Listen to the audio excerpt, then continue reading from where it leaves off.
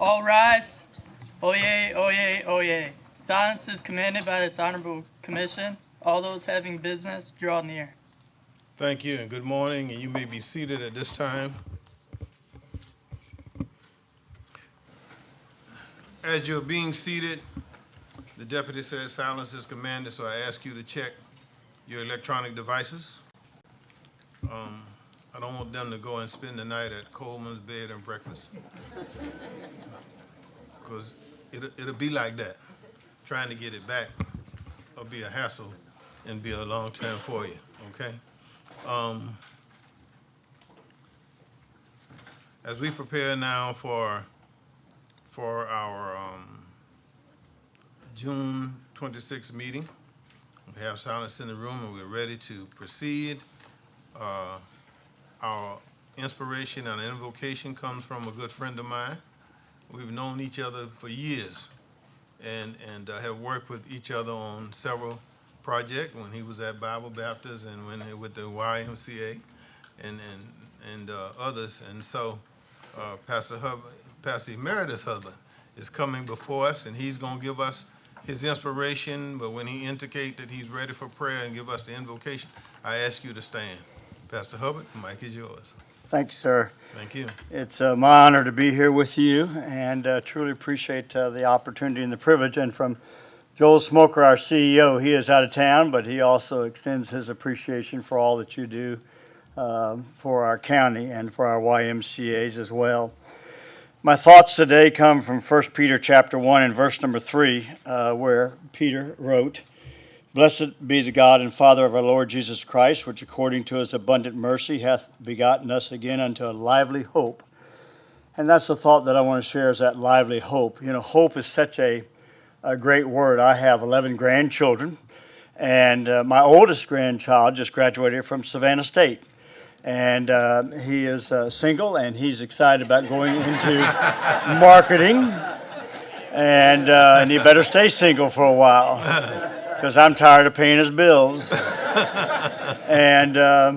But I really am excited as I talk to him about the hope that he has for his future and where he's going to go. And then, of course, I have my youngest grandchild that is 9.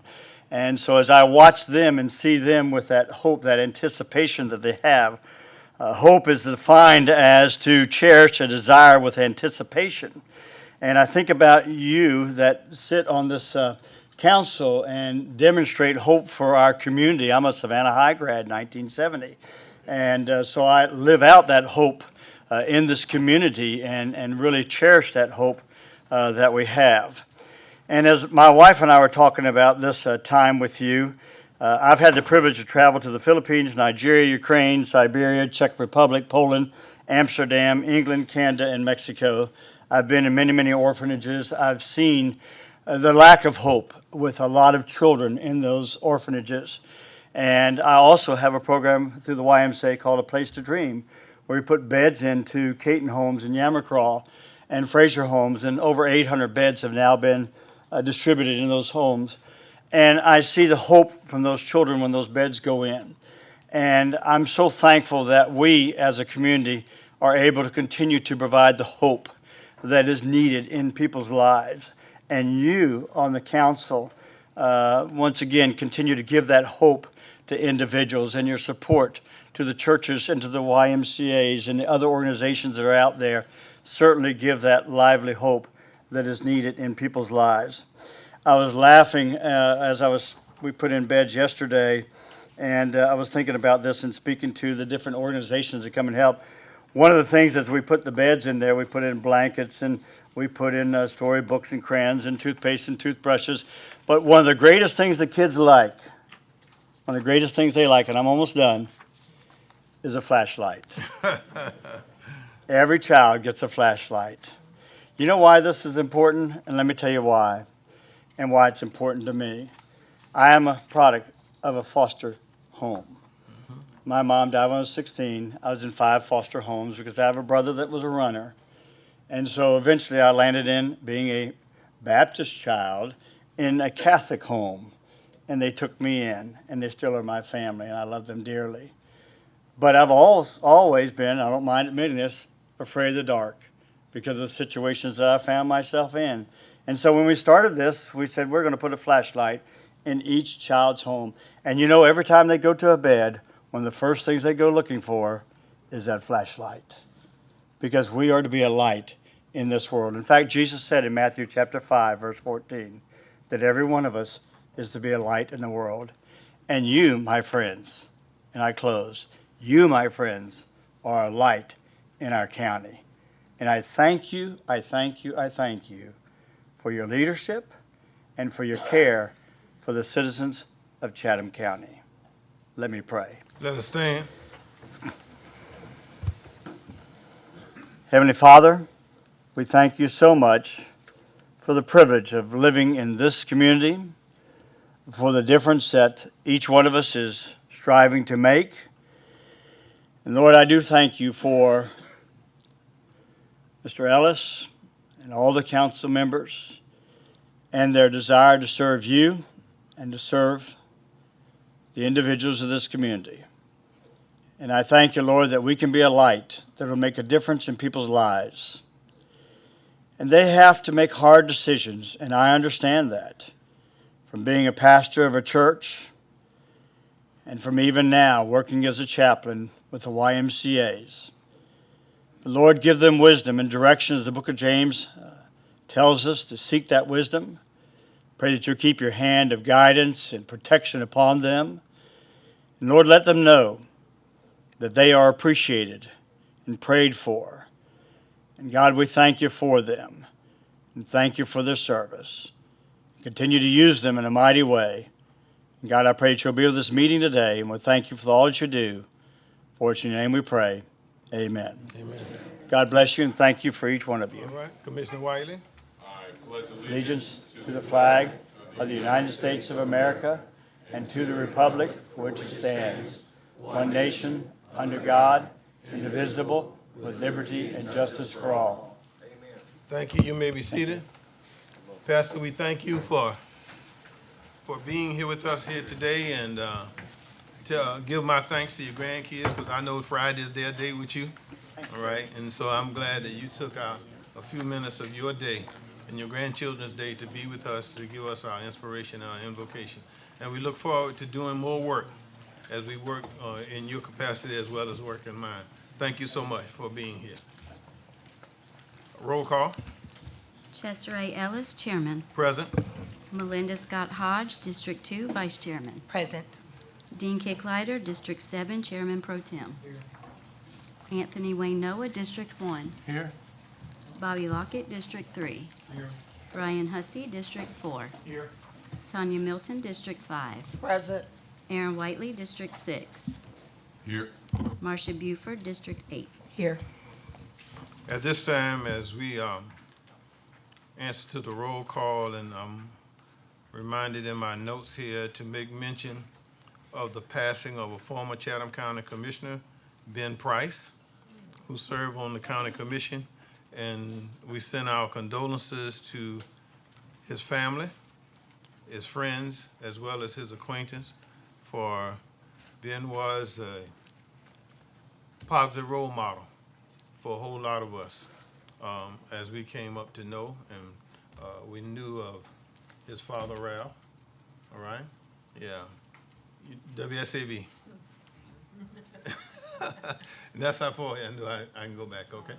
All right. At this time, I want to ask Ms. Shirley Sessions in the audience. Would you come forward, please, ma'am? And I'll meet you at the podium. And I invite any commissioner who want to come go with me.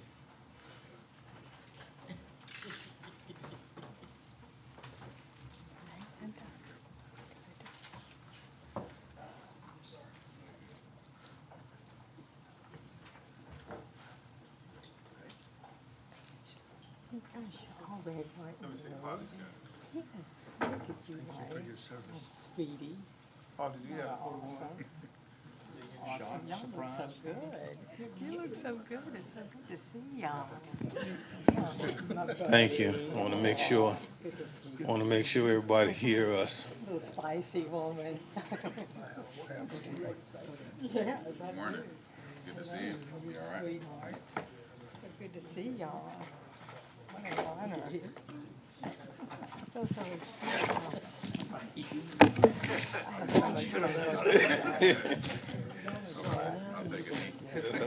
Let us short guys do some saying.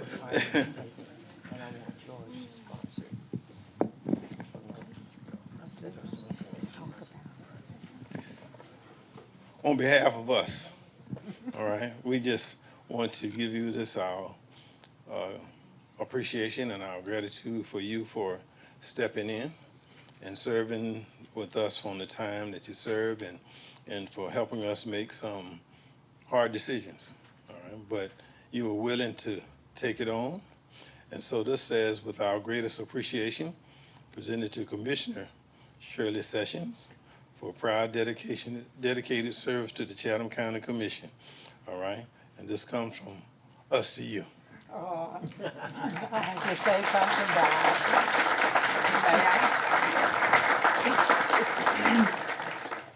First of all, thank you. Thank you, Chairman Ellis, for your thoughtful Chester, for your thoughtful leadership. And thank you and the commission, my commissioners, for appointing me to serve during that period before the special election. And I would like to congratulate Commissioner Hussey for being elected to take over, to succeed former Commissioner Pat Farrell, who is to be commended for his longtime service. It has truly been an honor to work with y'all. It's given me joy and a clearer understanding of how hard it is for what you do and how you really do a wonderful job in really representing the commission, I mean, the citizens. I have to give a special thanks to the fabulous staff. I know that they're not all here today, but I can't tell you how wonderful it was to work with them. Their diligence and efficiency in serving is amazing. So thank them, and also to the constituents who contacted me and given me the opportunity to help them with their issues and concerns. I wish y'all the best, and I know you will continue to serve and make us one Chatham. And also, I've got to say, come on down to Tybee. Thank you so much. Thank you. Yeah, well, I'm gonna get there. All right? All right, y'all closing now.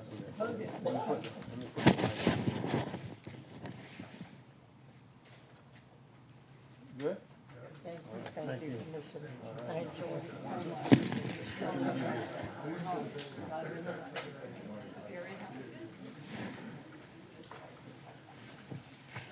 Sure, let me give you the box.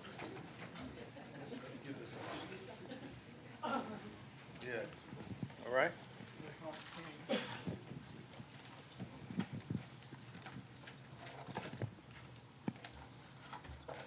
All right, Mr. Manager, we're in your hands. Good morning, Mr. Chairman, Commissioners. At this time, we're going to recognize our county employees for their service to the citizens of this community. I'm going to ask our Human Resources team to come to the podium as we recognize our employees. So, HR team. Good morning. Good morning. This morning we are recognizing 21 of our superstars. They have varying years of service, but the total amount of service is 265 amongst the 21 employees. We want to thank you for your dedicated service. We appreciate all that you do to serve the citizens and the employees of Chatham County, and we look forward to having you for many, many more years. Okay. With 40 years of service, Michael Sherman.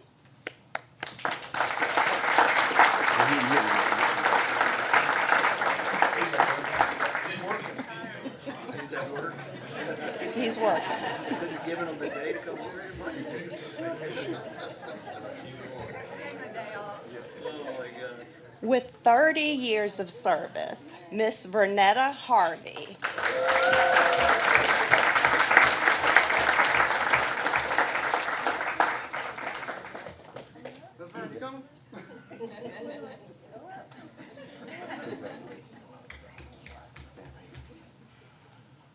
Come on, y'all come on up a little bit. A little center of the podium, okay.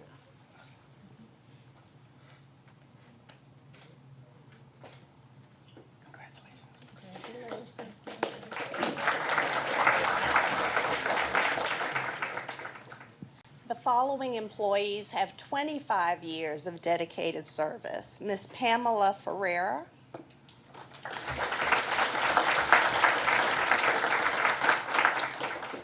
Miss Heather Hurst.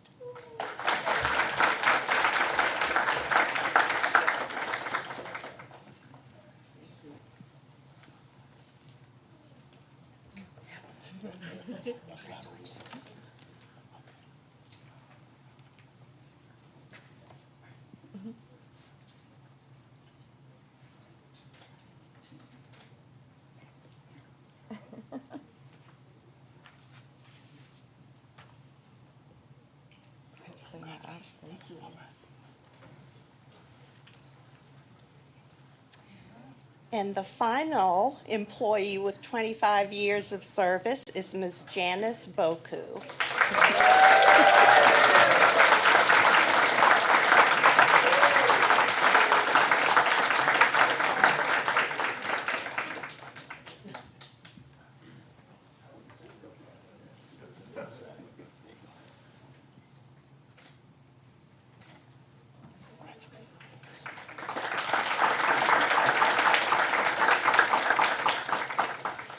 The next person on the list has 20 years of service and has a special place in my heart, Miss Tamala Fulton.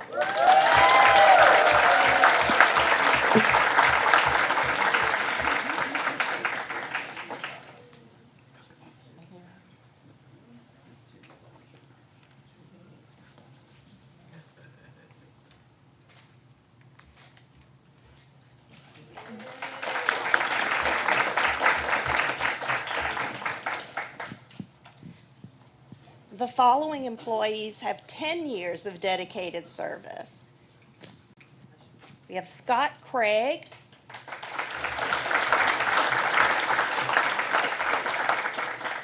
Shalonda Smith,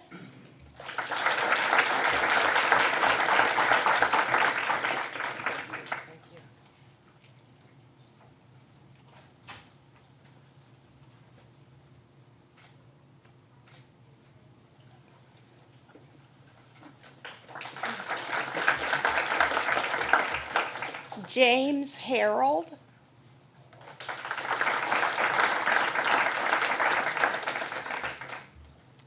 Deputy Corrections Officer Craig Butt,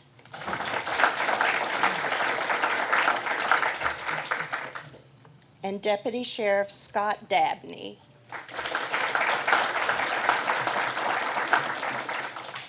With 5 years of dedicated service, Sergeant Anthony Coughlin,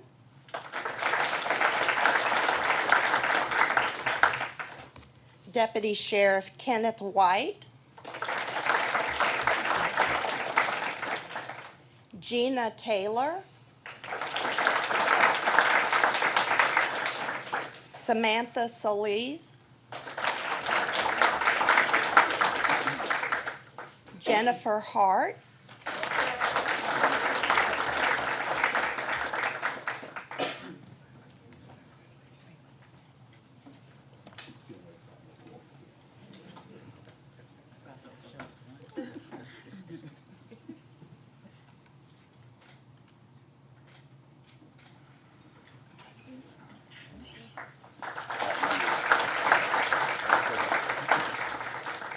Corporal Kevin Oliver,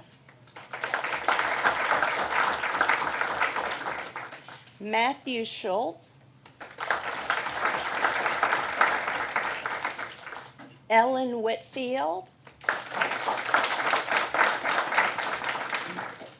Andrea Mims, and Simone Green.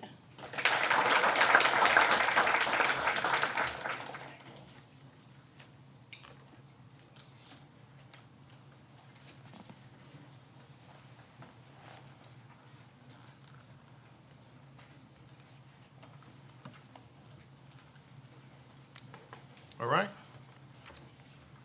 We thank each and every one of our employees in your recognition for the service that you render to us, because you help to make our job more easier up here because of the hard work that you do. And we thank all of you for what you do and how you do it. All right, we go from special presentations, we go to chairman's items, and I'm going to read this into the records. Under chairman's item, Port Wentworth resolution requesting inclusion in the Chatham Area Transit CAT Service and Tax District.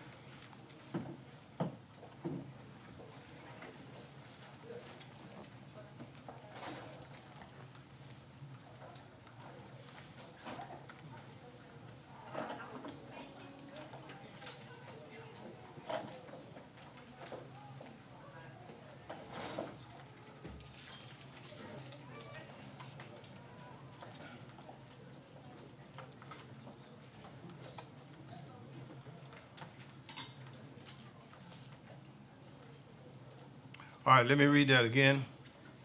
Chairman's item, Port Wentworth resolution requesting inclusion into the Chatham Area Transit CAT Service and Tax District. All right, having read that into the, I want to offer a motion that we deny the request. Is there a second? Second. Properly motion and second that the request for inclusion in the taxing district be denied for Port Wentworth at this time. Any questions? Any commissioner? No? Listen, I got it. I'm still, yeah, we're gonna, Commissioner Kicklighter. Okay. Thank you, Mr. Chairman. Basically, I just want the public to know that it was very clear for quite a while now that the ordinance that created CAT pretty much took it through the state legislature to be able to expand that district. But it's been known that we have stated in the past that we would support the tax expansion in any of the cities should the city have their citizens actually vote on it in a referendum. It's the fairest way. I'll tell you, back when I first ran for this office, Port Wentworth was in my district. And I can promise you, I virtually went door to door everywhere, all of the cities. I had all of West Chatham at that point. I can't tell you how many people back in the day, their number one concern was having the tax district expanded on them. And I told them then there was no way I would ever be, support it being expanded. But if they vote, because 20-something years has passed, if they vote, they can vote to expand it. And again, it's very clear, and I know what you're in possession of, that you can back it up and show where the CAT board was very much aware that we would support an expansion provided their citizens vote for it in a referendum. And that's what I would encourage everyone up here to continue to do, because that's the fairest way of all on something of this magnitude and this big. All right. Thank you. Commissioner Whiteley? Thank you, Mr. Chairman. And so I want to just kind of echo some of the sentiments that Commissioner Kicklighter said.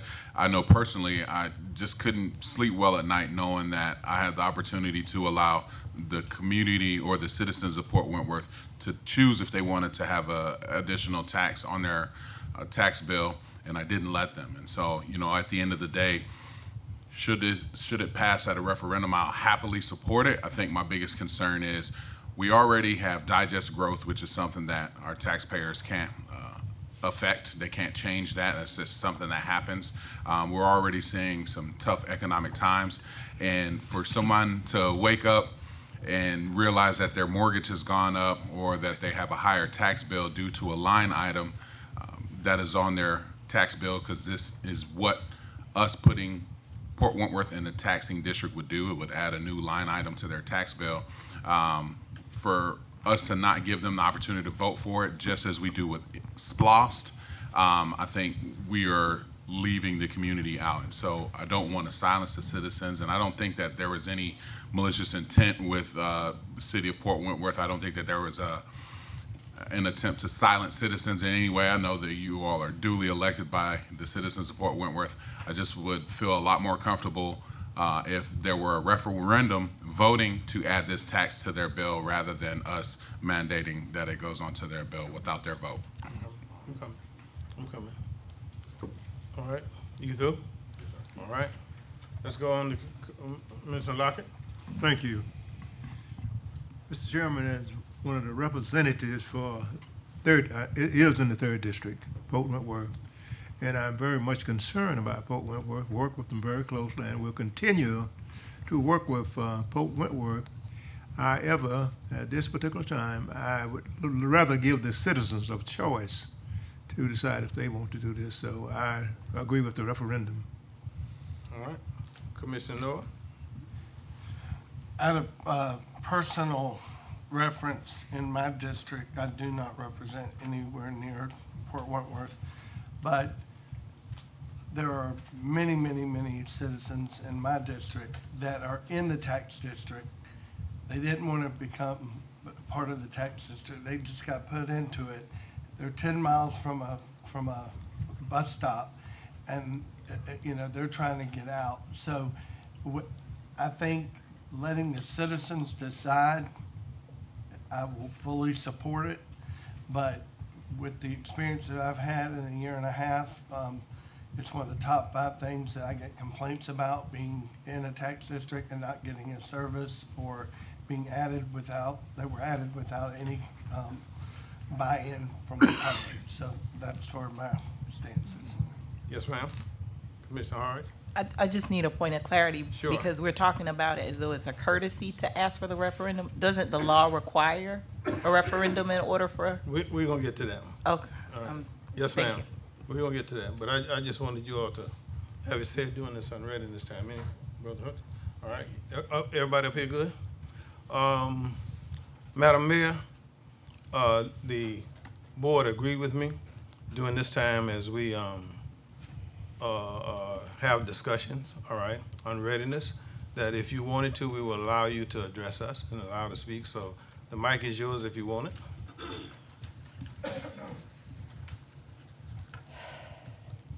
Good morning. Good morning. Thank you for this opportunity to address the commission. Obviously, I come before you with concerns of how this process is currently playing out. We have elections in Port Wentworth every 2 years. And in those elections, our city council members are put up for a vote. Those city council members represent the people in their districts. In our last election, the incumbents were voted back in overwhelmingly. That tells me that the decisions that the council was making and the decisions that those 2 councilwomen in particular were making were supported by the community. That includes the resolution to join the tax district. We're not trying to push something over without representation. Since we started this process, there have been opportunities for public comment. Those opportunities often passed without public comment. However, in conversations with constituents and residents, the support for keeping CAT in Port Wentworth has been overwhelming. I spoke with a mom with 4 teenagers who use the bus system to get to school. They're in choice high school programs, and as most of you are aware, Savannah-Chatham County Public Schools does not offer transportation for their choice high schools. So her kids take the bus to get to school. They also have jobs. I've spoken with several people who will lose their jobs if there is no bus service in Port Wentworth. I've spoken with business owners whose employees will no longer be able to get to work. By not putting us in this tax district, I believe that you're putting an unfair burden on the people that we are all trying to help. I just left a training session, and one of the things that they said was that education was the clearest route out of poverty. We have a lot of people who use those bus systems to get to and from educational opportunities, their professional opportunities, and their medical opportunities. Without bus service, that can't happen.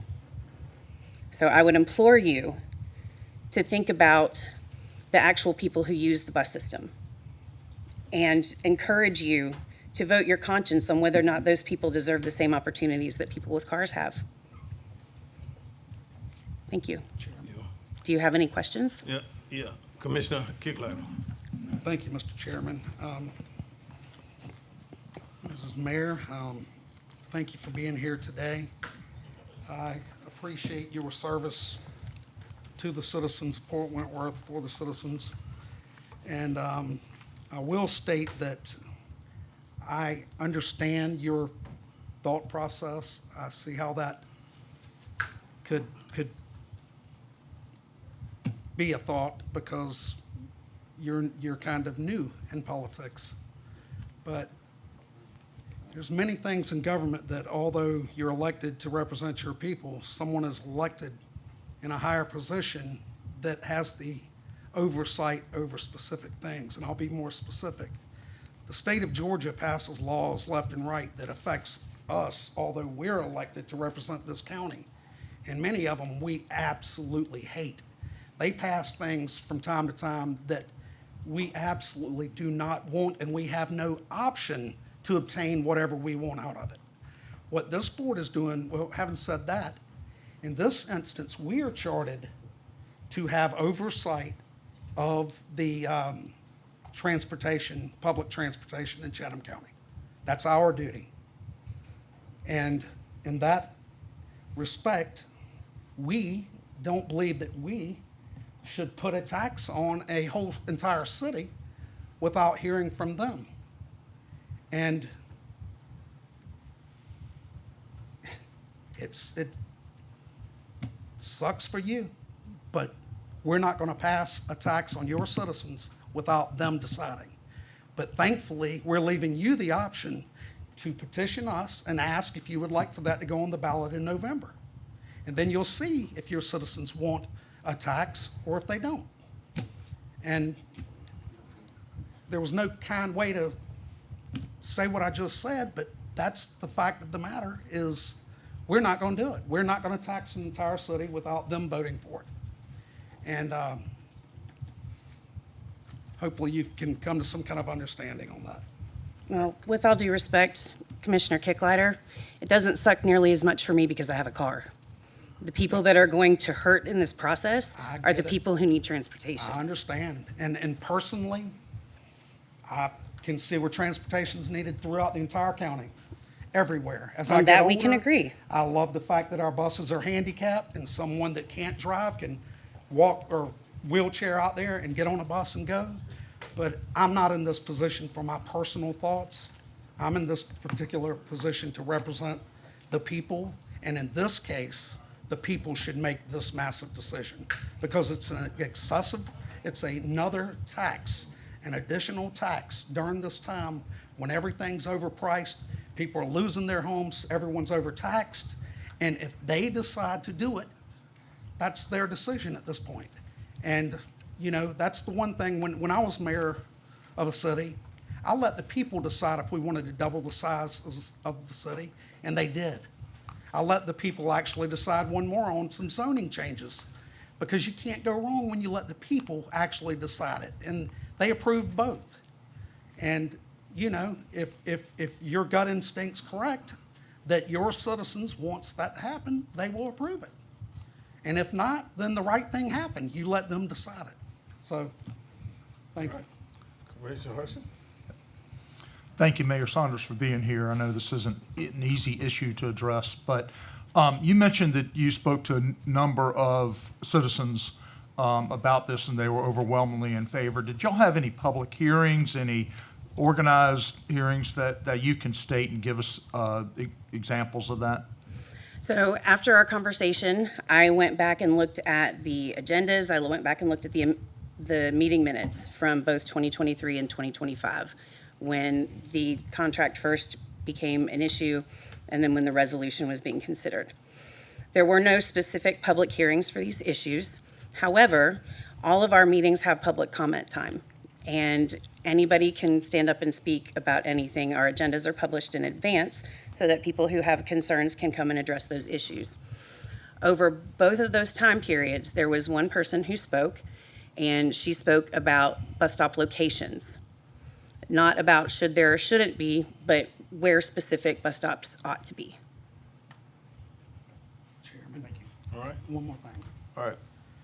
I just want to also say, I'm sorry that the CAT board misled you, because as the chairman will show you in a second, they knew that y'all couldn't get this done without a referendum in your community.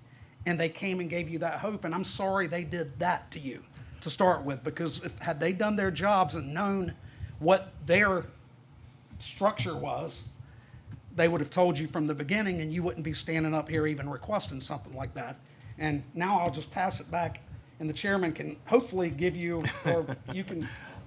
You good? Well, You from good? our city attorney, it's my understanding that the referendum is not a requirement. Well, he's about to show you.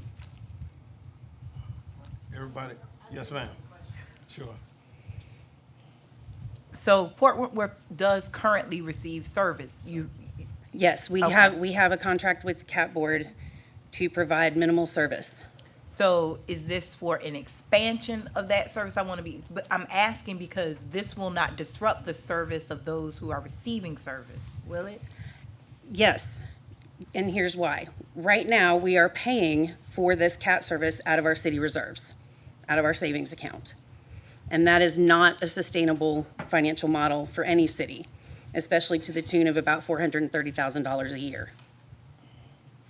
We're applying to get into this tax district to transfer that burden from our city's taxes to the county tax district. That way, we're not spending our savings for a service that is provided for everybody. Now, what that will do is it provides opportunities for expansion. Under the current model, we can't expand without adding to the finances that we pay into CAT. And that money would increase significantly in the tax district. And Mayor Saunders, I'm gonna ask a question. It is a loaded question because I think I know the answer, and if you're not comfortable answering, the $430,000, does that cover the cost of services being received? If you don't know the answer or you're not comfortable giving a definitive answer, I'm just curious to know what I think I already know. I don't know the answer to that, Okay. but I'm sure that Mr. Davis could answer that question Okay. if I could invite him up to respond. I would like to know, Chairman, if the $430,000 covers the service that they're currently receiving. Is that okay?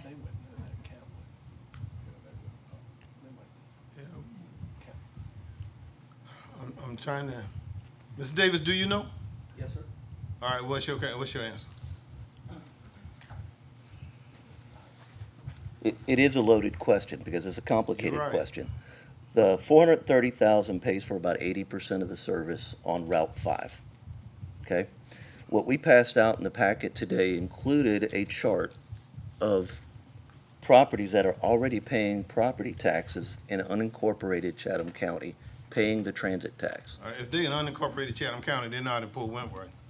Okay, they're on Route 5 in Port Wentworth. They're But an it- island that it's an island that's being Okay. provided service All from right, the route that Let me we. stop you now, but see, you're going beyond where I allowed you to go. You answered the question. This All is right. a public forum. I'm trying to answer the Excuse me, question. this is not a public forum. No, sir. This is not a public meeting? No, sir. No, sir. Okay. Didn't you hear me? I said to the mayor, I asked for permission from this committee, during this time, to let her speak, because normally we don't, all right? So this is not a public forum, and I'm not gonna let you go where you're trying to go, all right? I'm trying to Regardless to what cover you the pass cost out of to this. us, regardless to what you pass out to us, there are other things that governs our actions, okay? Well, if you don't All want to right. hear the facts, sir, then, I don't know what else we can do. All right. I think what Mr. Davis was leading up to is that the businesses that, while not in Port Wentworth, are served by the bus route that we pay for, put in $249,000 into the tax district. And I believe that that money does help cover the cost of the route. Thank you both. All right. Commissioner Lockett, first. Yes, sir. Mr. Mayor, I'm sorry, we all in this situation, but we all here together. On behalf of the 3rd District, which I represent, we are in a position to say, well, we would like to do all we could to help you, but unfortunately, because of the way the law is, we cannot vote for it at this particular time. But the door is not closed. We can come back and work something out eventually after your citizens give us their word, whether they want it or not. Can you explain which law you're referring to? No, I will. Okay. He's gonna give you that. That's what Commissioner Kicklighter kept referring you to, that I had. I will. That will be coming up. Yeah. All right, go ahead. Thank you, Mr. Chairman. I know that the current model is not sustainable. I totally understand that. But as it's my understanding, and correct me if I'm wrong, if someone knows differently, but you will continue, if this gets voted down today, the current service will continue. And you can continue to be in that Route 5 or whatever route that is until citizens vote, and then it comes back to us, and if it's in favor, we vote, and then you add that extra. I know it's a time of service here that you're gonna have to fund, but you're funding it now, so those people that are currently getting service will continue to get service if you choose to continue to fund it out of your savings account. Am I correct or incorrect in that? Point of information. Didn't read, I guess you didn't make it to the email we sent. Point of information, Okay. Mr. Chairman. No, I'm not fussing. Yeah. I just, if you I had seen the think he email, was- you would know the I think answer he to was that. like me.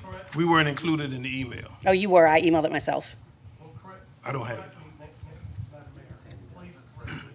Okay. And you were all also handed a paper copy I'm this trying to morning? get through it now. We have that. Unfortunately, it is one of, I mean, I've only been in office 6 months, but this will be the hardest thing that I've had to do, is if the resolution does not pass today, I will be signing a letter that will close out our contract with CAT as of December 31st.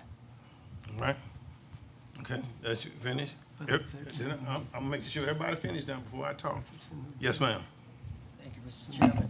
You said as of December 31st? Yes, ma'am. The current contract gives us 180 days to cancel. Are you able to put the referendum on the vote in November? We'll cover that. I believe we could. However, that doesn't fix the tax problem or the financial problem between now and the end of December. All right. Part of the reason it's up for discussion now is because tax bills go out in August. And we have this meeting and the next 2 meetings to make a decision before those tax bills go out. Okay. So you're willing to put a tax on your constituents, the entire city, without their permission? Our elected officials voted unanimously on it last year, and I believe that the majority of people in Port Wentworth would support the bus service. And I'm standing here as a citizen of Port Wentworth. I know what it's like to buy groceries for a big family, so I know what that feels like. As a person, as a mom, as a mayor, I wouldn't be in support of it if I didn't think it was the right thing to do. I understand. I've got family members out there myself. Do I have everybody? Do I have everybody now? Yes, sir. Just for clarity, if they vote, and if there was a referendum in November, and they vote yes, then we can. That doesn't stop their service. What I'm saying is, the first meeting in December, we bring it up and we vote in favor of it, and. But they're trying to get it on the tax in August. I understand that, but I'm just saying, it's not that. Anybody else? No, sir. Anybody else? I'm good. All right. I Mayor? have a recommend, Mr. Chairman, one thing. Yes. Would it be possible for CAT to, where they don't have to break their current agreement with y'all, to extend that into a 4-month, if it was technically going to expire in you said August, She said December. December. Can CAT actually just extend the agreement at maybe half the increase or something like that than what you're saying their shortfall is? Chairman Kicklighter, it would be a calendar year before that tax were to kick in if we held a referendum in November. So they would have to float the city of Port Wentworth for a year. Okay, well, yeah, it would be tough. The bad thing is the tax is just to fund that one route. And Mr. Chairman, none of this is easy. Yeah, listen. But the tax would be citywide to fund one route. That To begin with. Technically, that one route, because I've always wanted, and I learned something new here today, is that now I know how they legally dropped off in that area, because unless they went through the right channels, they could not have done an agreement with the city. Correct. To pay like what's going on here, because that's their own charter. They would not allow that. But now I believe I just heard him say that they get to drop off, their actual bus stop is in the little small unincorporated spot. So that means they could have been dropping off there without the money from Port Wentworth. And if those people who live in unincorporated Chatham, all right, they're already paying the tax. Exactly. So Because that's the what I'm tax is saying. already for us, It could all right? be, they could be dropping them off Right. there. And I want you to know with the CAT board, years ago, CAT was trying to go countywide with their tax.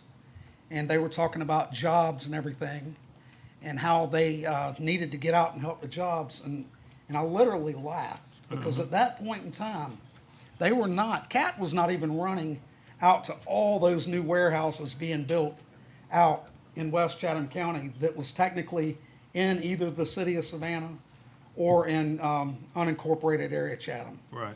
They were not running to any of those big jobs. And that area was funding CAT. So, as we know, many people pay for CAT that's nowhere near receiving a service on it. So, again, as rough as this is at the moment, they need to let their Many people citizens pay decide. taxes that support a school system that they don't directly have a child in. He'll explain the law. And honestly, we put this forward a year ago. This last minute push for this would not have been last minute had we had a response a year ago when we first started this process.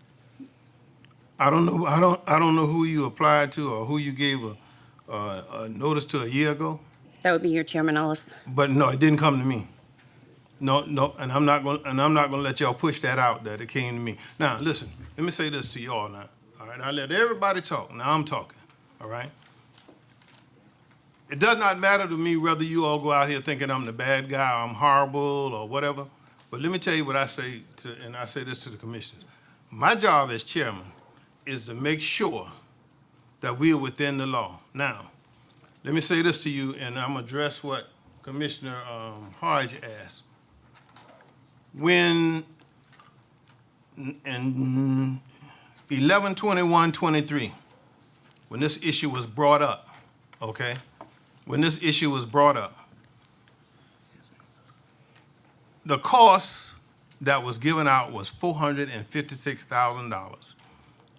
And the CEO and CAT decided to charge Port Wentworth $400,000.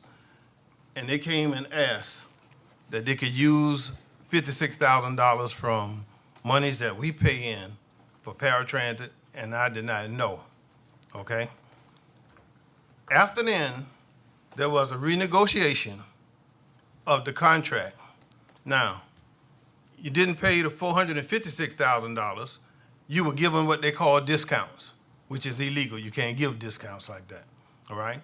Then they moved the number up to $420,000, but the cost was $469,000. You have never totally paid for the cost of that service, all right? Sir, in No, our ma'am, meeting no, on ma'am, May no, ma'am, no, 18th, ma'am. Stop, please, it was please. made very clear Please, that we please. paid what we were contractually obligated to pay. Please, please, please, all right? I didn't say a word, and I let everybody talk, and I didn't interfere with nothing. I'm asking the same thing, okay? Now, at the November 21st meeting in 2023, and here's the copies of those meetings, it was told to the CAT board and the attorneys and the manager from Port Wentworth and all the rest who were there, under item 2, it says, if the county wants CAT to provide service in a municipality, and this, by the way, comes from the Georgia Constitution, all right? If the county wants CAT to provide service in a municipality and is going to fund that service with special transit service district taxes levied and collected within that municipality, there must be a referendum by which the voters have to approve. I didn't say it, Georgia law said it, all right?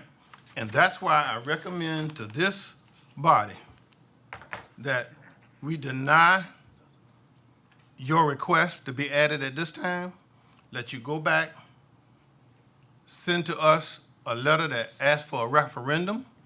We will have the Board of Elections put it on the ballot for November. Mr. Manager, did we get that date for August, what?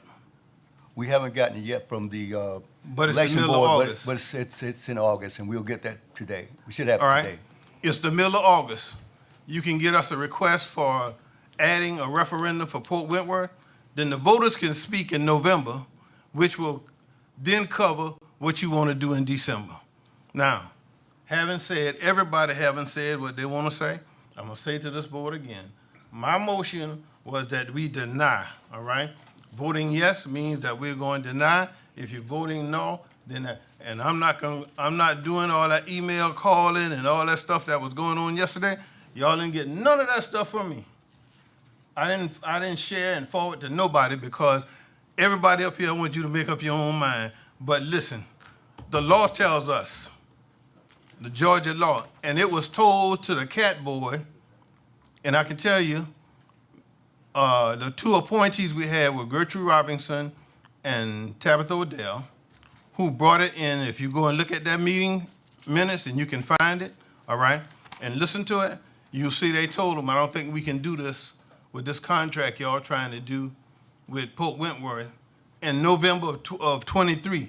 I don't think y'all should do this because you need to go back to the voters and do a referendum to include them in the taxing district, all right? Now, I've Can I given ask a quick everybody question? the opportunity to talk. I've given everybody the opportunity, and I've said all I'm going to say on this matter. Please cast your votes. Chairman Ellis, could you tell me what law you're referring to? Yes. The motion is to deny. Yes. Yes. Chairman Ellis, could you tell me which law that is that's referenced in those minutes? What's referenced in here is, I'm going to give you all of it, is OC, where is that thing? Oh, is OC, I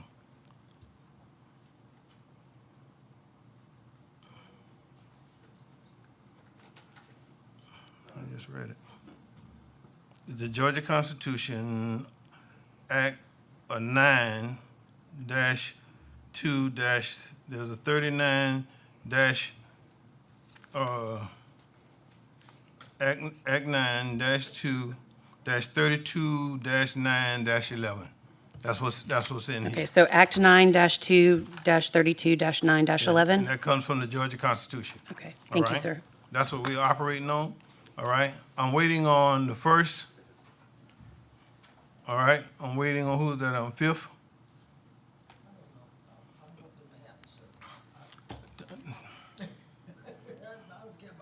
All right, go ahead and vote. Go on and vote. You got to vote one way or the other.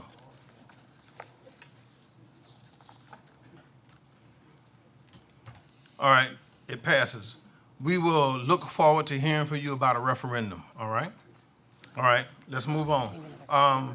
We don't have any commissioners' items at this time. But what we did do is we left someone off of our agenda that should have been on our agenda.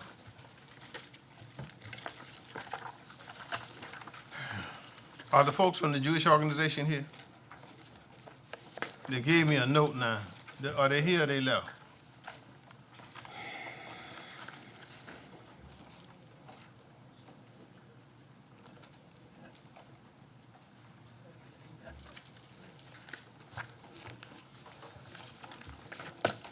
Mayor.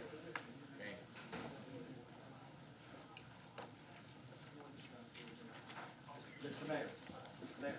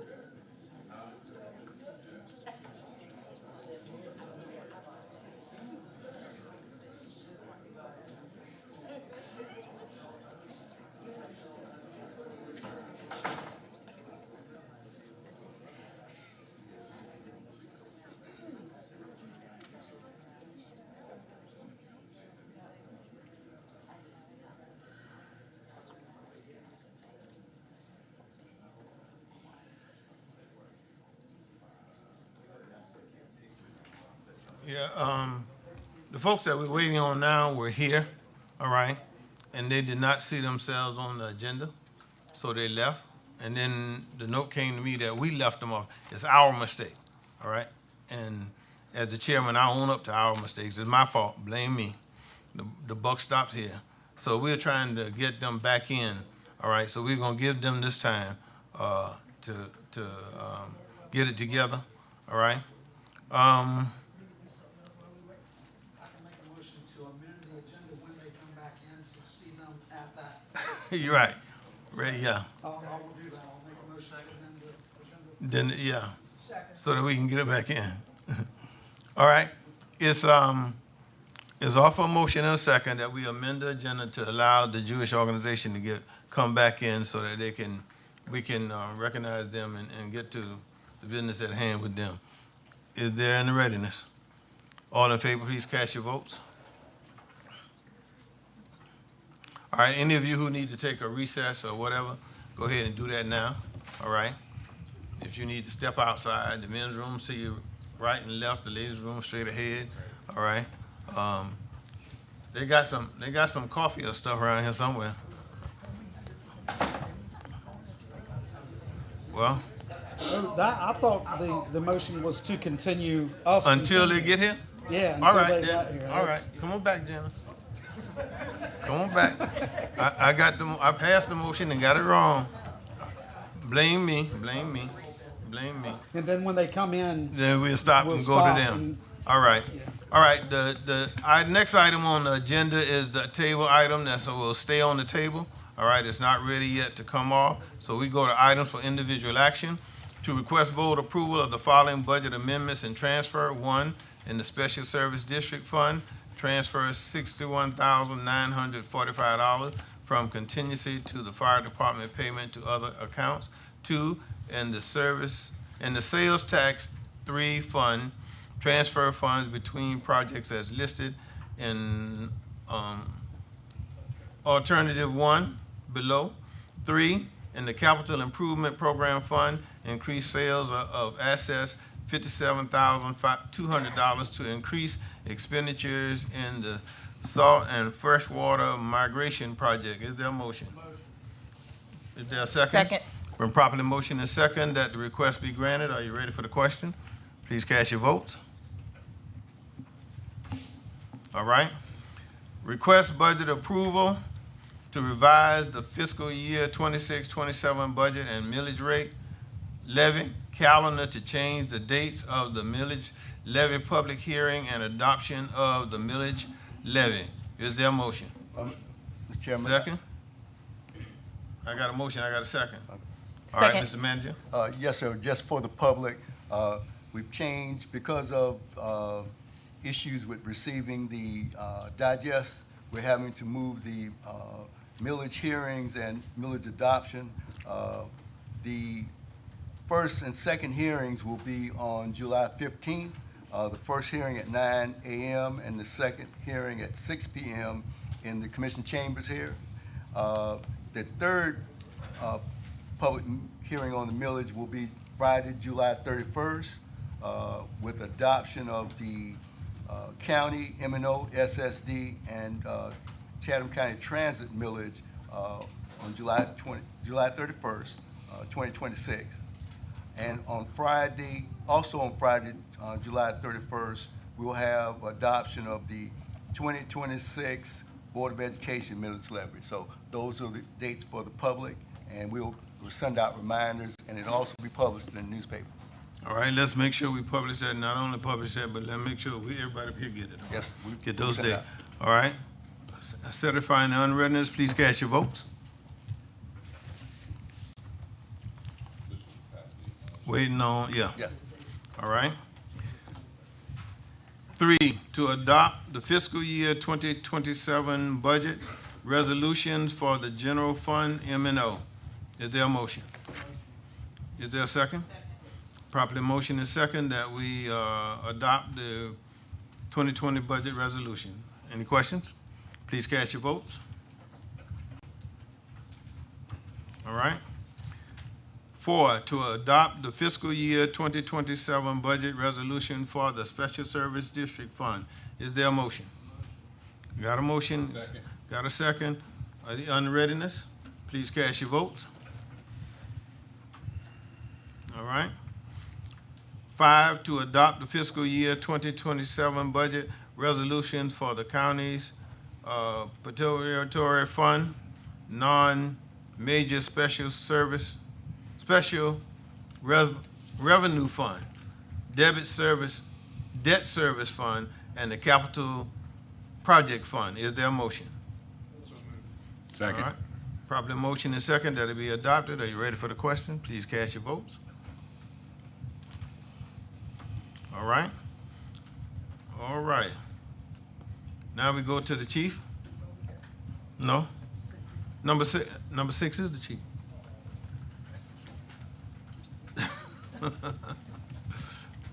Number 6 is the chief.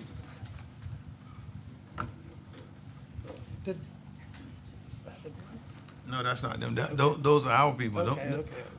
Them the number folks.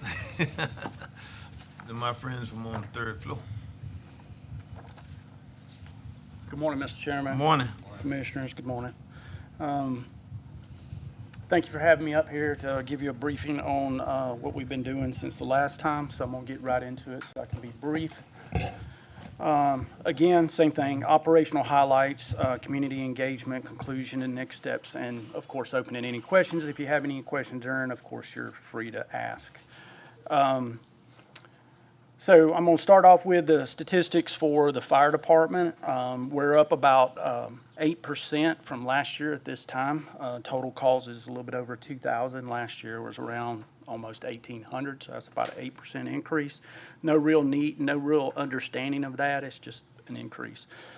Together, a total of responses with the engine out on Skidaway for its medical responses and BHU were at 3,295 as of May 31st of this year. That's about a 17% increase due to the increases of follow-ups and calls for the BHU.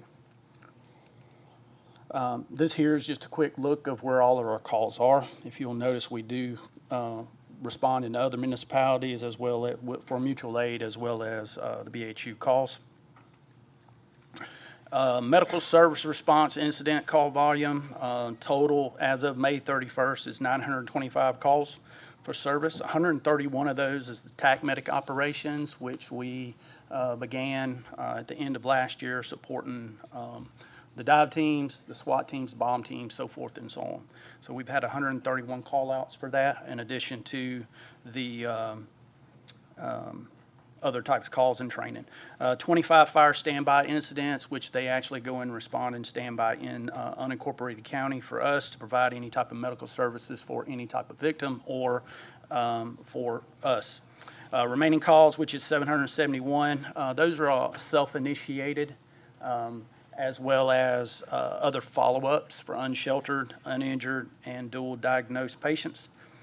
We received 286 new referrals. Those come from courts, the hospitals, police, fire, homeless authority, and also citizens. It comes through our portal, and we follow up with them. We conducted 69 in-hospital assessments is what our team did.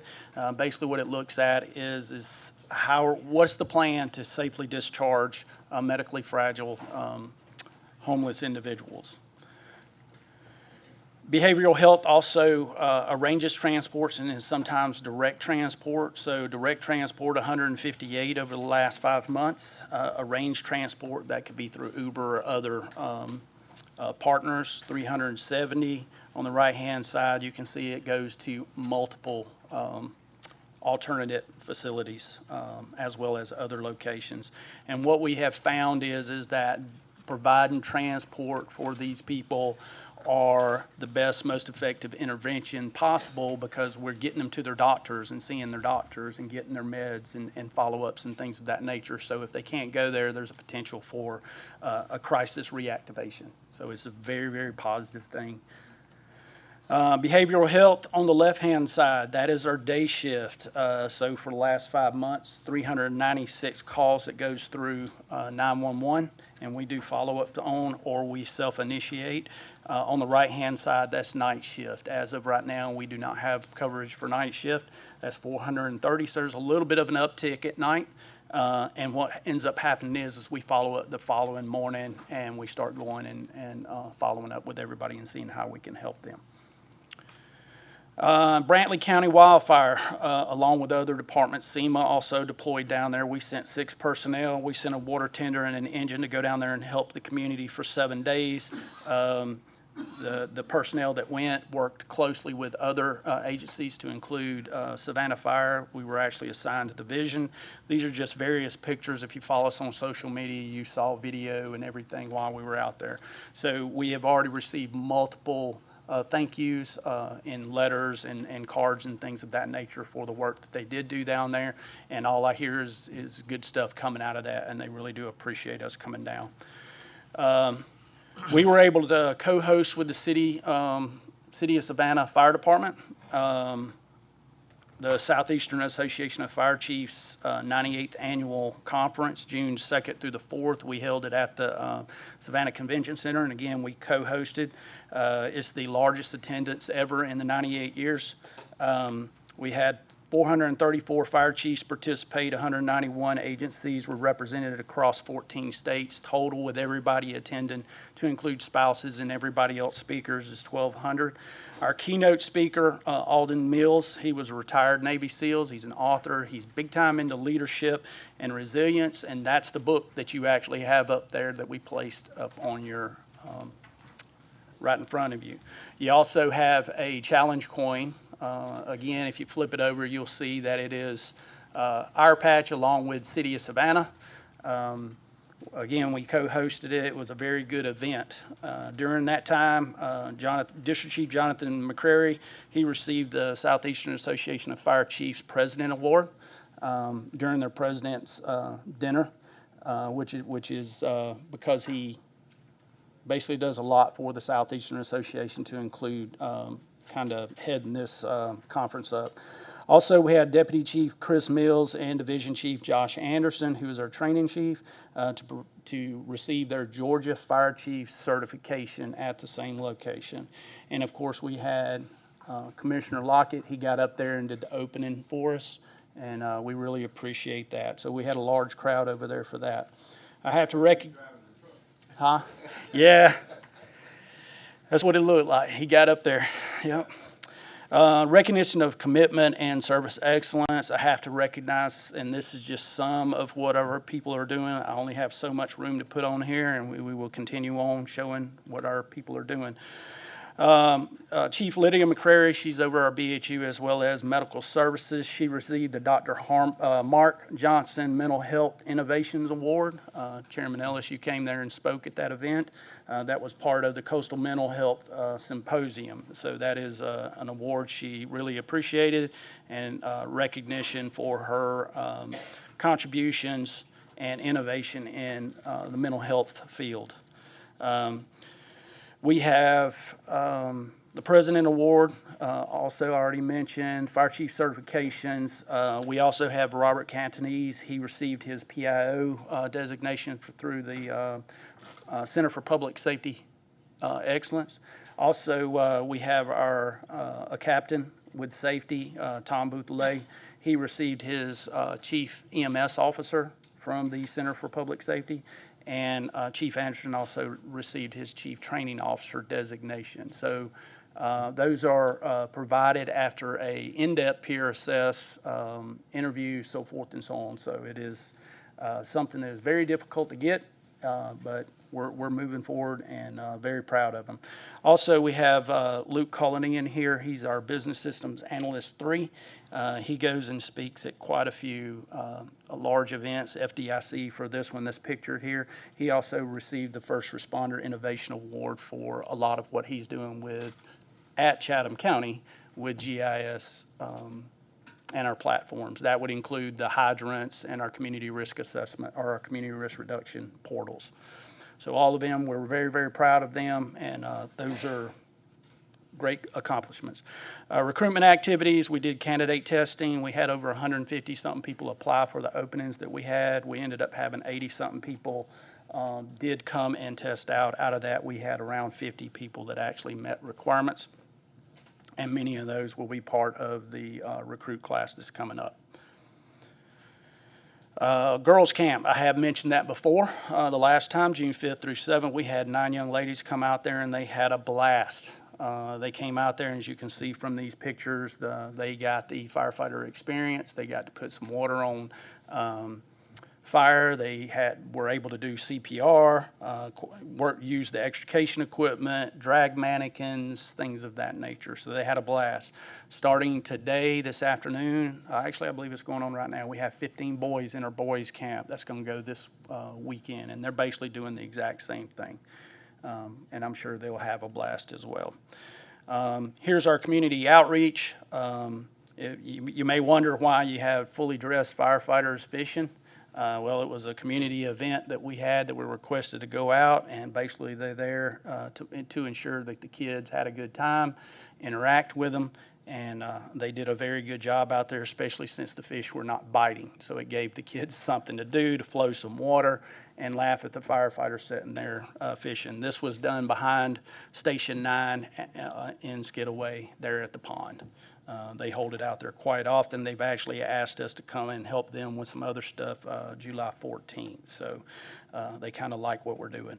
The one at the bottom left, that's going to be Compassion, the church out there. They had hundreds of kids asked us to come out. It's like a Waterpalooza event, and we went out there and assisted them. So far this year, we've been able to make 3,797 contacts.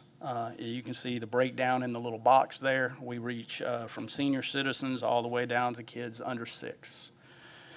The QR code will take you to our website. That's where you request us. Again, smoke alarm installations. We'll come out and put a couple of them in your house for free. We'll even come and check them for you. Knox box assistance, home safety checks, and special events requests. These two were special events requests. As part of that, we have rolled out a feedback form. Ultimately, if you request us, you're going to automatically get this to see what we've done good or what we have done bad or where we can get better. We initiated this last week. Within 1 hour, we ended up with 3 comments. All of them are very positive on what we have done, as well as giving us suggestions on what we need to do or what they would like to see us do next time. So we're trying to get feedback from the citizens. So if you ask us to come out and do something, please fill out the form because you will receive it. Also, something else we work for, because fire is, you don't ever want to have to encounter a fire, but if you do, a lot of times people are lost. We basically, what we did before was we kind of taught people through contact your homeowner's insurance as soon as possible. Here's the location you find your fire report, things of that nature. Still, people, there's just a need for more preparedness. So what we have done is our PIO has put together after the fire pamphlet that it's basically a book, and it basically lays out everything you need to do. So these are in our command vehicles, and if somebody has a fire, we'll issue this to them. You can also hit that QR code, and you can download it yourself if you want it ahead of time. It's a very good resource to have. Coming soon, the boys camp, already mentioned that. ISO, we're finishing up our final documentation next week. We'll send that off, and we're expected end of July, 1st of August. We will be audited for that. Next Recruit Academy begins July 6th. We are hosting, our medical services are hosting active shooter incident management course July 14th through 16th. We're collaborating with GSU. That's where the class is going to be held. There'll be a full-scale exercise out there as well as a active shooter event. Guns and hoses, guns versus hoses, July 25th. That's just a competition. You'll see the brochure on the next slide in just a second. Between CCPD and us, it's just a good time to have fun. It'll be open to the citizens. It's also going to be part of their back-to-school event, the book back-to-school event. Your golf course tournament, that's in September. We're looking at we'll also have a team there, but anybody who wants to sign up, and it's going to be like a charity. We hadn't identified what the charity is, but we'll announce that soon. And then the last one is, you can see the brochures for the guns versus hoses and the golf tournament. Again, we'll push this out more. We'll ask you to come out and see Sparky the dog, and we'll all be out there having a good time. We hope to see a lot of people there. Anybody got any questions? Yes, sir. Thank you, Chief. Thank you, Chairman. Thank you, Chief. Just a couple of comments. First, the awards, the recognition, the certifications, to get that many at a conference. First of all, y'all did an outstanding job with the conference. I've heard personally, and I've put on one of those before, and they're not easy, and I'd like to commend everybody that had a part of that. They did a great job. But the certifications and all, they all go in toward that ISO, and it's not just about going to a conference. It's helping the community itself through the ISO rating and such as that. The other one was the county, was it Brantley County? Yes, Brandon County. The wildfires. I personally went to the Ware County fires about 20 years ago near Waycross when it burned half of Willacoochee and all down there. And I would rather fight 10 house fires than one wildfire. They are extremely difficult, extremely overwhelming, and it's not you fight the fire, you go home or go back to the station. You're there for, how long were they there for? 7 days. 7 days, and there's no break. You're pretty well up most of the time, and it's one of those hurry up and wait, and it's a very tiring thing. So I want to commend those individuals that went down there and thank them personally. And the last thing was to BHU, the night shift. I thought that we discussed, and I'm just trying to get clarity, for the 24-hour, is that in this budget coming? So that will be forthcoming, because that's very important that BHU is, when they need you now. They don't need you tomorrow morning. They don't need you the next day to an appointment. They need you now. So as soon as we get that in place, I'd greatly appreciate it. And thank you for your service. Yes, sir. Time frame depends upon training and other things. Yes, sir. And hiring. That's what the time frame is. All right, anything else? Thank you, sir. Thank you. At this time, let me, we've already passed the motion, and may I call to our front the Jewish organization? And listen, I got a handwritten thing here. That's all I know. I can't call you by your right name, okay? So whomever's gonna come up and speak? The district attorney's gonna come up. Oh, the district attorney? Okay. All right. Well, whoever's gonna come up and speak, and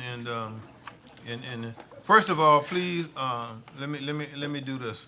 Madam DA and all who are here representing, please accept my apology. All right. When things go good in the county, we did it. All right. When it go bad, it's on me. All right. Go ahead.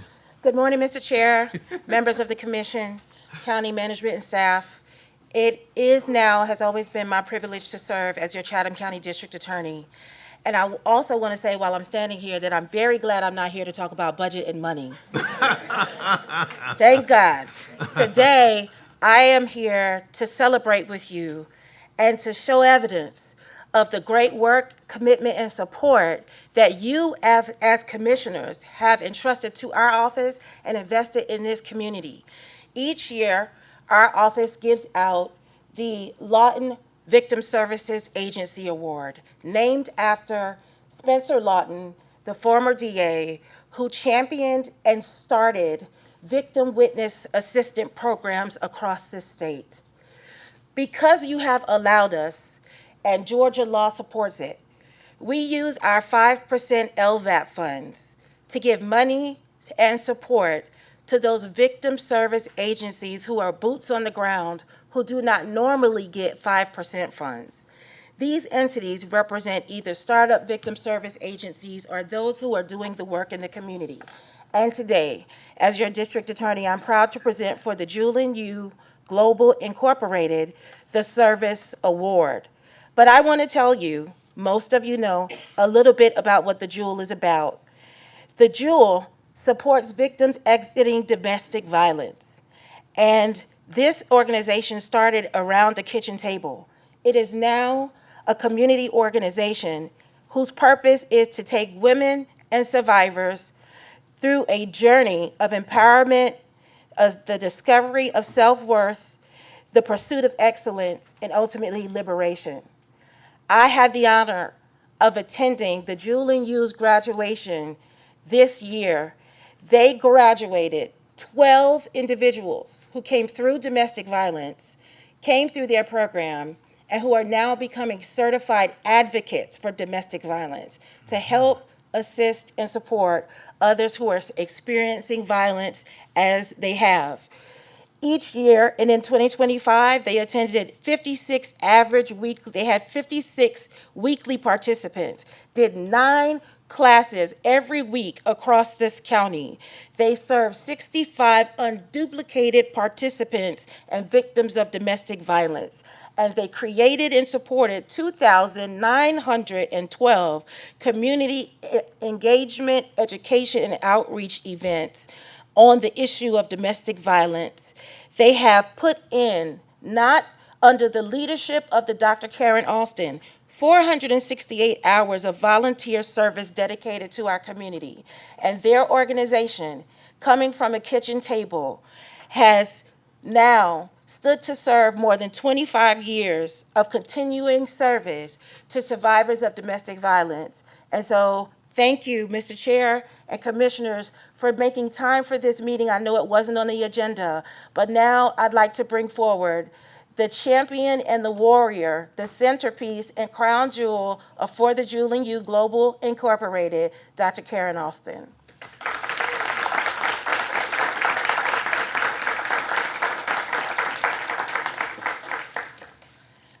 Dr. Austin, on behalf of the District Attorney's Office, I present to you the Lawton Service Award for 2026. And Mr. Chair, I would ask you kindly, I know it's probably out of order, if you would come down so that you can take a picture with Dr. Austin and the graduates and everyone in this community that supports this beautiful organization. Please come up. This award is also for you.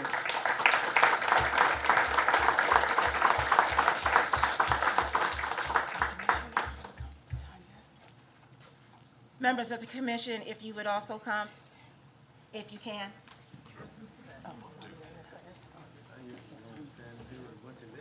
Yeah. And also, on behalf of the District Attorney's Office and the wonderful work that the Julian U has done in our community through the Jewel Empowerment Institute and graduates of the SHIELD organization, we present you with a check of $10,000 to continue to complete the work, and we pray that you keep fighting strong and that you turn our victims into survivors, and our survivors into advocates and warriors in the cause of domestic violence. Thank you.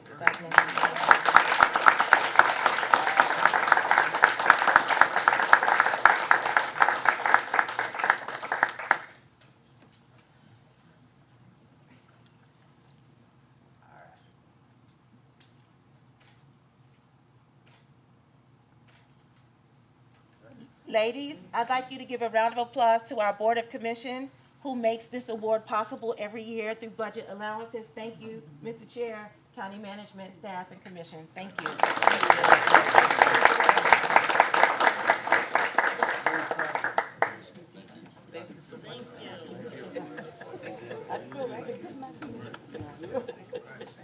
Okay, if you're gonna say something now, Whoa. I know, right? Dr. Austin, well, how you doing? Good to see you. Good morning. Good morning. Congratulations and thank you. Thank you. Yes, ma'am. Wow. Whoa. First, I want to say thank you all so very much for all that you all do to the chairman. God bless each and every one of you all. And to my county commissioner, Tanya Middleton, thank you for what you do in our district.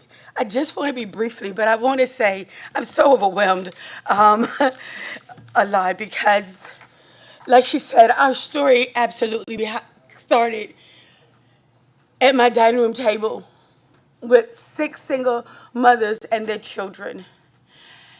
And we talked about how life was affecting them and how they didn't want what they were going through to continue to go on with their children. The girls were ages from 11 until 15 years old. And they began to see their daughters acting out because of what they saw inside of the house, the violence, the disrespect.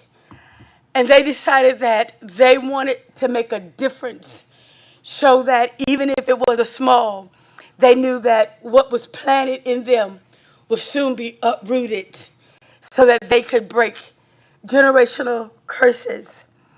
And so this need for this work has never been greater because across Chatham County, we continue to see the devastating effects of violence on families and neighbors. Domestic violence does not stay behind closed doors. It follows our children into classrooms. It affects emotional well-being. It impacts health care. It fills our courtrooms and shapes the future of our community. That is why our work is about more than responding to the crisis. It is about prevention. It is about education. It is about changing the next generations. Every boy deserves to learn that strength is never measured by control, intimidation, or violence. Every girl deserves to know that love should never hurt. And every child deserves to grow up in a home where they feel safe, valued, protected, and loved. Because they matter. Their future matters, and their dreams matter. You heard the DA gave our statistics of our impact from 2024 until 2025 on last year. We want you to know that every class that we do, 9 classes every week, those are open to our community, and they do not have to pay. We are proud to mention our strong community partners, Union Mission, and Safe Shelter Center for Domestic Violence. Those numbers represented far more than the statistics. They represented lives restored, families strengthened, and futures rewritten. None of this happens alone. It happens because people choose to say yes. I believe that it's true for everyone in this room. Whether your yes came through advocacy, law enforcement, the courts, funding, education, faith, partnerships, or public service, you have helped make healing possible. When one survivor becomes an overcomer, the impact doesn't stop with her. It reaches her children. It strengthens her family. It transforms an entire community. So today, I invite each of us to continue saying yes. Yes to collaboration. Yes to prevention. Yes to education. Yes to restoring hope. Yes to ensuring that every survivor has the opportunity to heal, rebuild, and thrive. So before I leave you today, I want to share the message that has guided my own life and the mission of For the Jewel in You. It is important that we look at our past, not so we can remain there, but so we can learn while we're in our safe place. what we should never carry into our future. In other words, I have to look at my past so that while I'm now here in my safe place, it no longer follows me into my future. Yes. If you remember nothing else that I have said today, I hope you remember these next words. I am not what happened to me. They are not what happened to them. We are what we choose to become. That is more than a quote. It is a decision. It is a declaration. It is hope. My prayer is that every survivor, every boy, every girl, and every family in Chatham County will one day have the opportunity to make the same declaration. Thank you to the District Attorney's Office for this incredible honor. I'm so used to coming forth, standing with other organizations. So today, this is so heartfelt for me. And I thank you for allowing us to be a part of this, because I also stand here today on my mother's birthday, and may she continue to rest in peace, because she would have been here right here today. So thank you for saying yes. Thank you for helping create a place where women, children, and families do not simply survive, but truly overcome. Together, let us continue building a Chatham County where violence no longer defines our future, but hope does. Again, I say thank you so very much for all that you all do. On behalf of the jewel in you. Amen. Thank you.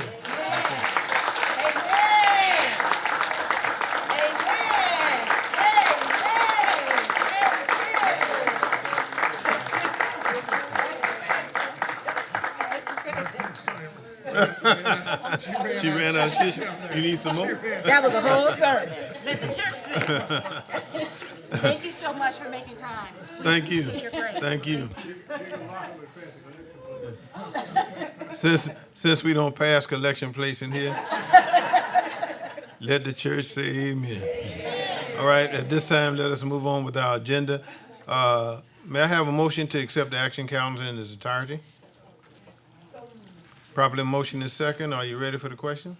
Please cast your votes. All right.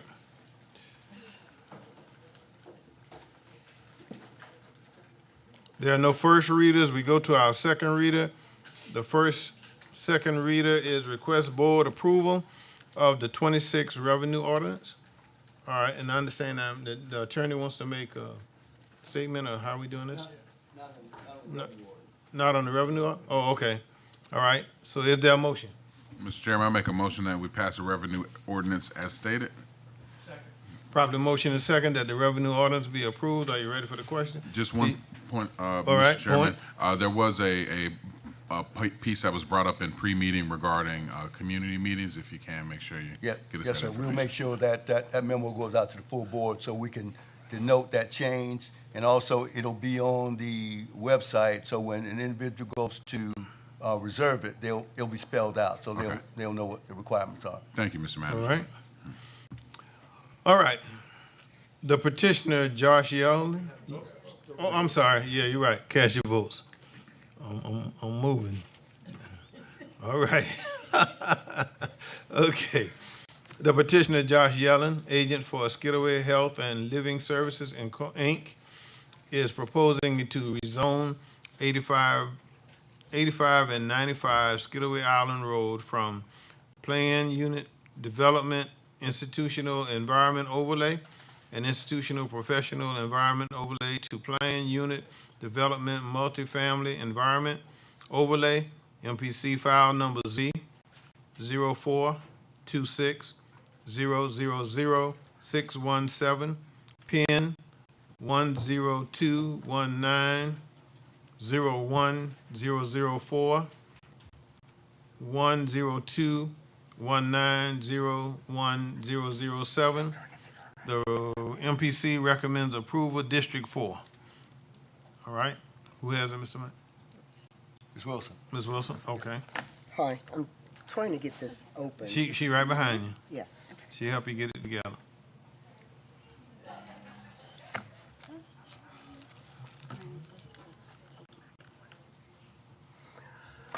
Hi, good morning, everyone.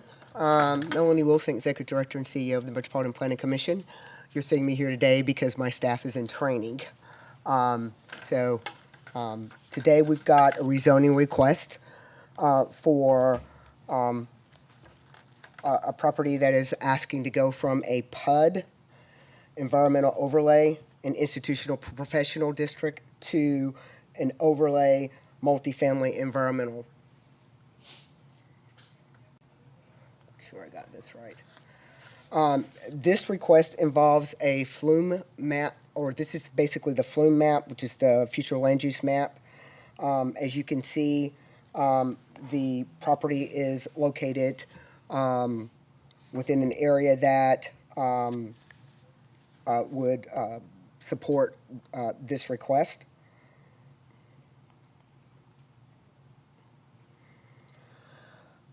This is the zoning map, and basically the permitted uses that the applicant is requesting is for a senior congregate care facility. Right now, they're not officially permitted use in the traditional PUD and institutional professional districts. Per the section 46611A5 of the county zoning regulations that we approved, basically, which would support on-site senior congregate care facilities. That was done as part of the Green Island Plan Unit Development. Senior congregate cares are permitted by right now as a part of the PUD that is currently in place. However, with this request, there are some additional tweaks that are made to the original request that was made, that was approved during the last time to allow for some additional development of multifamily and a little bit more innovation to provide housing for the people that will reside there. The NPC heard this. They recommended approval of the zoning map amendment for 85 and 95 Skidaway Island Park Road from Plan Unit Development Institutional and with the environmental overlay and institutional professional environmental overlay to a Plan Unit Development multifamily with an environmental overlay. So basically what this is doing is it's taking two zoning districts that it had previously and is making it into one zoning district, which will be the PUD multifamily.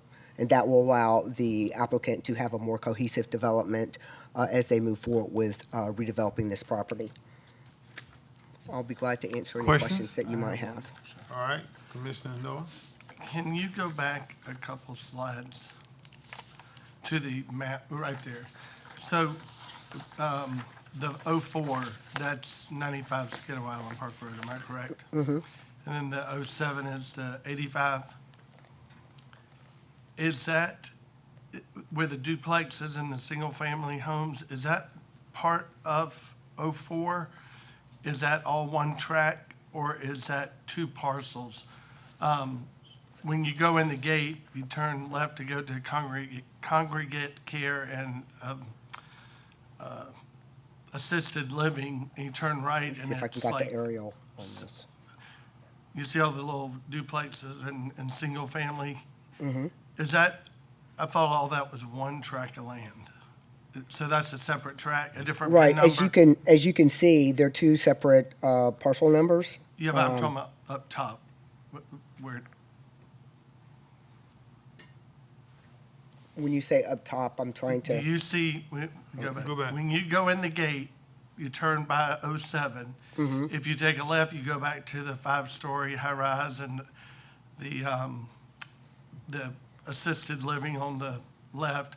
And then on the right, that cul-de-sac and the little circle, the park. Is that all part of 04, or is that two separate parcel numbers? what you've got, there are two parcel numbers. You've got the one parcel that is the 004, that's got a separate zoning.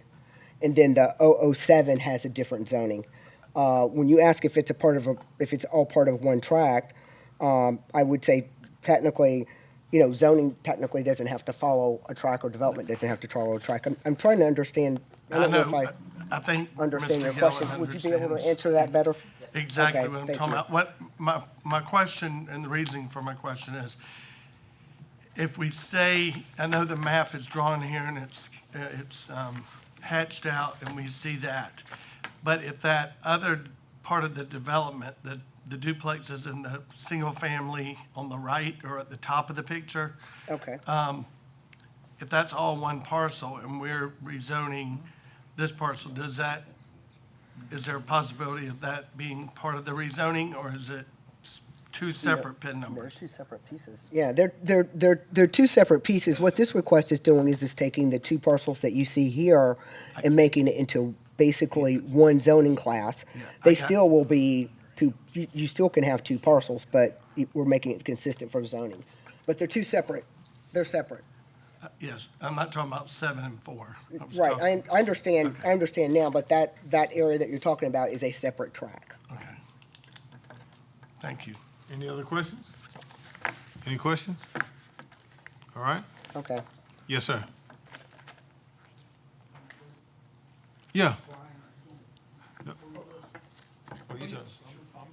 All right. Wait, before we get there now, because it's zoning, we gotta have a public hearing. Yeah, that's why I had to stop us. I wanna make sure. All right, now, give me a motion to open up the public hearing. All right, second? Cast your votes. All right, is there anyone here who wants to speak on this issue? And that's number 2 now. We're only talking about number 2. Is there anyone here who wants to speak on this issue? We have a petitioner here, that's. All right. I'm here to answer questions. Yeah, you got it. You got it. No need. You got it. All All right, give me a motion to close the public hearing. He caught on. Second? All right. Pat, catch your votes. All right, now, Commissioner Kicklighter, we just closed the public hearing. All right? Commissioner Kicklighter, you. I'll make a motion to approve. Second. Probably motion and second Wait, that. I'm sorry. Oh, all right, wait a minute. One thing I'd like to add to Mr. Kicklighter's. Motion? Okay, you want to add something to the motion? Yeah, All right. we need to reserve. That there was no density set Right. on this. I've talked to the petitioner about it, and they understand that they will have to come, as a condition for rezoning, they will have to come back and show us the spread density. and density. Okay. I amend my motion to include everything that the. John county just, attorney said. yeah, he just, by coming back and giving us the density, and we agree on the Does density. the second. Yeah, that's second, all right. Yeah, all right, so now we can cast your votes. All right? Good, thank you, sir. Thank you all. All right, number 3, the petitioner, Kelly, was that Walden? Agent for St. Andrews School is proposed to rezone 27 Sapelo Road from one family's residential environment overlay to planned unit development institutional environment overlay. MPC file number Z0424000619, pin 10077090007. The MPC recommends approval, District 4. All right, you on? Great, I'm trying to be as quick as I can because I know this has been a long meeting, but this is a rezoning request from an R1 environmental overlay to a PUD institutional environmental overlay. As you can see, this is located in the environmental area of the Flume or future land use map. The current zoning, as indicated, is an R1. And after our public meeting, the MPC recommended approval of the request of the zoning map to amend the parcel to allow for the plan unit development institutional overlay. And basically what they're wanting to do is to bring this building into their overall master plan so that they can have some consistency. We, I think, had one person that came to the MPC meeting to just ask questions. But other than that, we didn't hear any other comments from the public. So MPC, again, recommended approval of this request. All right, any questions? Any questions? All right, give me a motion to open up a public hearing. The second? Properly motion is second that we approve, we open up the public hearing. Are you ready for the question? Please cast your votes. Oh, one's gone, I'm sorry, okay. All right, the public, comments, you the petitioner? I am. I'm representing the petitioner. Hold what you got. Hold what you got there. All right? Is there anyone here who wants to speak up on this particular item other than the petitioner and the representative of the petitioner? Going once? Going twice? That ship has sailed. May I have a motion to close the public hearing? So move.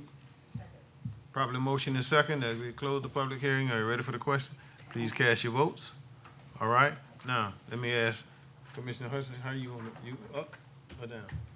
I would like to make a motion to approve as recommended by MPC. Second. Properly motion is second that the approval be given. Are you ready for the question? Any unreadiness? No unreadiness? Please cast your votes. That's good. All right, Mr. Manager, we're in your hands.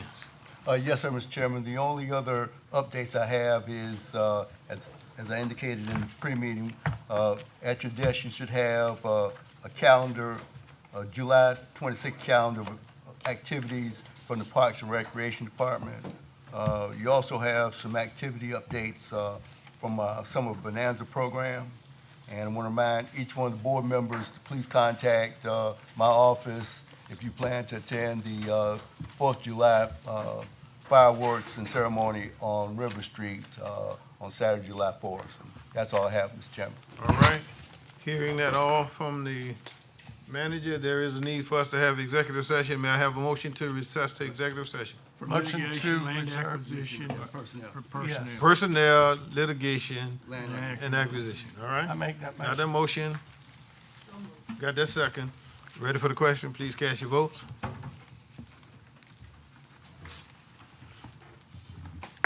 We recessed.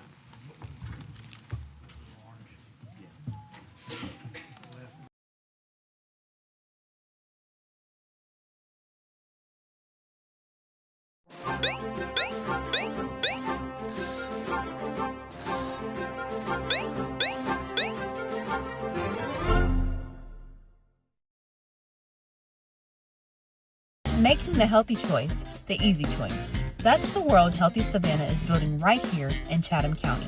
Working to make health equity a reality for you and your family, this local nonprofit is increasing access to fresh, affordable food through our Food Policy Council, hosting community walks that get us moving together, and supporting moms through breastfeeding initiatives, all powered by community collaboration. When we work together, we thrive together. Visit healthysavannah.org to get started today.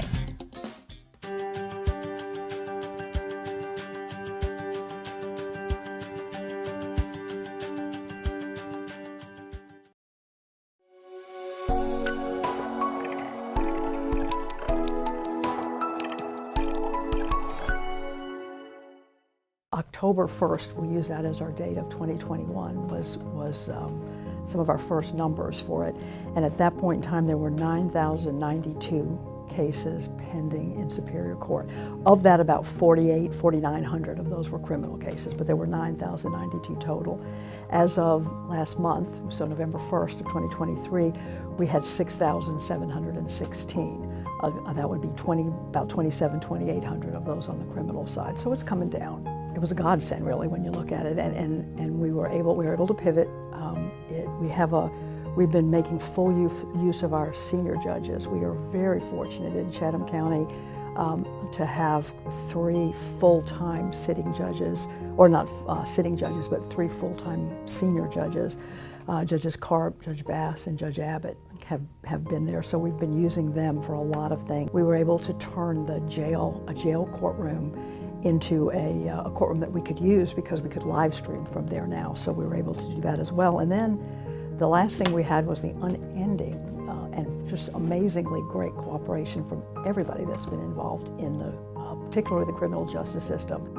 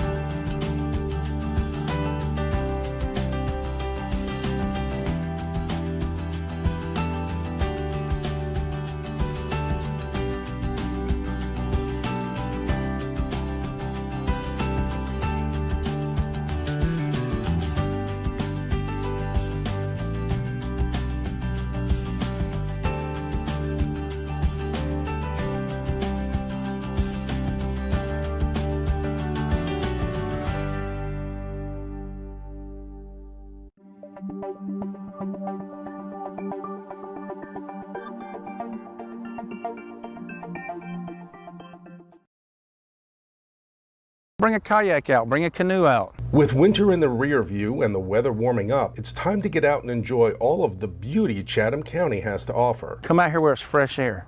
See what we have to offer. Corey Harper is the project manager for Chatham County Parks and Recreation and says there is no better time than the present to explore the 177 acres of Tom Triplett Park. Everything from walking trails around the lake to off-road biking trails to disc golf, fishing. Corey says now that the Parks and Recreation Master Plan has been approved, he and his team have been hard at work on new developments like the completion of Phase 1 of the Tom Triplett Park. Once our expansion opens up, which hopefully will be within the next 3 to 4 weeks, we have a boat ramp, 2 additional restrooms, a multi-purpose field. We have another playground that's already been installed, and up and coming at the end of March, first part of April, we'll be opening up a new dog park right here at Tom Triplett Park. And that's not all. All throughout Chatham County, there are other parks that are going to be expanded. There are other programs that's going to be allotted to the community, to the citizens of Chatham County, and we're looking forward to that. Corey says folks on Wilmington Island can expect new additions to Charlie Brooks. We have an expansion of Charlie Brooks going on right now at Wilmington Island.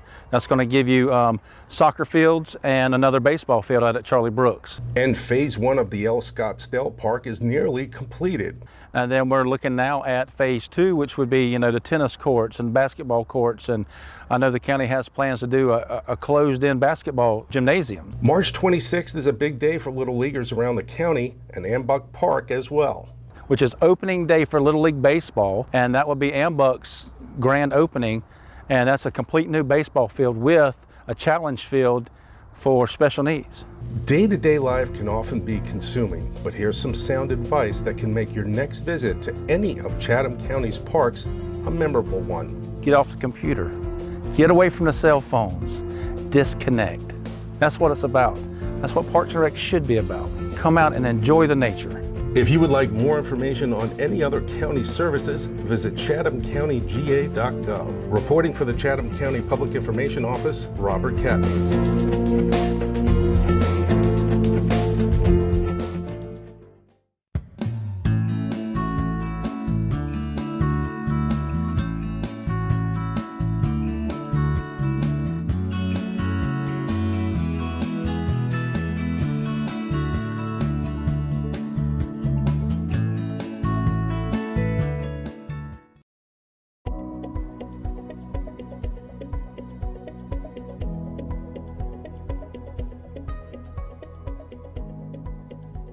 It was the Georgia Society of Professional Engineers, so it's an organization of professional engineers in the state, which are licensed engineers across the state. So it's pretty good, I guess. So Chatham County got recognized in 3 ways. I got Engineer of the Year award in public sector. Our department got Employer of the Year in public sector. And then, yes, our Airnasium project got a Merit Award for Engineering Excellence. It feels good to be recognized because a lot of times what we do, I think people take for granted that a lot of these things just happen and don't realize the effort that engineering puts into it.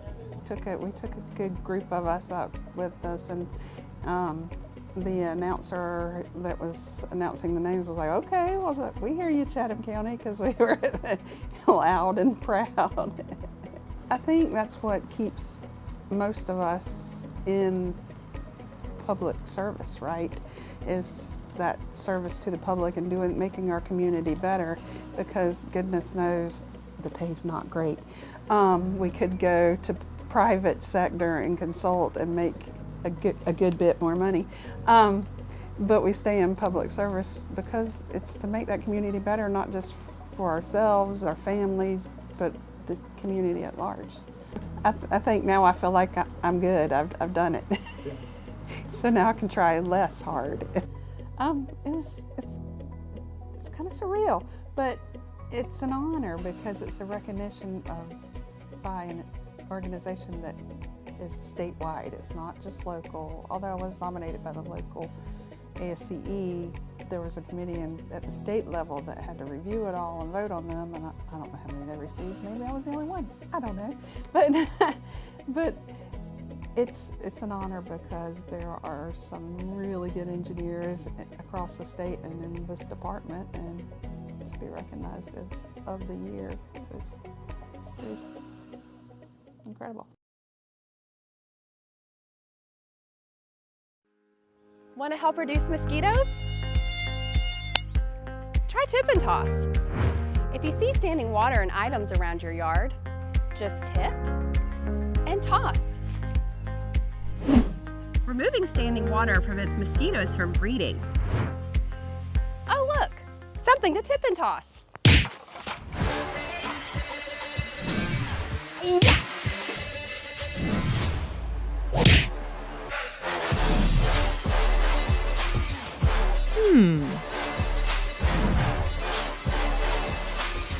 Yeah. Tip and toss after every rain or at least once a week. If you're tipping and tossing and still have a mosquito problem, make a service request with Chatham County Mosquito Control to spray your area. Download the free My Chatham app or visit our website, chathamcountyga.gov, to make your request.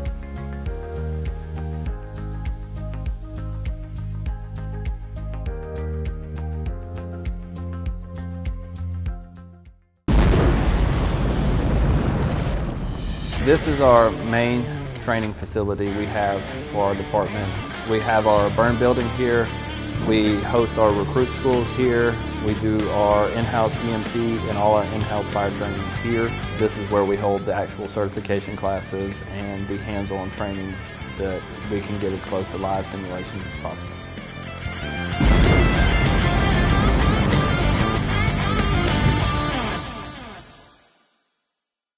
The best is yet to come. Considered by many as a gem in Chatham County, Tom Triplett Park is part of the historic Savannah-Ogeechee Barge Canal Trail and Pooler and holds its own place in history. Just very excited about what we have here right now and what we're going to be adding to this park. Originating from humble beginnings, the 300-acre footprint in West Chatham provides residents and visitors a host of outdoor activities. A jogging trail offers stunning views of the picturesque lake that is set as a backdrop for memorable gatherings for those picnicking, fishing, or taking a casual stroll.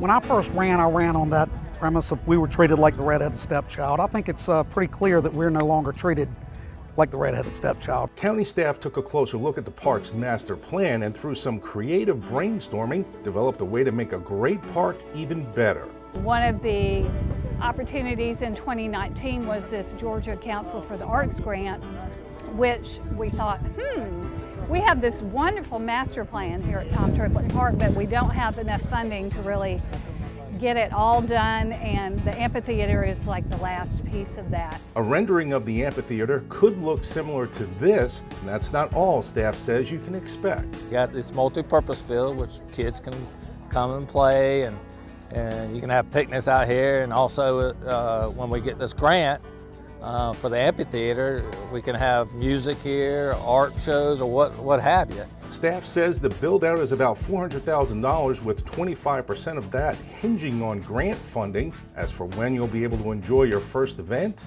I'd say maybe 2 years if we are successful in getting the funding. The application would go in later this summer, and I think their turnaround was pretty quick before, and then we'd have to see where we end up. a boat ramp, more restrooms, a new playground, and easier visitor access will complement the new expansion project, a project budding to accommodate the community's rapid expansion that will etch the history and charm of Tom Triplett Park for generations to come. We're very excited. We think it's a great opportunity for us here in our community. It's an amazing day for West Chatham, and we need the public's input, and we're going to keep making this park the best around.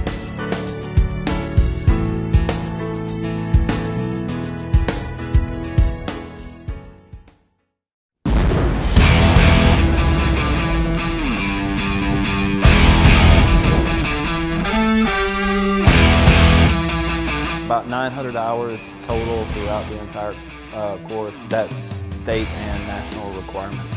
So they get certified on both the state and national level. Their mission is to pass all certification classes and learn how to be successful firefighters on the floor. Our mission is to give them that knowledge and train them to be the best servants for the citizens of Chatham County. Without the citizens there that are calling, that are needing the help, then there's not a job for us to do. It's important that the citizens understand what we do and how much work we put into it so that they can rest at night knowing that they are protected. This year, the Chatham County Board of Commissions will be raising the millage rate 2 mills in the unincorporated area of Chatham County after the establishment of a fire department. This equates to a 48.99% increase to the taxes in the SSD, or Special Service District Fund, which pays for the employees, equipment, and administrative costs for public safety. The agency is responsible for protecting residents of unincorporated Chatham. Raising millage rates is not something that our commission has taken lightly. In years past, the fire fee was what funded the fire department. The fee was a separate bill collected annually, and the cost of each resident's fire fee was based on the calculation of burnable square footage. Now the price of fire services will be paid through property taxes, and for 82% of residents in unincorporated Chatham County, this will be an overall savings when compared to the fire fee. Here's an example of how this works. Let's look at an average price home in the Whitfield Park neighborhood. This household paid for the fire fee in 2024 at a cost of $268.52, plus an SSD property tax of $89.14. which means this house paid $357.66 for both the SSD property tax and the fire fee. This year, under the new proposed millage rate, the same property will pay $128.47 in the SSD property taxes. But they won't be paying for a fire fee, since fire services is now included in the SSD millage rate. The total savings for this property from 2024 to this year is $228.92. Not all households will see a reduction, but 82% will. In an effort of transparency, Chatham County has created a tool which you can use to look up your projected costs. Visit the link in the description of this video to find yours. Here at Chatham County, the safety of our residents is our top priority. Providing the best fire and police services that your tax dollar can buy. If you'd like to dive deeper into our proposed budget, a detailed breakdown is available online at chathamcountyga.gov. When we started on the initiative of coming up with a non-emergency call center, we had a couple goals, and that was to improve our call answer time and make sure that every call was answered when someone from Chatham County dialed 911. Success for me looks like having a staff that is happy and loves coming to work and love what they do, as well as making sure that the citizens receive the service that they deserve and require. Since the inception of the NEC, we have had a 74% reduction in the administrative calls that are coming into the 911 center and a 25% reduction in the abandoned call rate. So I think that spells success to me. Any assistance that they can get to take some of the pressure off of having the incoming administrative calls allows them to devote more time to their calls that are 911 emergencies. So them being able to concentrate on the call in front of them, be able to have that one call, because they can only answer and follow protocol on one call at a time. We receive a lot of noise complaints, some disturbance calls, a couple of administrative calls. We even receive calls that come in from citizens to put in work requests throughout my Chatham, and if it's in the city of Savannah, it also is routed to the city of Savannah. That is the value of having the non-emergency call center, because they can take those calls while you're answering more critical calls. We've seen improvement in both our abandoned call rate by almost 30%, as well as about a 6% improvement in our call answer time year over year so far. They should call the NEC when they have a non-emergency issue. So if it is a life or death situation or an immediate medical concern, call 911. So for those types, call 911. If you need to make a theft report that happened a few days ago, a burglary report where there's no suspect on scene, you can call the non-emergency call center and we will ensure that you get the help. We'll make sure that the call is entered into the CAD system and someone responds.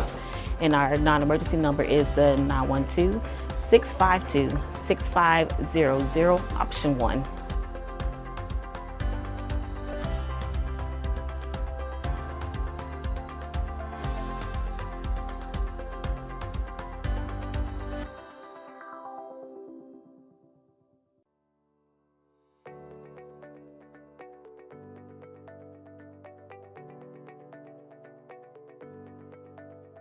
Chatham County Mosquito Control has been here since 1957, and we are tasked with obviously controlling mosquitoes, but that is everywhere in Chatham County, not just unincorporated areas, but from Tybee to Bloomingdale and the Savannah River to the Ogeechee River. We have everything everywhere within the county.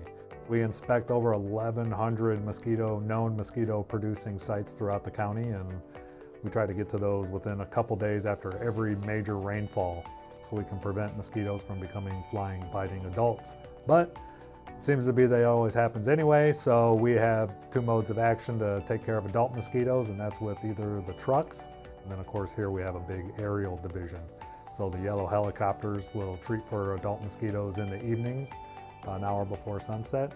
And of course the aviation division is just bigger than mosquito control. We do all the police work, search and rescue, some firefighting when asked, and now we are helping out engineering with some survey stuff. It started off very busy with a lot of nuisance mosquitoes. We've been fighting the fight on those nuisance mosquitoes starting back in almost the end of March into early April, and maybe now that the pop-up storms have kind of calmed down and given us just some isolated showers and spots throughout the summer, we're starting to calm down a little bit on the nuisance mosquito. Mosquitoes are always linked to rainfall. More water makes more mosquitoes. It's as easy as that. So tides and rainfall dictate mosquito problems.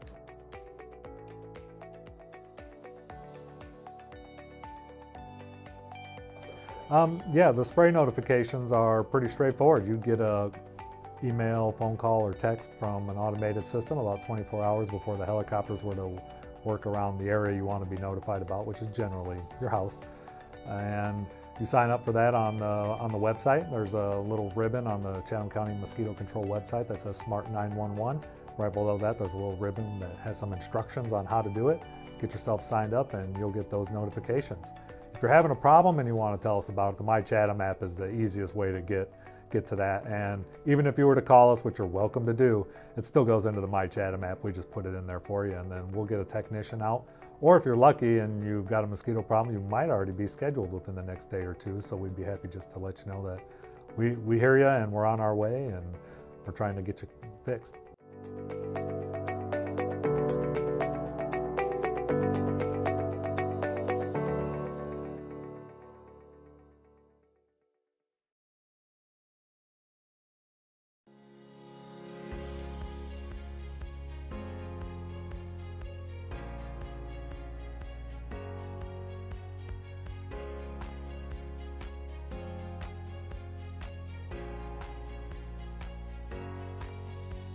So I started out in the Boy Scouts when I was 10 years old, and the motto of the Boy Scouts is be prepared. So that's what we practice every day in emergency management. So I've been practicing this type of effort since I was 10 years old.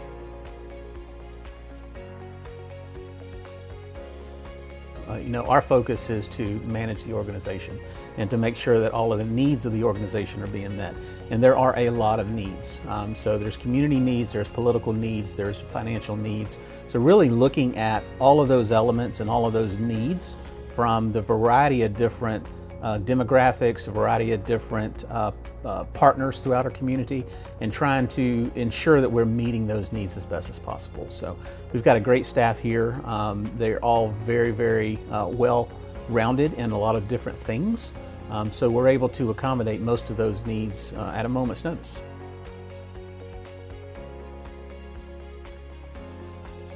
Yeah, well, it goes all the way back to my childhood. Being prepared, having that public service type of mentality, always serving somebody, ensuring that you're doing what you can in order to make somebody else whole, or to give somebody else something that they need in order to make themselves just a little bit better. And that's all about preparedness. And what other role is there where that's what you get to do day in and day out all day long?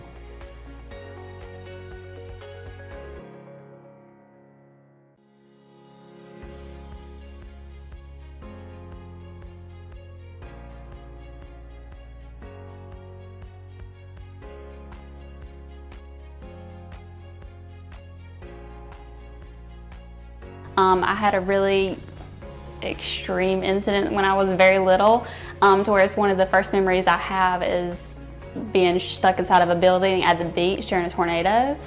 And so it was just, that was one of the first things I remember. So I was just so confused, but also interested in how in the world there's a tornado on the beach. Like, that didn't make sense to me at the time. So just as I got older, biology was a big thing for me, trying to understand how things work. And so naturally, just from biology and conservation, it just kind of moved into the weather.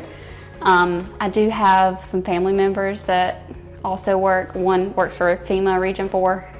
So he was kind of in my ear as I was getting older, like, come on, this is something you want to do. This makes sense to you. This is a good path. So that's kind of how I found my way here.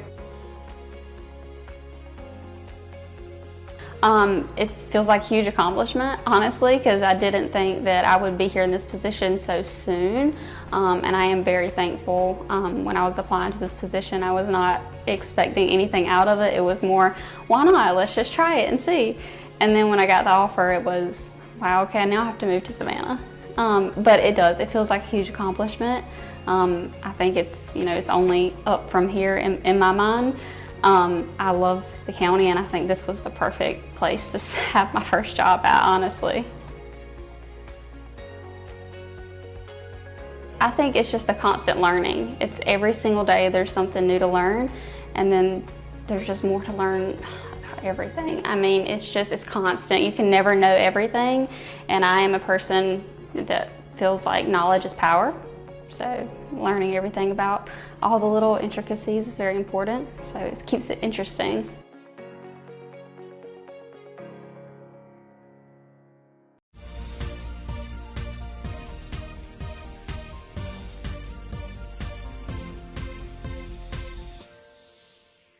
Hello and welcome to The Chat, the official podcast of Chatham County Government. My name is Will Peebles and I'm with the Public Information Office. And today I have the distinct pleasure to be joined by Ms. Suzanne Cooler. Hello. Director of the Engineering Department. And we have kind of a fun thing to talk about today that I like to talk to people about just kind of in my personal life, and they don't really like it, but it is important that people know about SPLOST because it is SPLOST season. There's a SPLOST on the ballot in November, and every how many years is it?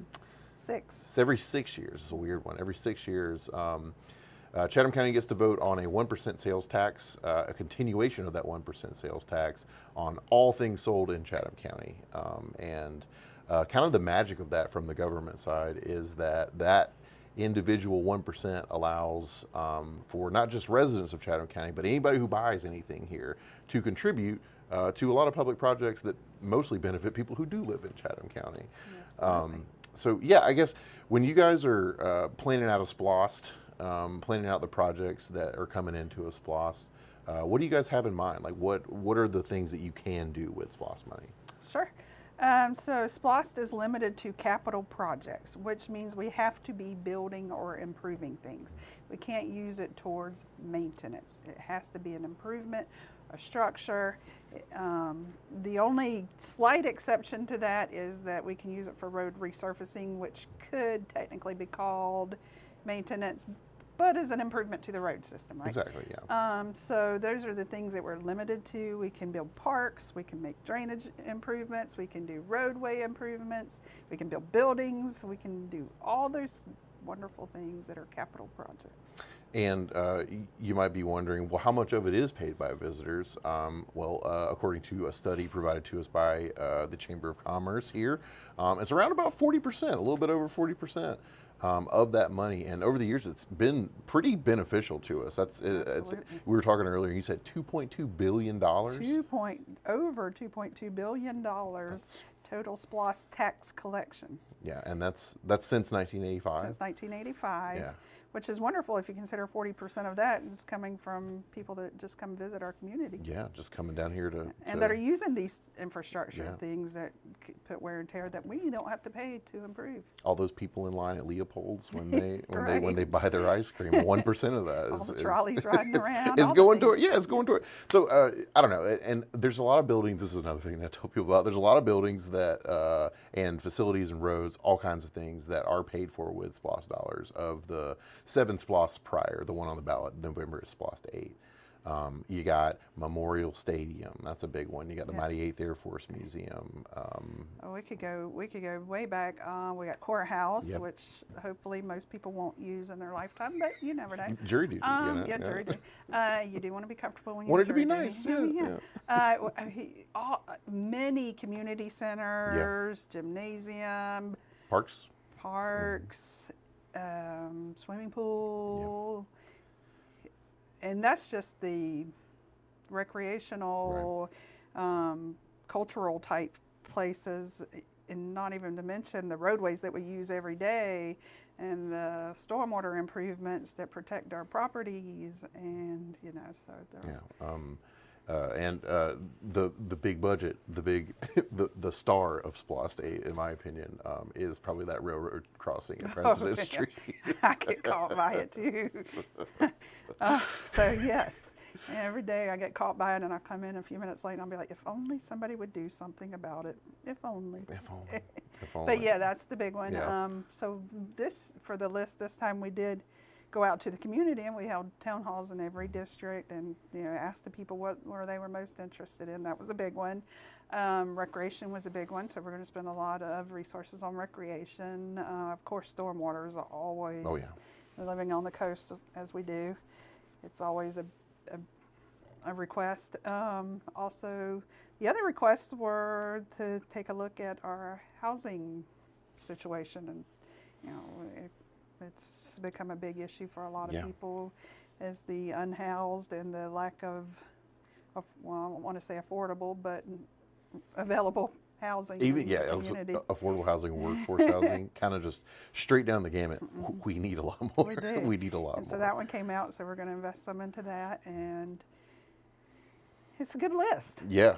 I personally have looked at it, and you can too. I'll tell you how later. But yeah, it's a big long list that we have for 8.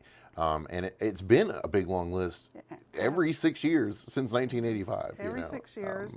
We get road, and the first was roads. It was the roads, and so we did a lot. We paved.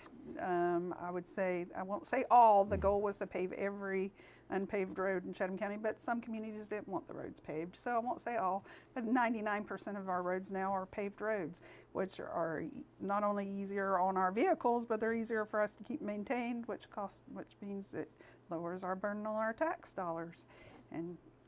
And then we got into a cultural where we spent more on museums, and we have a fabulous, if you haven't been there, Civil Rights Museum in Savannah, which SPLOST funded.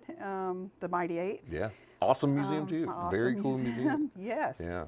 And it wouldn't be what it is today without SPLOST dollars. Right. We've actually are finishing up now a big renovation that's paid SPLOST dollars. Oh yeah, that's right. They're expanding the museum space, if you hadn't heard already. That's right. So we get all these. I mean, you mentioned Memorial Stadium was one. Yep. We got a whole new stadium with That's our nice. SPLOST dollars. That's and really it's nice. Super nice. That's really nice. Yeah. All the Jennifer Ross soccer field, that whole complex. And the thing about that, yes, it is a stadium, and yes, it has all the uses that a stadium is. I went to onboarding there, and like when Helene came through, we were all out there. Was it Helene? Yeah, it was Helene. There were 3 last year. Sorry. Yeah. Where we did the distribution. Yeah, we had the ice and distribution. There were people like coming all around, and there's not a lot of facilities around that can do that. Scottsdale Park too. That was the other place for the ice distribution. And I don't know. These are. I really try to hammer this home because it's like you only pay for this when you buy things, and like, yeah, you're buying stuff because you live here, but also other people are too, and that's taking a lot of money off of, that would be probably charged to you via millage rate or via tax dollars. Absolutely, otherwise. property taxes, yes. Because a lot of these things have to be done. They really do. I mean, it's not just luxury things or things that we would have to do otherwise, and we would have to pay for that. Right. And we're just talking about the county projects too, is the thing. Like every city has their own SPLOST list, like End Market Arena, a lot of SPLOST dollars went into that, if I'm not mistaken. Correct. For the city of Savannah. Like it's everybody. Everybody gets something. Tybie's Dune restoration project out there. Everybody, from the smallest, Vernonburg, to the greatest, Savannah, all the municipalities and jurisdictions get a piece of the SPLOST, and to get those projects that are most important to their community. Yeah. So, you know, we talked about President Street. I know drainage is a big priority for SPLOST 8 as well. What else have you guys got in there? What's the drainage countywide is a big one. The President Street, several other roadway projects, and very importantly, sidewalk and pedestrian improvement projects. We keep a running list of projects that warrant improvements for pedestrians that are unfunded, and when these things come along, like SPLOST 8 vote, we can then do those projects, and we've got a good long list of those projects as well, which are very much needed for pedestrian safety, and then to give us alternative transportation routes or modes. So that's another big one. Gymnasium, we heard from multiple people throughout the community that recreation's a big deal. You know, we want to keep all our people moving for various reasons, and so we'll be investing heavily in recreation as well. It's a good list. It's a good list. It's a good list, Suzanne. I think it's a good list. I'm a little biased, but I think it's a good list. I know you guys are doing good. I know you guys are doing good lists. A little biased, but you made the list. You're more biased than I am. No, Yeah. I was just there. But yeah, I thought of another. The Truman. You know, that one was the Truman Parkway. Truman Linear Trail has been fabulous, and that's getting extended even more. Yeah. We could literally go on all day, or you could go to our website, which we will link in the description. And you can see all the SPLOSTs of years past and all of the projects that the county is prioritizing this year. Yeah, each of the cities has their own as well. So like, it's not a mystery. You know, you can make sure these things happen with this money. But I don't know. That's just my pitch on SPLOST. You could tell I've been talking about it a lot. And it's not too late with the list either. If something comes up between now and the vote, make your opinion known, and it can be possibly added. Gotcha. Well, Suzanne, we've talked a lot about SPLOST. Is there anything we missed? Is there anything important that you think folks should know about SPLOST other than the things that we've already rattled on about already? I don't think so. I think the important takeaway is we have a vote coming up, and that these dollars have to be, some things need to be done, whether we have a SPLOST or not, such as drainage improvements, transportation improvements, recreation improvements. These are all things that we could all be paying for with our tax dollars, that at least 40% of it's coming from some people that visit our community. Yeah, or we could be divvying that cost up. Or we could be divvying, or we could not have those improvements, and we could all be sitting at a train track waiting for a train to go by for a foot underwater. A foot underwater, or yes, our houses could be underwater. We could not do it, but it would not be pleasant. Yeah. Well, Suzanne, thank you for coming on. Thank you so much for lending your expertise to the podcast and helping me talk about SPLOST. I mean, if we want, we could talk longer, all day, every day. We could. All the projects that have been completed. We could. Or you could do your own research at our website, which we will provide. There'll be plenty of information there. PIO's got a couple of other videos coming out about SPLOST, just so you know what's going on and you can stay in the know, as it were, on SPLOST. But that's it for this SPLOSTcast podcast. Thank you so much for joining us again, Suzanne, and thank you for watching. Until next time, I'm Will Peoples, and I hope you have a good day.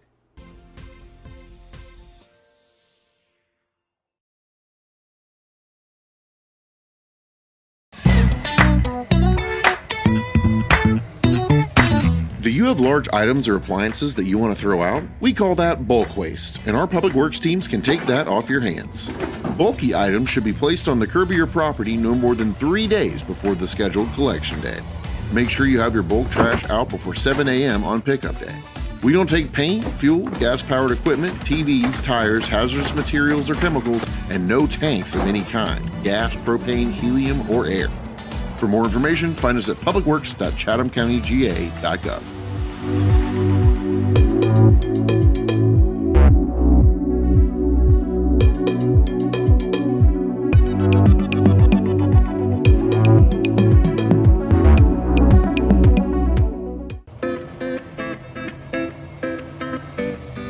If you have yard waste you'd like us to pick up, make sure it's separate from bulk items. Put baggable yard refuse in a reusable container or compostable bag. No plastic mixed in. Make sure bags are less than 50 pounds. Loose branches and other tree waste can be left at the curbside. Only tree trunks 4 feet or smaller are accepted. Palm fronds are not accepted with yard waste, but will instead be taken with bulk trash. We pick up yard waste weekly. Check our schedule to find your pickup day. Ensure your yard waste is by the curbside before 7 a.m. on pickup day, and make sure you're not covering any utilities. For more information, find us at publicworks.chathamcountyga.gov.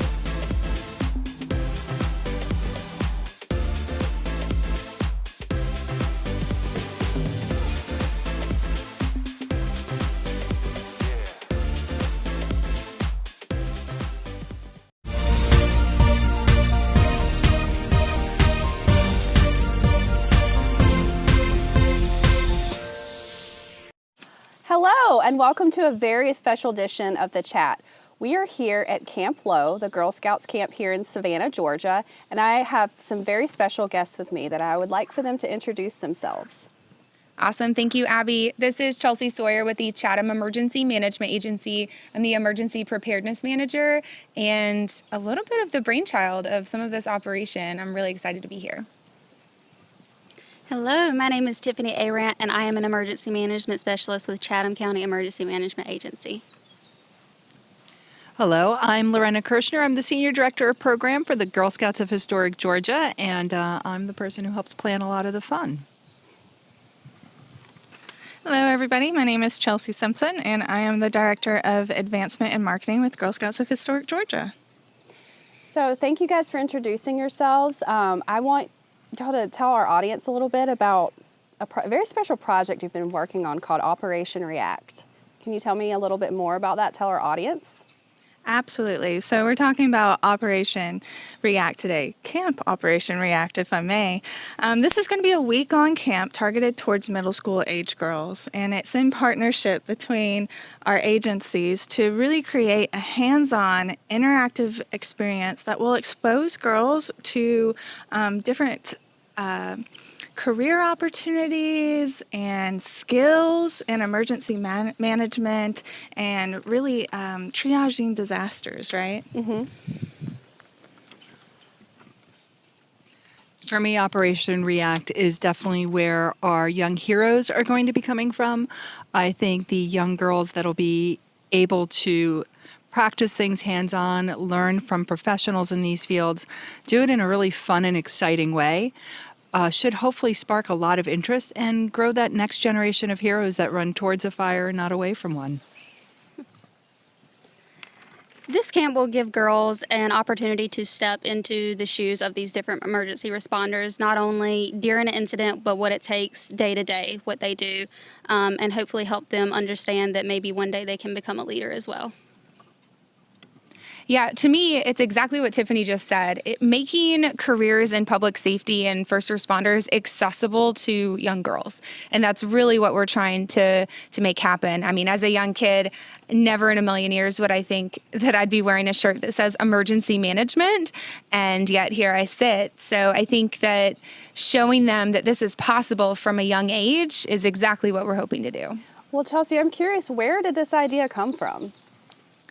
Yeah, so this came from sitting down and thinking, how do we get the next generation excited about emergency management, about the science behind hurricanes and what that could look like for our community? There's no there's no changing that the world is changing, and we are going to have to figure out from this generation forward how we're going to respond to that. So I had this idea that, you know, a lot of other cities, a lot of other states have put together, you know, connecting with one different service, like the fire service or the police department. And I kind of sat back and thought, well, what if we just did all of them at once? And what if we did it here in Savannah? And when you think about Savannah, you think about Girl Scouts. So True. Why not, with a new CEO for Girl Scouts, bring them into the fold and make it action-packed and incredible and as fun as possible? And I know that this camp is happening in the summer, and what is the significance of the date of this camp? So we chose the week to start this camp off very, very intentionally. So June 1st for us marks the start of hurricane season. I think that gives the girls something to look for where their learning is. It's something they immediately can apply. They're going to learn skills that they can actually utilize throughout this coming hurricane season. Things that they can take home to share with their families, things that they can share with their community. It gives them more of an idea of, you know, it's something real. It's not something that could happen in the future. It's something that could happen right now. And I think that that's, you know, essentially why June 1st is just the optimal time for us to choose. Well, and I'd like for our audience to know, kind of like, walk us through each day of this first week in June for Operation React. Oh, yeah, absolutely. So day by day, we really sat down as a team in the emergency management office and said, what do we want them to focus on? As I mentioned earlier, we didn't want to spend all of our time on just one specific area. So we sat down and had to have tough conversations and prioritize those. So day one, we're really focusing on natural disasters. So what happens during a hurricane, during a tornado? More importantly, how are we tracking those? You know, what does that look like for our community? How are we sharing that public message? And then what does the response side of it look like? How are our first responders communicating? They're not using their cell phones, they're using radios. So we're going to teach the girls how to operate a radio. We're going to teach them how to set up a shelter and where we would set up a shelter. How do we send out our public alerting and public messaging so that they know what's happening in the community? All of that is going to be unveiled on the first day. So imagine, that's a heck of a way to kick off our very first day. Yeah. So after day one, girls will move into day two, which we are calling our Firefighting and Emergency Medical Services Day. So this day, they will learn anything on how to operate a fire extinguisher. They'll learn how to triage an incident after causing multiple injuries. They'll also learn what it's like to go through an actual fire academy and become a firefighter. Wow. And then you have day three. And day three is our emergency preparedness and response. So they'll learn how to prepare not only themselves, but their families for a hurricane or other types of events. They'll learn search and rescue operations actually out in the field, and they'll learn how to track and locate missing people during those. Along with that, they'll learn teamwork and communication. And then when you move into day four, that's your incident management. So this is where a lot of our police operations kind of come into play. So girls will learn what it's like to be on the scene of an incident, the different systems our police officers use to command those different scenes. They'll also learn how to operate a drone. And then they'll learn how to process evidence and do investigations like police officers do day to day. And then, to me, the piece de resistance is day 5, which is a culmination in a giant exercise. So taking all of the information that they're learning throughout the week and then giving them a scenario that will test them unlike anything that they've seen before. We're really excited for different stations for them to work through and be able to put into action everything that they've learned in a very realistic way. So I don't want to give too much away, especially if any of our girls are watching, but this is going to be a pretty incredible experience. So anyone listening right now that may have a daughter in middle school, they're probably pretty interested in wondering, who can they sign up if they're not in Girl Scouts? Are there spaces available? Absolutely. We have spaces available. We are at the really beginning of our registration process. So there are spaces available. It is open to anyone in 7th, 8th, and 9th grade coming into Rising, 7th, 8th, and 9th graders. So by all means, we definitely have room. And just look it up at Girl Scouts of Historic Georgia, gshg.org. Click on camp and you'll see it. I just want to add to that because we talked about how this is a partnership here, right, between our two agencies. And you said we thought of Girl Scouts because it's Savannah. But this is one of the really beautiful things about this partnership is Girl Scouts has been thinking of innovative ways to expose girls to different opportunities for a long time. So that's why this really marries. And this is how we've created it sustainable going past this camp, right? Every girl that is a part of the camp will become a registered Girl Scout if she is not one already. And that's going to carry her through the year. She will have that membership in Girl Scouts for the year to continue to participate in other opportunities that are available to Girl Scouts. That's amazing. So I'm wondering, in one sentence, what do you hope that middle school girls will get out of this camp and this experience? Yeah. Whenever I think about what I hope middle school girls will get out of this experience, I can't help but reflect on my own daughter who is a middle schooler. She is excited about this camp and likely going to join, and I'll use her words. And she said, "Wait, I'm going to learn things, but I'm not just sitting in front of an instructor talking." And I said, "No, ma'am, you're going to be hands-on." And she said, "Wow, I really feel like those are things I'll learn and be able to really use, Mom." And I said, "Yes." So in one sentence, my hope is that this will spark something in these girls that they'll be able to take forward with them into the future. For me, I always have to go back to our basics, which is Girl Scouts builds girls of courage, confidence, and character. And if there's one thing I know every girl is going to get out of this camp, is that they're going to build character, learning how to work with each other, learning how to work with each other under stress. They're going to build confidence in their skills.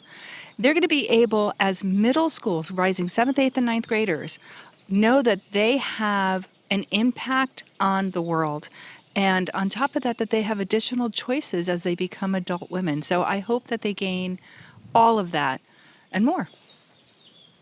Yeah, so to reiterate a little bit of both of what Lorena and Chelsea said, I hope that every girl kind of leaves with finding their passion, finding something that they can truly, take home and that they can't stop thinking about, whether that's being a police officer, a firefighter, or an emergency management professional. And maybe it's none of those, but I hope that they gain that knowledge of, I could do this one day.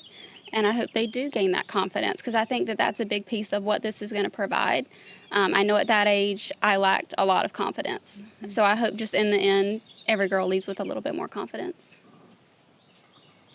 Yeah, I think that speaks to Girl Scouts overall, confidence, courage, and making sure that they feel like they can take on anything. So for me, it's the unshakable confidence, knowing that no matter what situation they're thrown in, what class they end up in, what their friends do, they can take it on, and they can take it on with courage, and they can make the world a better place and show up when a lot of the other world may shy away.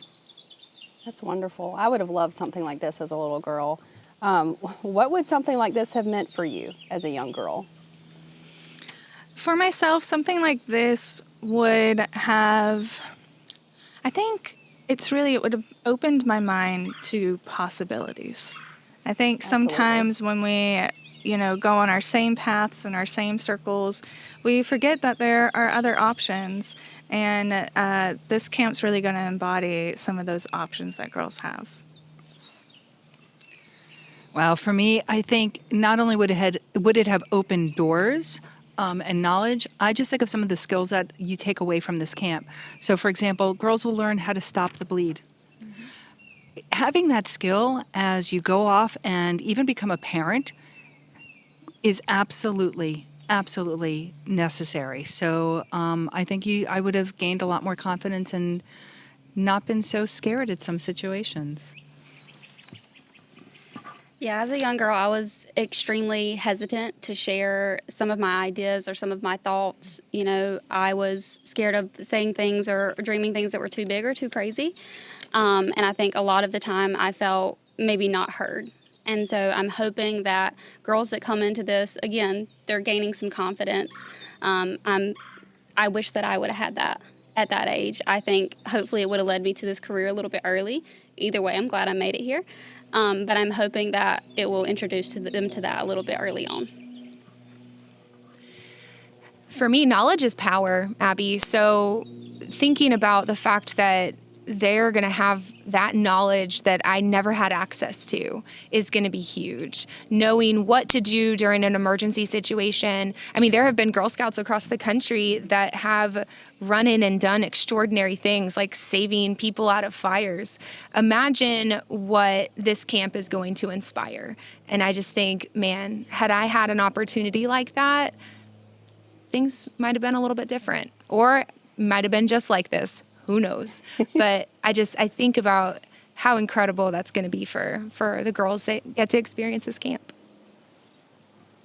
So I want to know, what is one piece of advice you'd either offer yourself as a middle school girl, one of the campers, or to your daughter? I think I'll keep it short and sweet on this one. The one piece of advice I would give my daughters is not just to dream big, but to know that it is possible and not to be afraid to say yes. Have a little more faith in yourself and in others. You're not alone. We're here. Yeah, just trust yourself. You know, your ideas don't have to be perfect to be powerful. But when you stop shrinking yourself to fit, what's comfortable for others, you'll realize that you are capable all alone. That one beautiful. That one hit. That was beautiful. I don't want to go after that. No.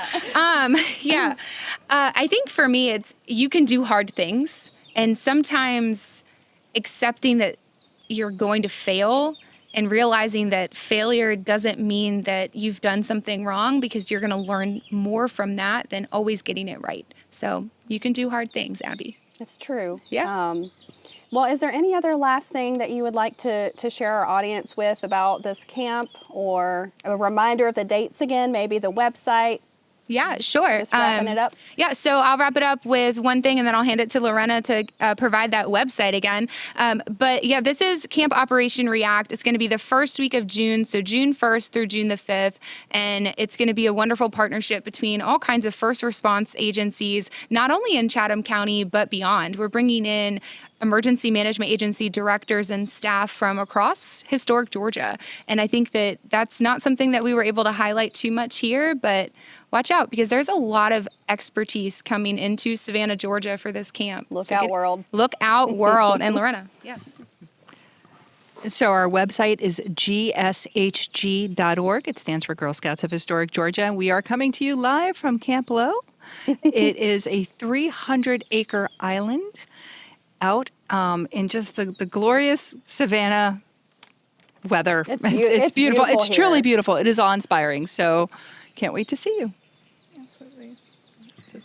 And I just want to give a shout out and a thanks to, we talked about our community partners that were involved in this to make this happen as far as the instructors and stuff like this. But this also would not be possible without our sponsors and our funding from the HCA hospital. So we want to also give a shout out to them and Emergency Management Agency as funders for this camp. Wonderful. Well, I appreciate you guys joining us here for this special edition of the chat. And I appreciate our audience to join us as well. And I hope that you can sign up if you have any daughters or granddaughters or anything that would be interested in this camp. I'm Abby Murphy with the Chatham County Public Information Office. Thanks for joining us.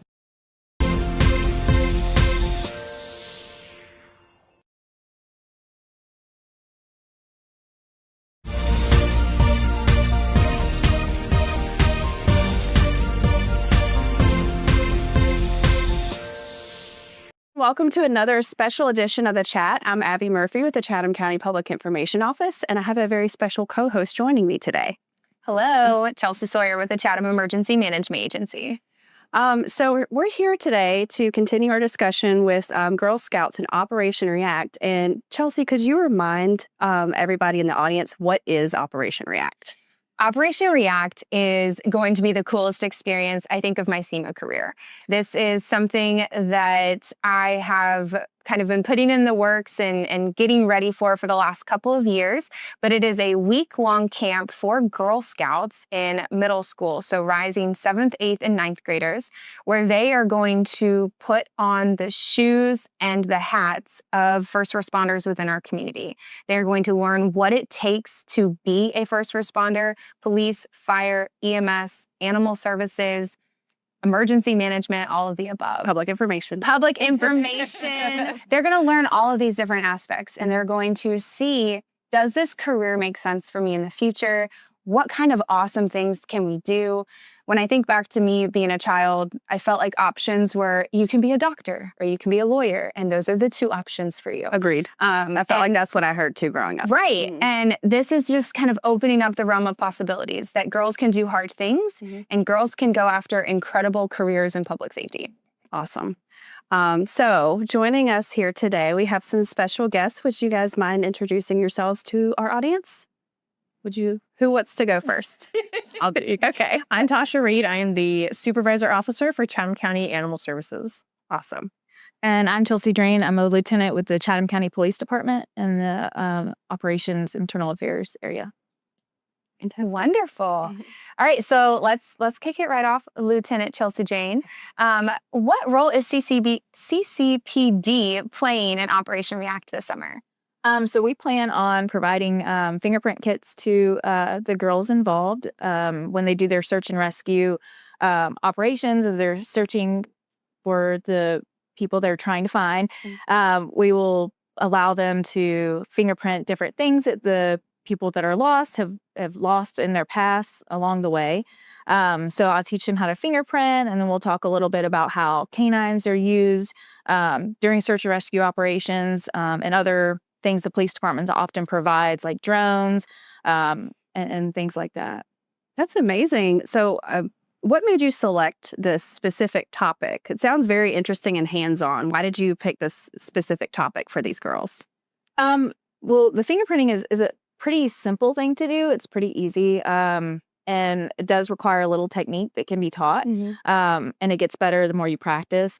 And it's something that's kind of interesting and goes into along the lines of like forensics, and a lot of girls may be interested in doing that as a career in the future.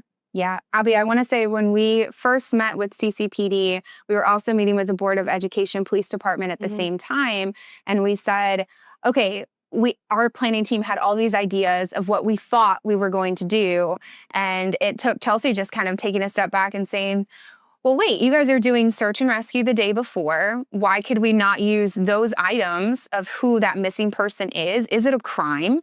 And process those items the next day. So that allows for the days to sequence into one another. I love that. And show, all right, so you're a part of a crime scene. Don't touch these. You know, if you find something on the ground in search and rescue, you're not supposed to just pick it up and hand it to somebody.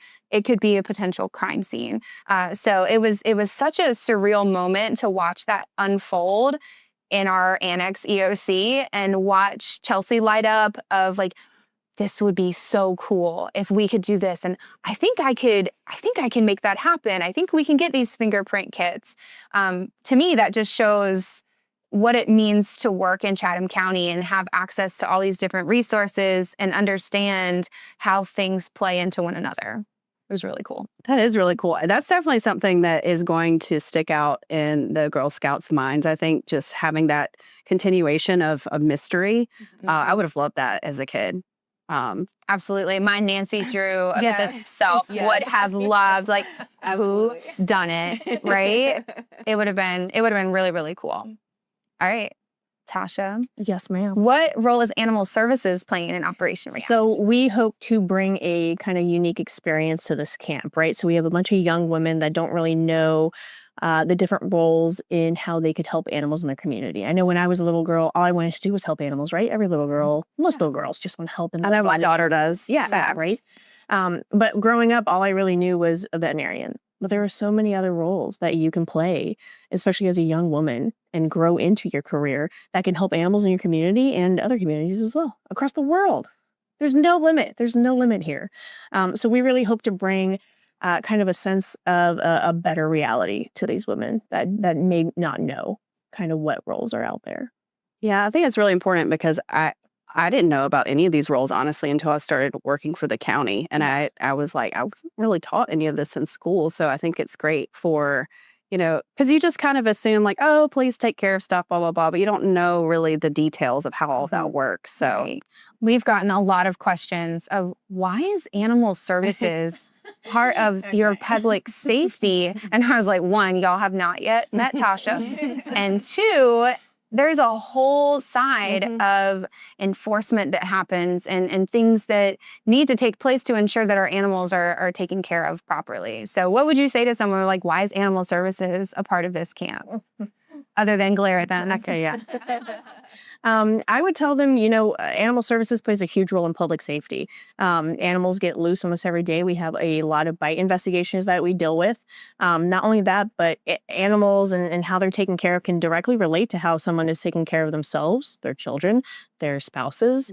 And we can really be a voice for all of those people involved and the animals, right? I mean, animals don't have a voice, so we have to be their voice, and that includes public safety. That was beautiful. Yeah, it was. That was beautiful. I feel like every time we have you on here, like I'd tear up. Okay. So I want to ask both of you, what does it mean to you that you were asked to be part of this camp and part of this experience? Who wants to go first? Go ahead, Lieutenant.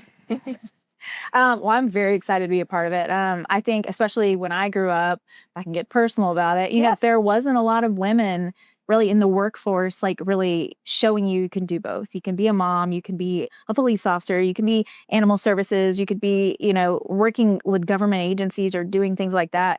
There really wasn't a lot of that. So I'm really excited to be able to really talk to these girls one-on-one and be able to show them a potential career path, but then also that you can do it all. You can do more than just one thing. So I'm excited about that, to be able to be a part of something bigger. Yeah. So love that. Yeah, I also am extremely elated to be a part of this opportunity. I was so happy to be asked, and I will never stop talking about it. It means a lot that I am able to, get these women at a young age and engage with them at a young age and kind of hopefully help forge their career path into animal services. Yes. But also any other public entity as well. But yeah, it means a lot to be able to touch young women at such a young age and really connect with them and engage at that level. Yeah, that's awesome. So Chelsea, you kind of touched on this a little bit, but what would have something like this meant to you if you would have had an opportunity like this at a young age? Well, I mean, it would have probably not changed my career path any, but maybe would have broadened my horizons a little bit, broadened my scope of what I was looking for. But I think it would have been really exciting just to see people do other things. Like when I grew up, it was like, you could be a mom, you could be a teacher, you can be like, things like that. So I think it would have been nice to see that and to be a part of something like this. So I think it would have been really cool. And I don't have daughters, but if I did, I would definitely want them to be a part of something like this. Yeah. What about you, Tasha? Oh, it would have meant the world for me. I had no idea that any of these careers really existed when I was younger and growing up. I was also taught, hey, you can be a mom, you can be a nurse, lawyer, a very feminine roles growing up is what I was taught. And it led me on a path that I didn't want to be on, to be honest. I went to college to become a doctor, and I don't want to do that. Right. I never did. And then it wasn't until I got out of college that I discovered animal control, and that was back out west, and I made it a career, and now I'm in charge of a whole team, and I'm helping, animal welfare change in the South here, and my team is doing some pretty awesome work out there, and I hope that comes across during this camp, that, we can change the world one woman at a time. I think it's also worth acknowledging that you are a mostly women team at Animal Services. We are officers. So I think that in itself is going to be such a strong statement just when you show up. And all of these girls see these strong women step out of these vehicles in your tactical pants and your boots. And it will be a different experience, hopefully. Yeah. To be able to see you guys come out. yeah, I'm excited what we can show the girls. Yeah. I also think it's cool to think, like we were told to be lawyers, you were told to be a lawyer, you were told to be, I think it's maybe argumentative and strong-willed young women are told that perhaps they should be lawyers. But in fact, they could be police officers or animal services officers or public information officers. Yeah. I mean, we're still going to tell people what to do. Don't get it wrong. But in a different way. So In a helpful way. yes. So those that are listening and thinking, gosh, do I have a strong-willed and very opinionated daughter? Yes, I do.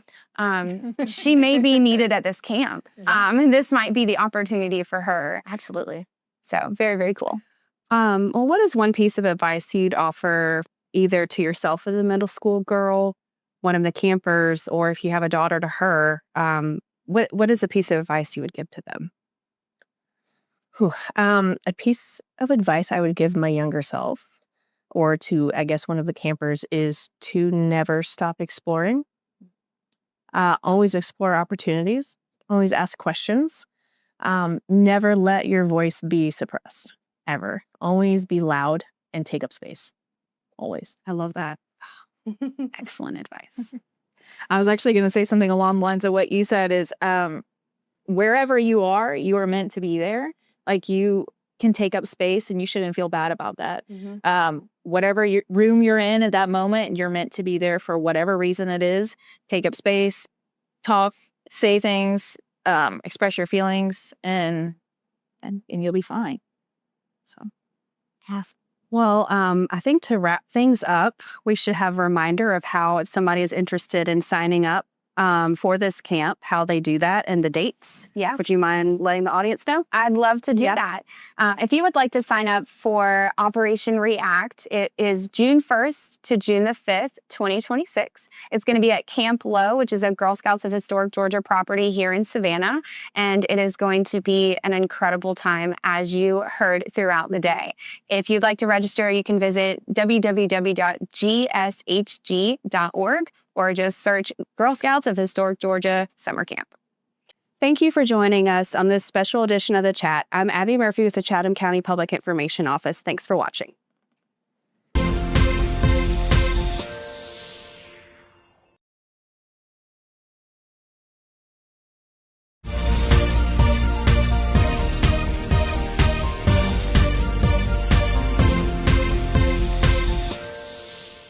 Welcome to The Chat, the official podcast of Chatham County Government. I'm Katie Nussbaum with the Public Information Office, and today I have special co-host Chelsea Sawyer from Chatham Emergency Management Agency. Chelsea, welcome. Thank you. Awesome. And we have a couple of guests with us today, Lydia Tugler, also from SEMA, and Chris Carlin from Chatham County Fire. Welcome, everybody. Hi. Good. Awesome. So we have a special episode today. We're going to be talking about the Girl Scouts and Operation React. Chelsea, could you kick us off and remind us what Operation React is? Yeah, I love that. Thank you.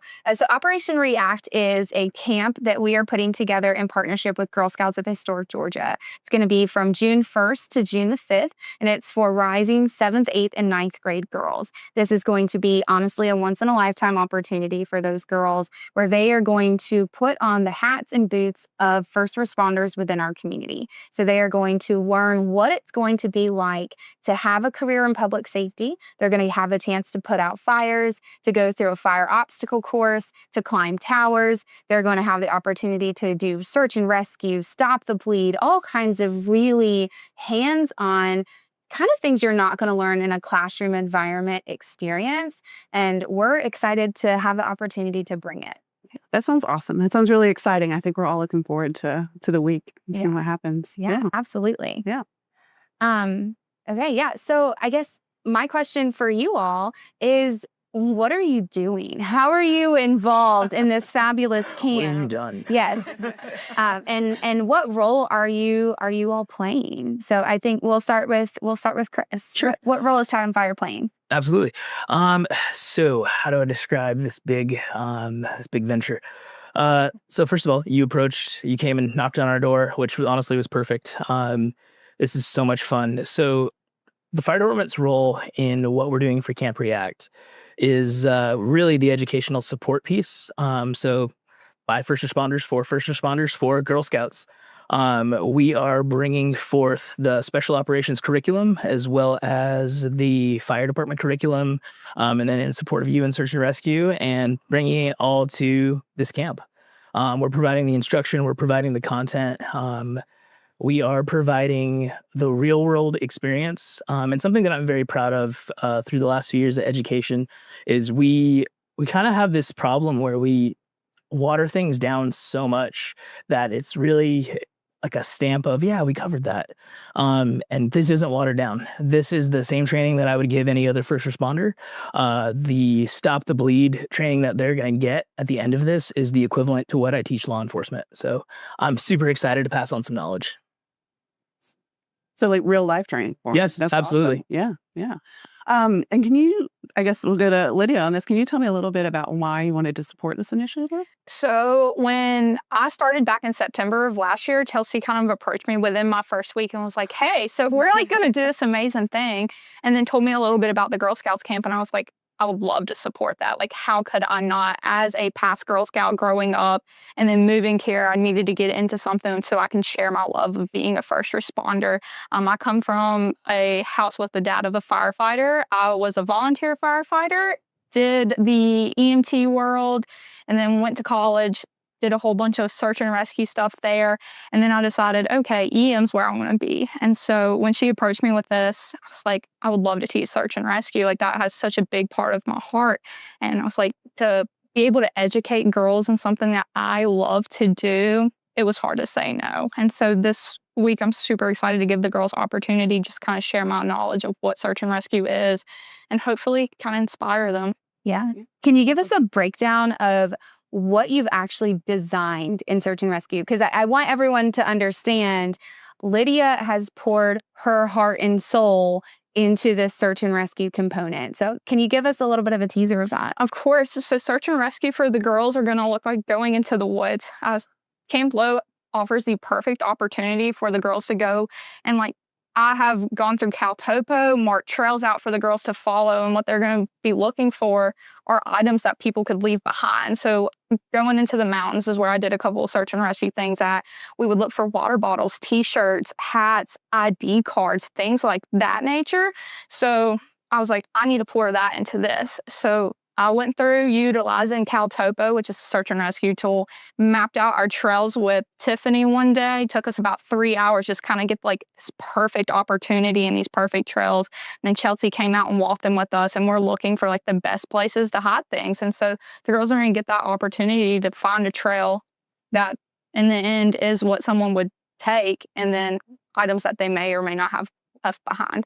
Also going through safety briefings, kind of the boring part of search and rescue, but at the same time, it's the most important because when we're looking at Camp and Low, we're looking at snakes, we're looking at different categories. So just teaching them how to be safe while they're on a search and rescue mission, but at the same time, have fun. Yeah. Awesome. It sounds fun. Yes. Really. And I'm going to open this up to both Lydia and Chris. What would something have meant to you like this would have meant to you as a kid if you had a program like this? Chris? Yeah, the world.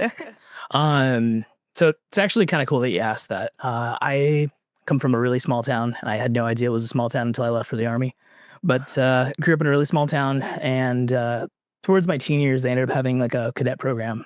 And it kind of gave me my foothold in public safety. And I, up until that point, really was like searching. I knew I wanted to belong to something bigger, but I just didn't know what. And truthfully, something like this for me at a younger age would have really given me like a launching point for my career. Mm-hmm. So it's exciting to get to be a part of that for somebody else. Yeah. What about you? For me, it would have been phenomenal. I can't think of a better word. It would have jump-started my career. I knew I wanted to be a first responder, but what I wanted to do, I didn't know EM existed. So being able to give the opportunity for girls to know, like, hey, it's not just fire, police, and EMS. Like, hey, there's a whole nother world behind that.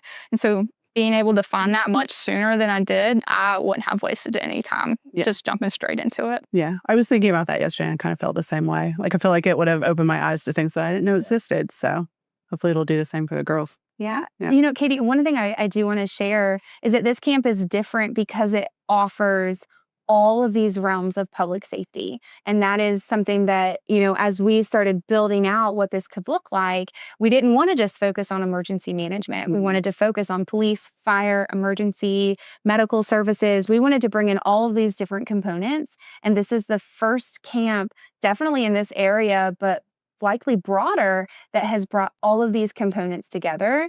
And I mean, you can literally see the passion exuding from Lydia as she's talking about it. Like, this is something worth being excited about. Absolutely. Yeah. All right. So, in one sentence, my friends, what do you hope that middle school girls will get out of this camp experience? Inspiration. Nonetheless, just inspiration. I want them to see us out there teaching, Chris out there teaching. It's like, oh, this is really cool. I need to do this in the future. Love that. Okay. Confidence. Absolutely confidence.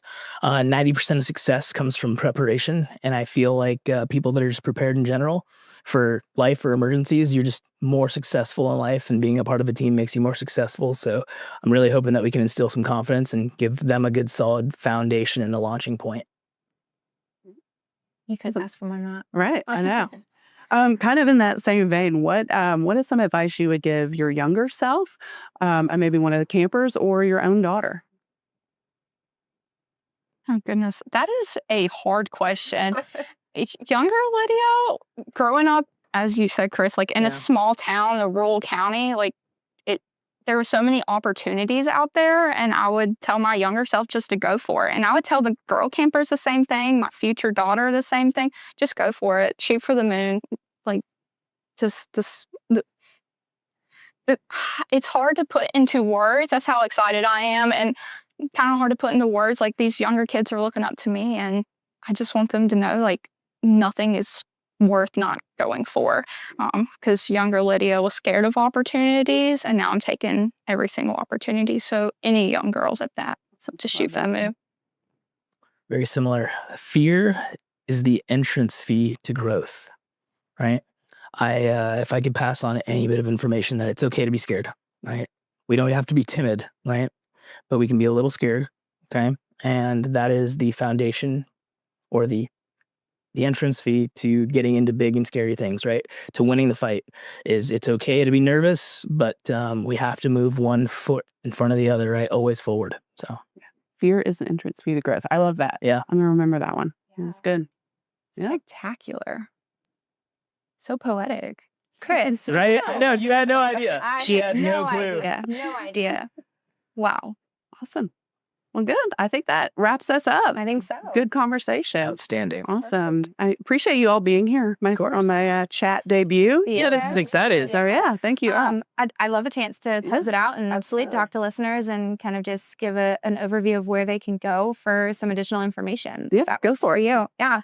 So thank you guys so much for listening today. If you hear this, you see and can hear Lydia's enthusiasm, know that that is possible for you and for your young daughter or young girl in your life. If this is something that sounds like a great opportunity for you or someone that you know, we'd love for you to sign up. You can go to gshg.org, which is Girl Scouts of Historic Georgia.org, and you can register for summer camp. Reminder, it's June 1st through June the 5th, 2026, and it's going to be an amazing opportunity at Camp Low right here in Savannah, Georgia.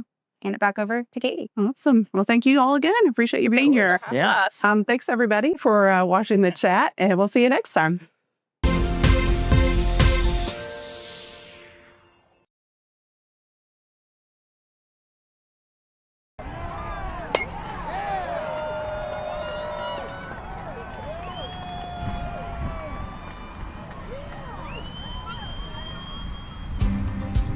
For more than 40 years, Ambuck Park has been a field of dreams for many Little Leaguers. We renovated everything. The park holds a special place in the hearts of so many county residents, including Chatham County Parks and Rec Director Steve Proper.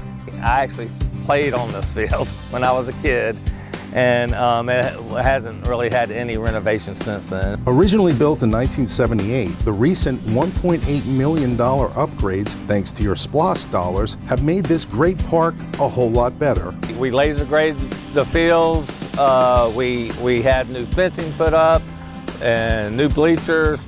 Named after the national nonprofit organization whose mission is to inspire mobility and independence, Ambuck Park may appear to be similar to any other ball field, but if you take a closer look, some call this a miracle field. A challenge field, it's a synthetic turf, so we can get wheelchairs and crutches and all, easy for them to maneuver around the field. And it's on this challenge field where dreams of playing baseball for some who once thought were out of reach become a reality. I always wanted to make this a place where we could have a challenge field where kids with mental and physical disabilities come out and enjoy a good game of baseball. And that good game of baseball will be enjoyed for many years to come. But we're glad we got to keep it in good condition, and so generations and generations can enjoy it and follow. If you would like more information about Ambuck or any other county park, log on to chathamcountyga.gov or call 912-652-6700. Reporting for the Chatham County Public Information Office, Robert Katniss.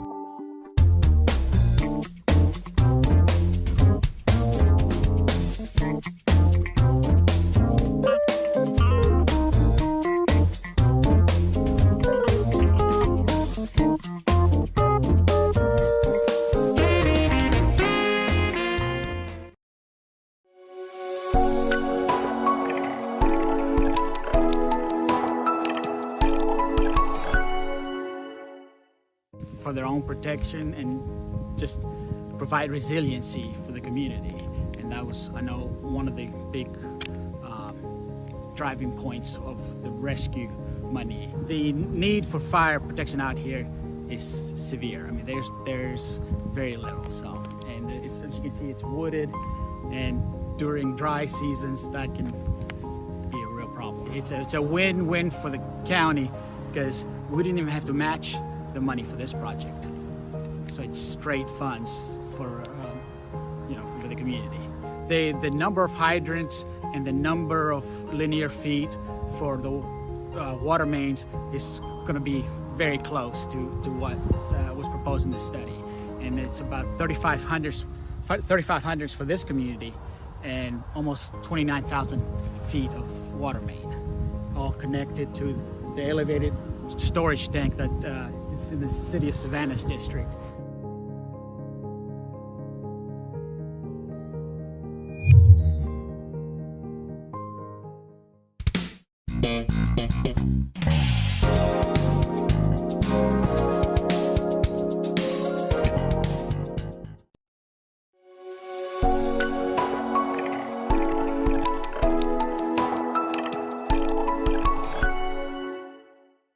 Funded by the American Rescue Plan Act, the Chatham County Police Department's Behavioral Health Unit aims to improve mental health and behavioral services for residents in need. A mental health crisis isn't criminal in nature, so that if we can address the mental health component and get people somewhat to a situation where we can help them make some decisions for themselves, that we are better off getting people into treatment than to putting people in jail. The BHU looks to provide alternative services and improve mental health support within the criminal justice system. And we do what we can to try to maximize the resources that we have in Chatham County to assist those individuals who are in crisis. The BHU assists vulnerable populations, including those in need of end-of-life care, low-income individuals with developmental disabilities, and those with behavioral health and substance abuse needs. How to utilize some of our new community resources, such as the Behavioral Health Crisis Center, that is on Durin Avenue, the Front Porch, Recovery Place, Coastal Harbor, all of those other community resources that help us address mental health issues. All in the hopes of reducing incarceration or the recidivism rates. We're trying to find ways to get those folks connected to care and their families connected to care. Because many times keeping people out of the jail and out of the criminal justice system is having those resources, including family members, aware of how to address and how to help their loved one. We want to make sure that the folks who are living in Chatham County are healthy and happy and living very productive lives. And when they're doing those things, they don't become customers of police and the jail.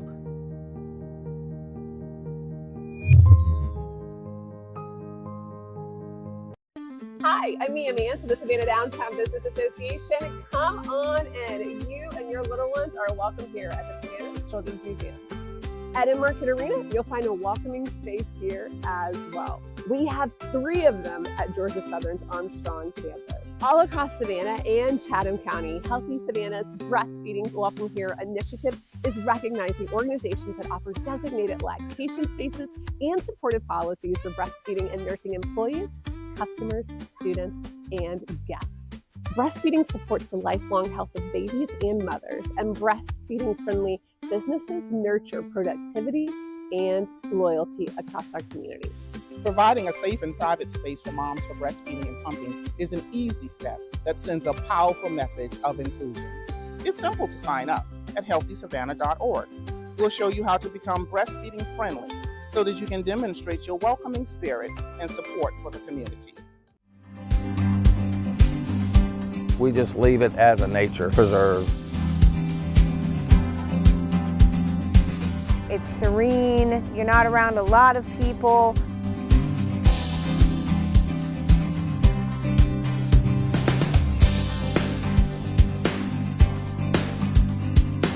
There's only so many natural spaces within Chatham County, and a lot of folks visit some of our more prominent community parks, Lake Mayer and Tom Triplett, and those give you some good options for recreating and getting outdoors. But if you're looking to take that next step into some more natural spaces that are a bit more off the map, then Al Bungard has that option for you. You see kayaks, canoes out here. People come out here and fish, they walk.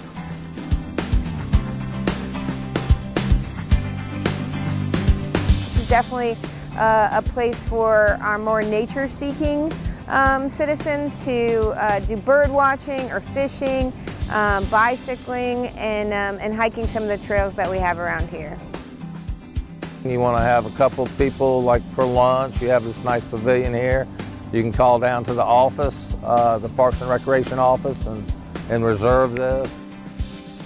With the amount of development we have, there's only so many places that you get to see that and experience it, and Al Bungard's a good option to be able to do that. We want it to be as much natural as possible.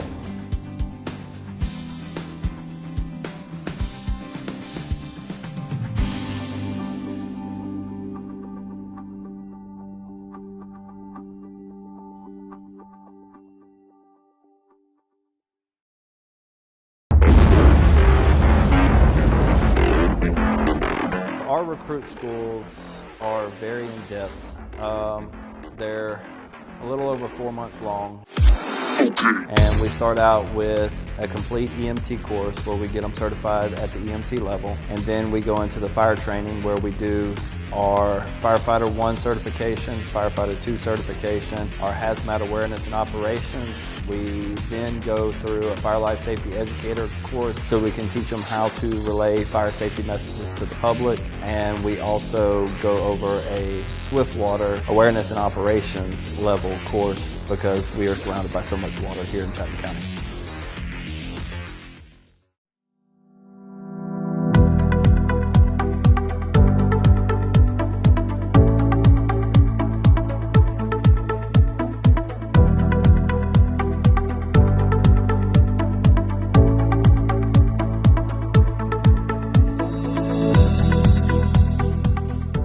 I had a meeting with a deputy chief and some other firefighters, and they wanted to understand, first of all, if we were a battery system, and also we wanted to go over the safety of our system as for when fires do happen and when you kill power, to verify to them that we die also with the power company. It's for police and fire, in my mind, is the major 2 things.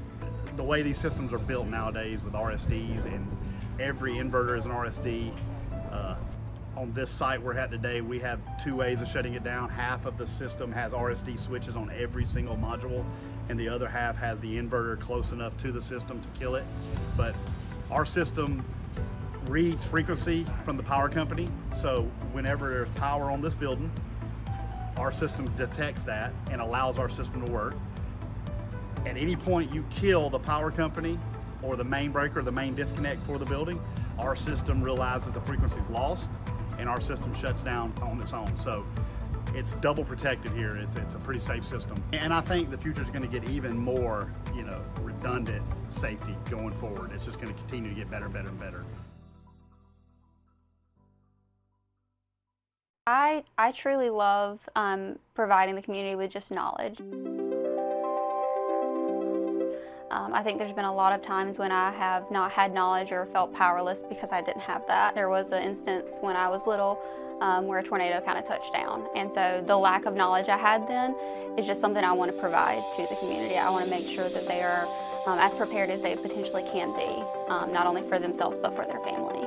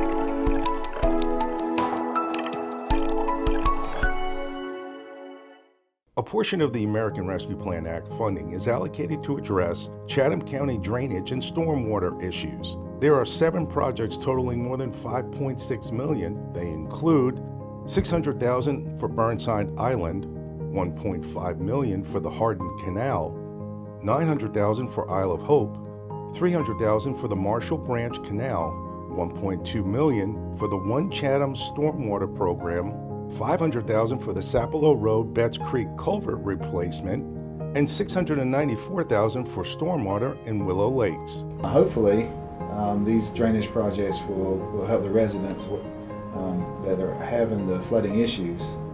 It'll help them get to their houses, or maybe keep their houses from being flooded. Hydraulic models are consistently updated by county engineers to identify and assess flood-prone areas and those impacted by sea level rise.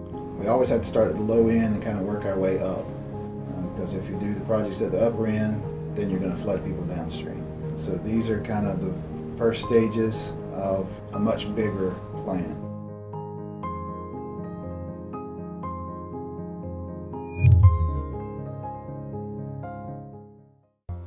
Hi, today we're going to make an emergency kit. You can use an emergency kit during hurricanes or other severe weather events. Some things you want to include are hygienic items such as toothpaste, soap, any medicines you may need, and of course, Stay Puft Marshmallow Man. Wait. What is that? Was what? Do people need the Stay Puft Marshmallow Man? It's my emotional support Stay Puft Marshmallow Man. I don't think that's a thing.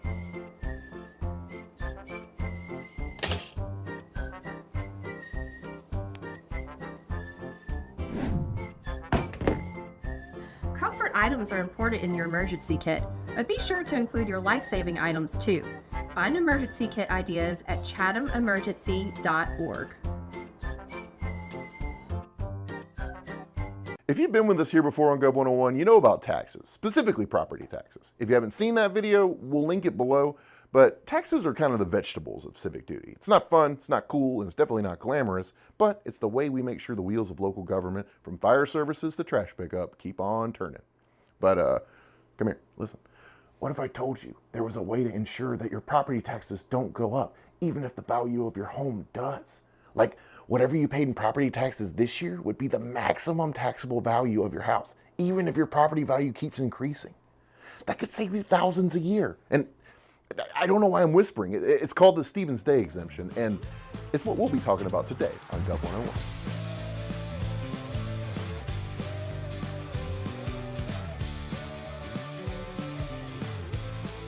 If you own a home in Chatham County as of January 1st of this year, and it serves as your primary residence, then you're eligible for homestead exemptions, including the Stevens Day exemption. It's something we've had here in Chatham County since 1999. It freezes your home's taxable value to that of the base year or the first year that you owned it.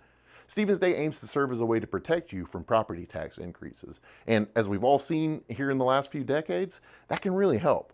If you remember from the property taxes video, every year city councils and Chatham County Commission pass a millage rate, which determines how much you pay in property taxes. All property taxes are based on 40% of your home's fair market value. That's called the assessed value. And the millage rate determines what percentage of your home assessed value you are charged for property taxes. More expensive home, higher taxes. But with Stevens Day exemption, the value part of that equation is frozen to the base year, meaning even if your home's fair market value goes up, the yearly millage rate calculation will be applied to that base year value. The millage rate can still increase based on the decisions of those elected bodies, but your taxes won't increase quite so drastically. Let's take an example. If your home's base year fair market value is $200,000, you'll only be taxed on 40% of that value, which is $80,000. If that millage rate was set at 10 mils, you'd be taxed $800 for that year's property taxes. Now, if you have Stevens Day, that taxable value is locked in for the entire time you own the property, and it serves as your primary residence. The millage rate can increase, meaning your taxes can still go up, but the base year value of your home doesn't, even if the actual fair market value of your home does go up. So let's take that as an example. If your home's fair market value goes up to $250,000, you'll still only be taxed on the base year value of $200,000. So without Stevens Day, you'd be taxed on 40% of $250,000, which is $100,000, meaning you'd be taxed $1,000 at a millage rate of 10 mils. That's $200 a year just in this example you've saved through Stevens Day. And real world examples can bring far more drastic savings, especially after a lot of time has passed. If you bought your home before home prices skyrocketed earlier this decade, you could be saving thousands of dollars at this point with Stevens Day, and many people are.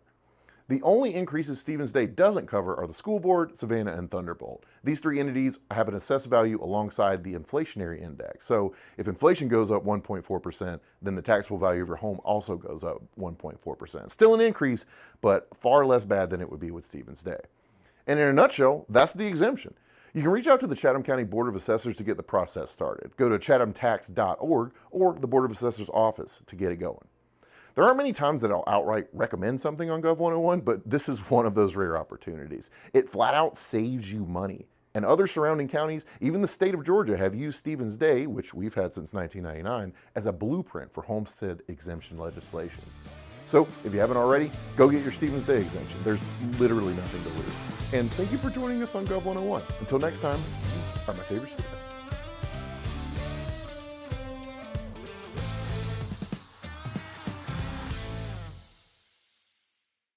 Making the healthy choice the easy choice. That's the world Healthy Savannah is building right here in Chatham County. Working to make health equity a reality for you and your family, this local nonprofit is increasing access to fresh, affordable food through our Food Policy Council, hosting community walks that get us moving together, and supporting moms through breastfeeding initiatives, all powered by community collaboration. When we work together, we thrive together. Visit healthysavannah.org to get started today.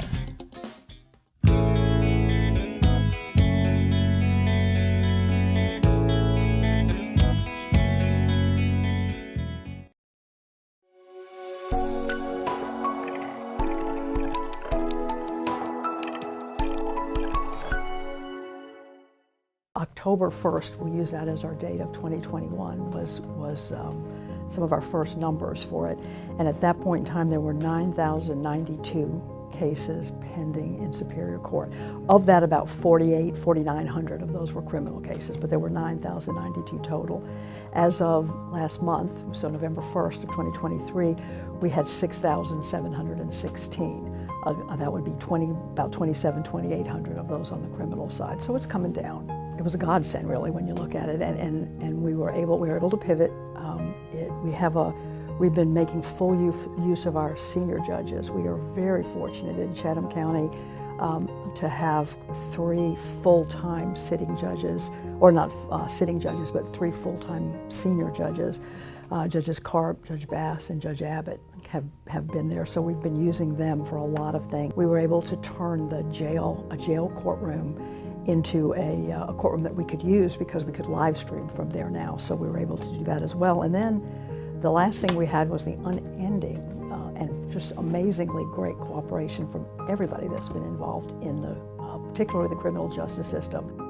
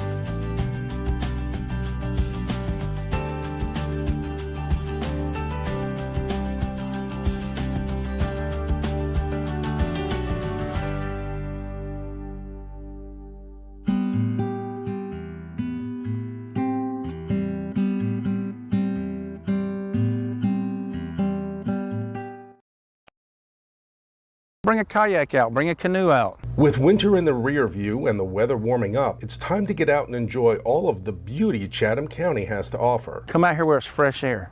See what we have to offer. Corey Harper is the project manager for Chatham County Parks and Recreation and says there is no better time than the present to explore the 177 acres of Tom Triplett Park. Everything from walking trails around the lake to off-road biking trails to disc golf, fishing. Corey says now that the Parks and Recreation Master Plan has been approved, he and his team have been hard at work on new developments like the completion of Phase 1 of the Tom Triplett Park. Once our expansion opens up, which hopefully will be within the next 3 to 4 weeks, we have a boat ramp, 2 additional restrooms, a multi-purpose field. We have another playground that's already been installed, and up and coming at the end of March, first part of April, we'll be opening up a new dog park right here at Tom Triplett Park. And that's not all. All throughout Chatham County, there are other parks that are going to be expanded. There are other programs that's going to be allotted to the community, to the citizens of Chatham County, and we're looking forward to that. Corey says folks on Wilmington Island can expect new additions to Charlie Brooks. We have an expansion of Charlie Brooks going on right now at Wilmington Island. That's going to give you soccer fields and another baseball field out at Charlie Brooks. And Phase 1 of the L. Scottsdale Park is nearly completed. And then we're looking now at Phase 2, which would be, the tennis courts and basketball courts. And I know the county has plans to do a closed-in basketball gymnasium. March 26th is a big day for Little Leaguers around the county and Ambuck Park as well. Which is opening day for Little League Baseball, and that will be Ambuck's grand opening, and that's a complete new baseball field with a challenge field for special needs. Day-to-day life can often be consuming, but here's some sound advice that can make your next visit to any of Chatham County's parks a memorable one. Get off the computer, get away from the cell phones, disconnect. That's what it's about. That's what Parks and Rec should be about. Come out and enjoy the nature. If you would like more information on any other county services, visit chathamcountyga.gov. Reporting for the Chatham County Public Information Office, Robert Cattins.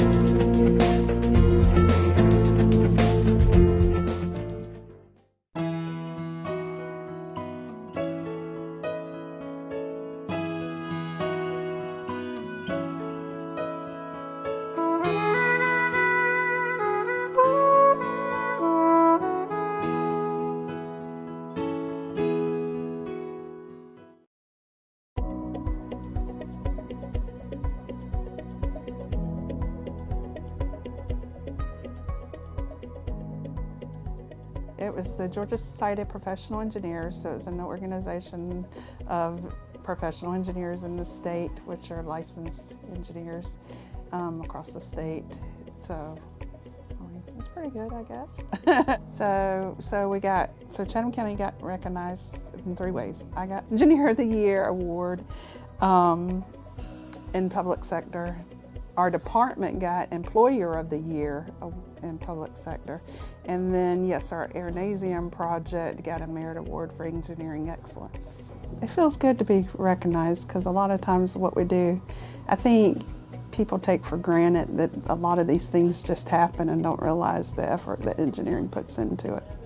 We took a good group of us up with us, and the announcer that was announcing the names was like, okay, well, we hear you, Chatham County, because we were loud and proud. I think that's what keeps most of us in public service, right? Is that service to the public and making our community better, because goodness knows the pay's not great. We could go to private sector and consult and make a good bit more money. But we stay in public service because it's to make that community better, not just for ourselves, our families, but the community at large. I think now I feel like I'm good. I've done it. So now I can try less hard. It's kind of surreal, but it's an honor because it's a recognition by an organization that is statewide. It's not just local. Although I was nominated by the local ASCE, there was a committee at the state level that had to review it all and vote on them, and I don't know how many they received. Maybe I was the only one. I don't know. But it's an honor because there are some really good engineers across the state and in this department, and to be recognized as of the year is pretty incredible. Want to help reduce mosquitoes? Try tip and toss. If you see standing water and items around your yard, just tip and toss. Removing standing water prevents mosquitoes from breeding. Oh look, something to tip and toss.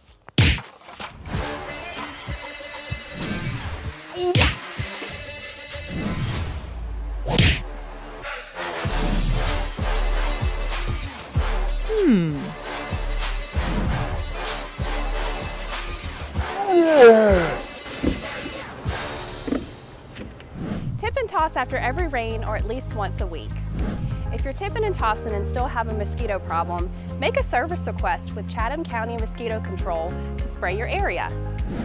Download the free My Chatham app or visit our website, chathamcountyga.gov, to make your request.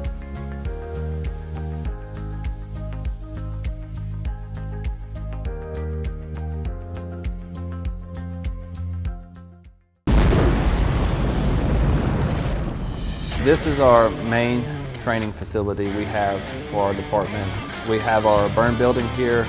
We host our recruit schools here. We do our in-house EMT and all our in-house fire training here. This is where we hold the actual certification classes and the hands-on training that we can get as close to live simulations as possible.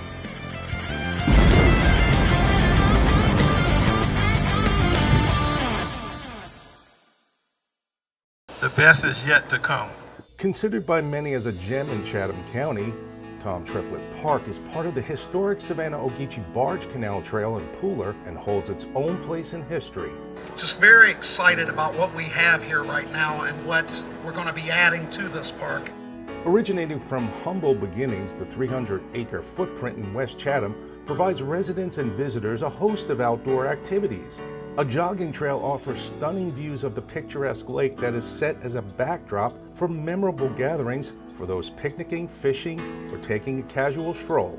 When I first ran, I ran on that premise of we were treated like the red-headed stepchild. I think it's pretty clear that we're no longer treated like the red-headed stepchild. County staff took a closer look at the park's master plan and through some creative brainstorming, developed a way to make a great park even better. One of the opportunities in 2019 was this Georgia Council for the Arts grant which we thought, we have this wonderful master plan here at Tom Triplett Park, but we don't have enough funding to really get it all done, and the amphitheater is like the last piece of that. A rendering of the amphitheater could look similar to this, and that's not all staff says you can expect. You got this multi-purpose field which kids can come and play, and you can have picnics out here, and also when we get this grant for the amphitheater, we can have music here, art shows, or what have you. Staff says the build-out is about $400,000, with 25% of that hinging on grant funding. As for when you'll be able to enjoy your first event, I'd say maybe 2 years if we are successful in getting the funding. The application would go in later this summer, and I think their turnaround was pretty quick before, and then we'd have to see where we end up. a boat ramp, more restrooms, a new playground, and easier visitor access will complement the new expansion project, a project budding to accommodate the community's rapid expansion that will etch the history and charm of Tom Triplett Park for generations to come. We're very excited. We think it's a great opportunity for us here in our community. It's an amazing day for West Chatham, and we need the public's input, and we're going to keep making this park the best around.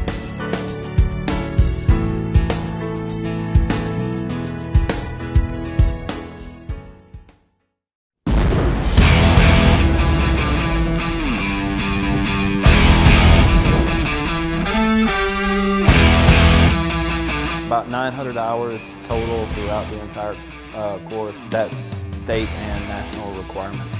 So they get certified on both the state and national level. Their mission is to pass all certification classes and learn how to be successful firefighters on the floor. Our mission is to give them that knowledge and train them to be the best servants for the citizens of Chatham County.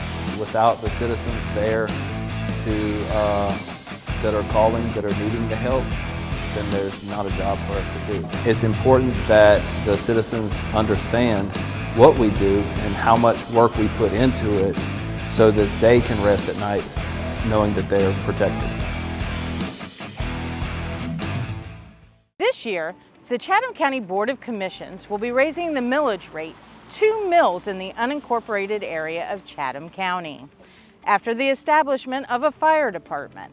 This equates to a 48.99% increase to the taxes in the SSD, or Special Service District Fund, which pays for the employees, equipment, and administrative costs for public safety. The agency is responsible for protecting residents of unincorporated Chatham. Raising millage rates is not something that our commission has taken lightly. In years past, the fire fee was what funded the fire department. The fee was a separate bill collected annually, and the cost of each resident's fire fee was based on the calculation of burnable square footage. Now the price of fire services will be paid through property taxes, and for 82% of residents in unincorporated Chatham County, this will be an overall savings when compared to the fire fee. Here's an example of how this works. Let's look at an average price home in the Whitfield Park neighborhood. This household paid for the fire fee in 2024 at a cost of $268.52, plus an SSD property tax of $89.14, which means this house paid $357.66 for both the SSD property tax and the fire fee. This year, under the new proposed millage rate, the same property will pay $128.47 in the SSD property taxes. But they won't be paying for a fire fee, since fire services is now included in the SSD millage rate. The total savings for this property from 2024 to this year is $228.92. Not all households will see a reduction, but 82% will. In an effort of transparency, Chatham County has created a tool which you can use to look up your projected costs. Visit the link in the description of this video to find yours. Here at Chatham County, the safety of our residents is our top priority. Providing the best fire and police services that your tax dollar can buy. If you'd like to dive deeper into our proposed budget, a detailed breakdown is available online at chathamcountyga.gov. When we started on the initiative of coming up with a non-emergency call center, we had a couple goals, and that was to improve our call answer time and make sure that every call was answered when someone from Chatham County dialed 911. Success for me looks like having a staff that is happy and loves coming to work and love what they do, as well as making sure that the citizens receive the service that they deserve and require. Since the inception of the NEC, we have had a 74% reduction in the administrative calls that are coming into the 911 center and a 25% reduction in the abandoned call rate. So I think that spells success to me. Any assistance that they can get to take some of the pressure off of having the incoming administrative calls allows them to devote more time to their calls that are 911 emergencies. So them being able to concentrate on the call in front of them, be able to have that one call, because they can only answer and follow protocol on one call at a time. We receive a lot of noise complaints, some disturbance calls, a couple of administrative calls. We even receive calls that come in from citizens to put in work requests throughout my Chatham, and if it's in the city of Savannah, it also is routed to the city of Savannah. That is the value of having the non-emergency call center, because they can take those calls while you're answering more critical calls. We've seen improvement in both our abandoned call rate by almost 30%, as well as about a 6% improvement in our call answer time year over year so far. They should call the NEC when they have a non-emergency issue. So if it is a life or death situation or an immediate medical concern, call 911. So for those types, call 911. If you need to make a theft report that happened a few days ago, a burglary report where there's no suspect on scene, you can call the non-emergency call center and we will ensure that you get the help. We'll make sure that the call is entered into the CAD system and someone responds. And our non-emergency number is the 912-652-6500, option 1.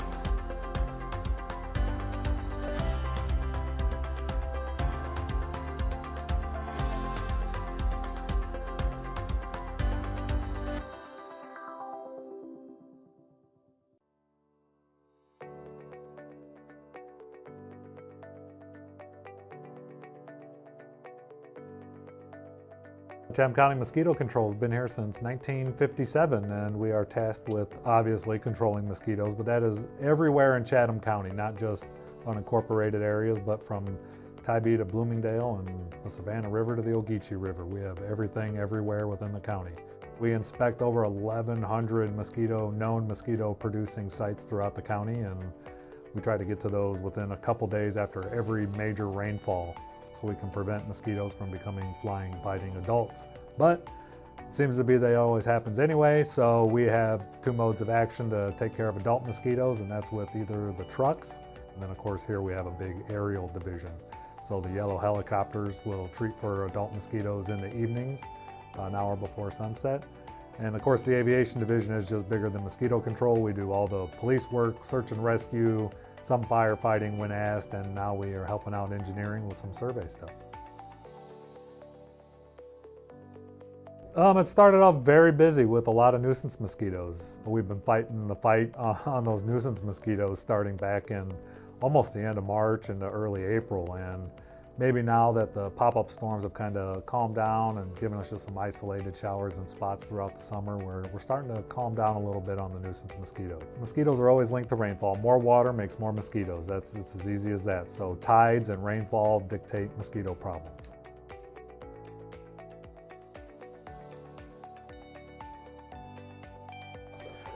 Yeah, the spray notifications are pretty straightforward. You get a email, phone call, or text from an automated system about 24 hours before the helicopters were to work around the area you want to be notified about, which is generally your house.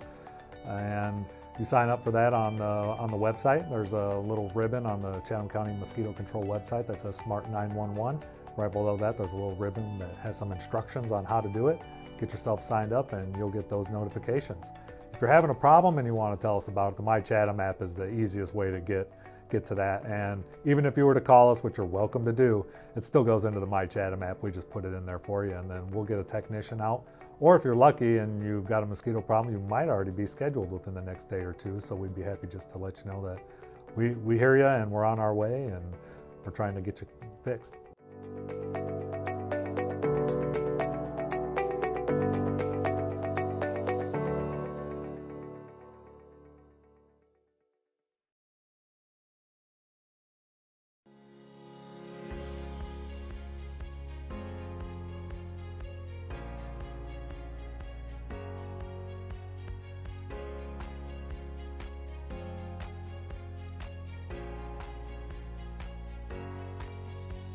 So I started out in the Boy Scouts when I was 10 years old, and the motto of the Boy Scouts is be prepared.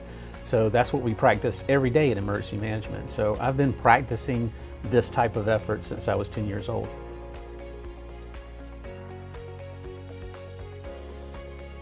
Our focus is to manage the organization and to make sure that all of the needs of the organization are being met. And there are a lot of needs. So there's community needs, there's political needs, there's financial needs. So really looking at all of those elements and all of those needs from the variety of different demographics, a variety of different partners throughout our community, and trying to ensure that we're meeting those needs as best as possible. So we've got a great staff here. They're all very, very well-rounded in a lot of different things. So we're able to accommodate most of those needs at a moment's notice.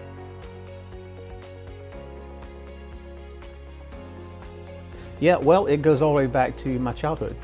Being prepared. Having that public service type of mentality, always serving somebody, ensuring that you're doing what you can in order to make somebody else whole or to give somebody else something that they need in order to make themselves just a little bit better. So, and that's all about preparedness. And what other role is there where that's what you get to do day in and day out all day long.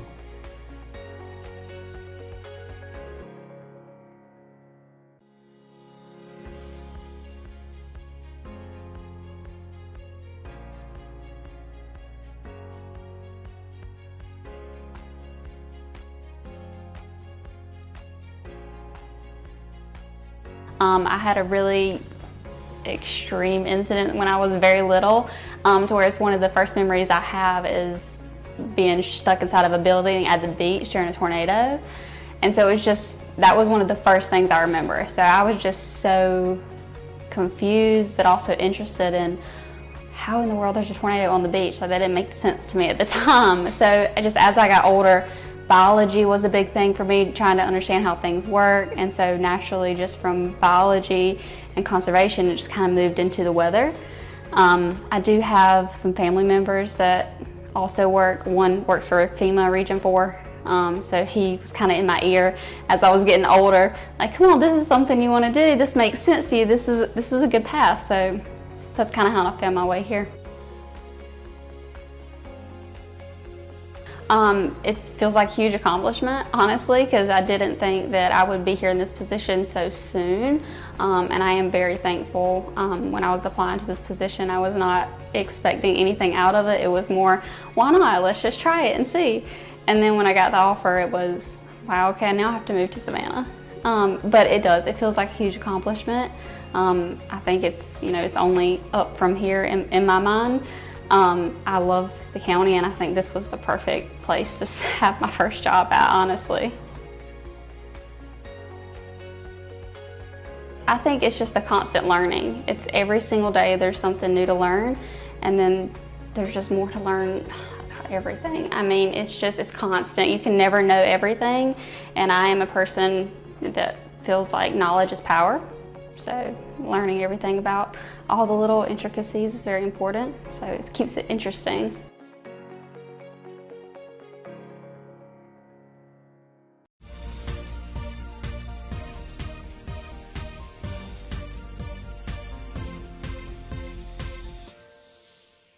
Hello and welcome to The Chat, the official podcast of Chatham County Government. My name is Will Peebles and I'm with the Public Information Office. And today I have the distinct pleasure to be joined by Ms. Suzanne Cooler, Hello. Director of the Engineering Department.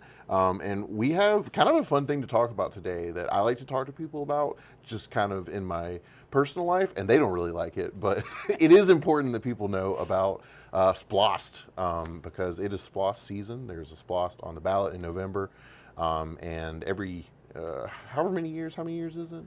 6. It's every 6 years. It's a weird one. Every 6 years, Chatham County gets to vote on a 1% sales tax, a continuation of that 1% sales tax on all things sold in Chatham County. And kind of the magic of that from the government side is that individual 1% allows for not just residents of Chatham County, but anybody who buys anything here to contribute to a lot of public projects that mostly benefit people who do live in Chatham County. So yeah, I guess when you guys are planning out a SPLOST, planning out the projects that are coming into a SPLOST, what do you guys have in mind? Like what are the things that you can do with SPLOST money? Sure.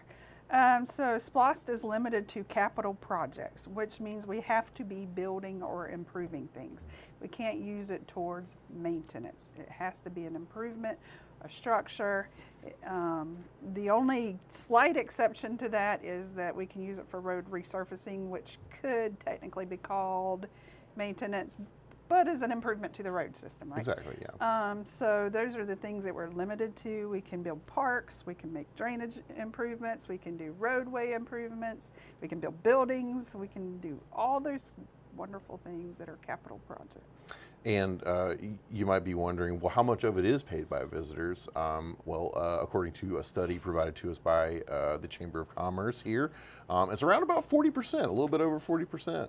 Of that money, and over the years it's been pretty beneficial to us. We were talking earlier, you said $2.2 billion? Over $2.2 billion total SPLOST tax collections. Yeah, and that's since 1985? Since 1985. Yeah.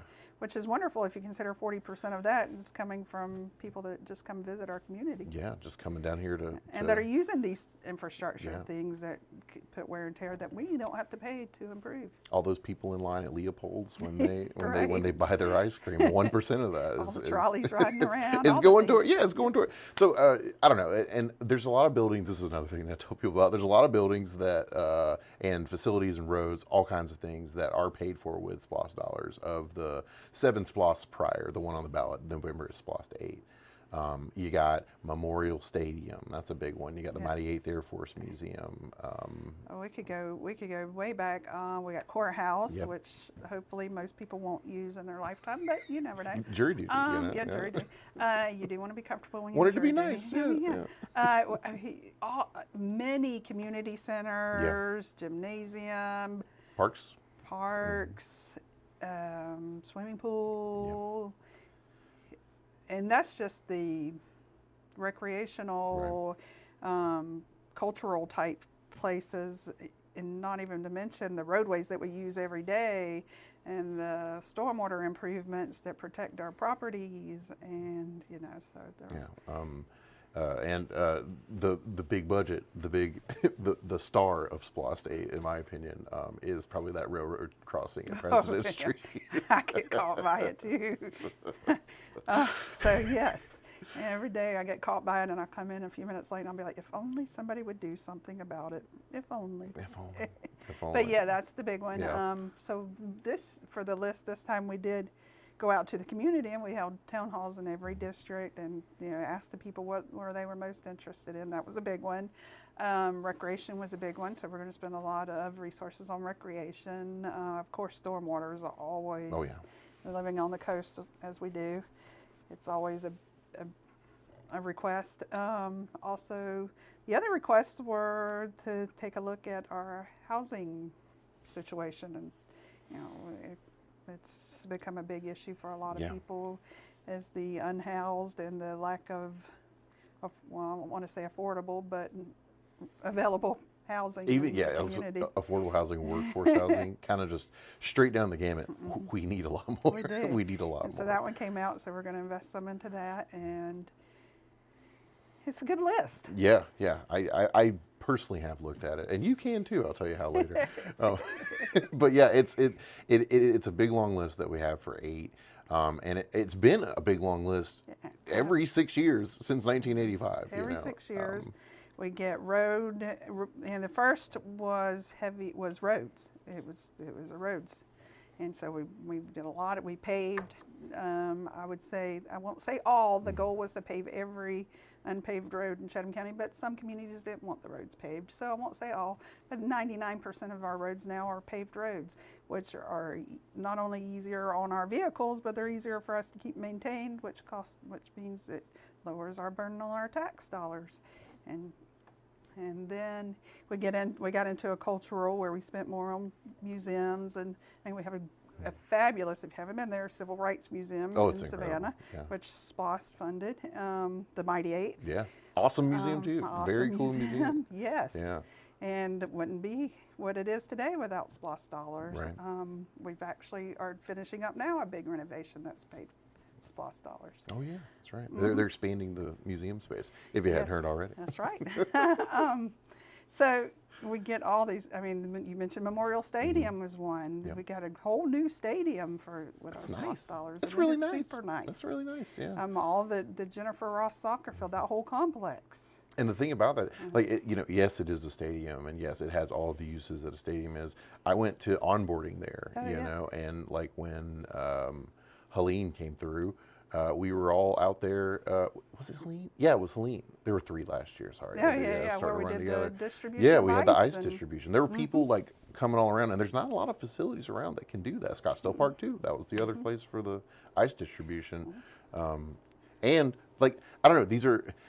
I really try to hammer this home because it's like, you only pay for this when you buy things, and like, yeah, you're buying stuff because you live here, but also other people are too, and that's taking a lot of money off of that would be probably charged to you via millage rate or via tax dollars. Absolutely. Otherwise, Property taxes, yes. Because a lot of these things have to be done. They really do. I mean, it's not just luxury things or things that we would have to do otherwise, and we would have to pay for that. Right.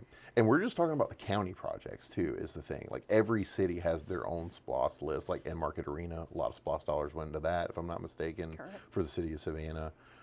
Like, it's everybody. Everybody gets something. Tybie's Dune restoration project out there. Everybody, from the smallest, Vernonburg, to the greatest, Savannah, all the municipalities and jurisdictions get a piece of the SPLOST and to get those projects that are most important to their community. Yeah.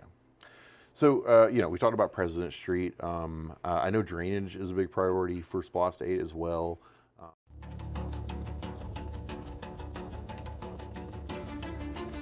Scams are getting smarter, more convincing, and harder to predict. Almost everyone has received a suspicious call, text, or email, and sometimes it's hard to tell what's real and what isn't. In this series, we're going to be talking with Detective Kiana Robbins, who is with the Chatham County Police Department. And we're going to be diving into how these scams work, what the warning signs are, what to look for, and what to do if someone you know is targeted. In this first video, we're going to be breaking down these types of scams and the red flags everyone should know. So here with me now is Detective Kiana Robbins with the Chatham County Police Department. How are you doing today, ma'am? I'm pretty good. How about yourself? I'm doing pretty good. It's getting a little crazy out there. That is true. So, just for people who don't know, can you just talk a little bit about yourself and talk about like what you do specifically with the Chatham County Police Department?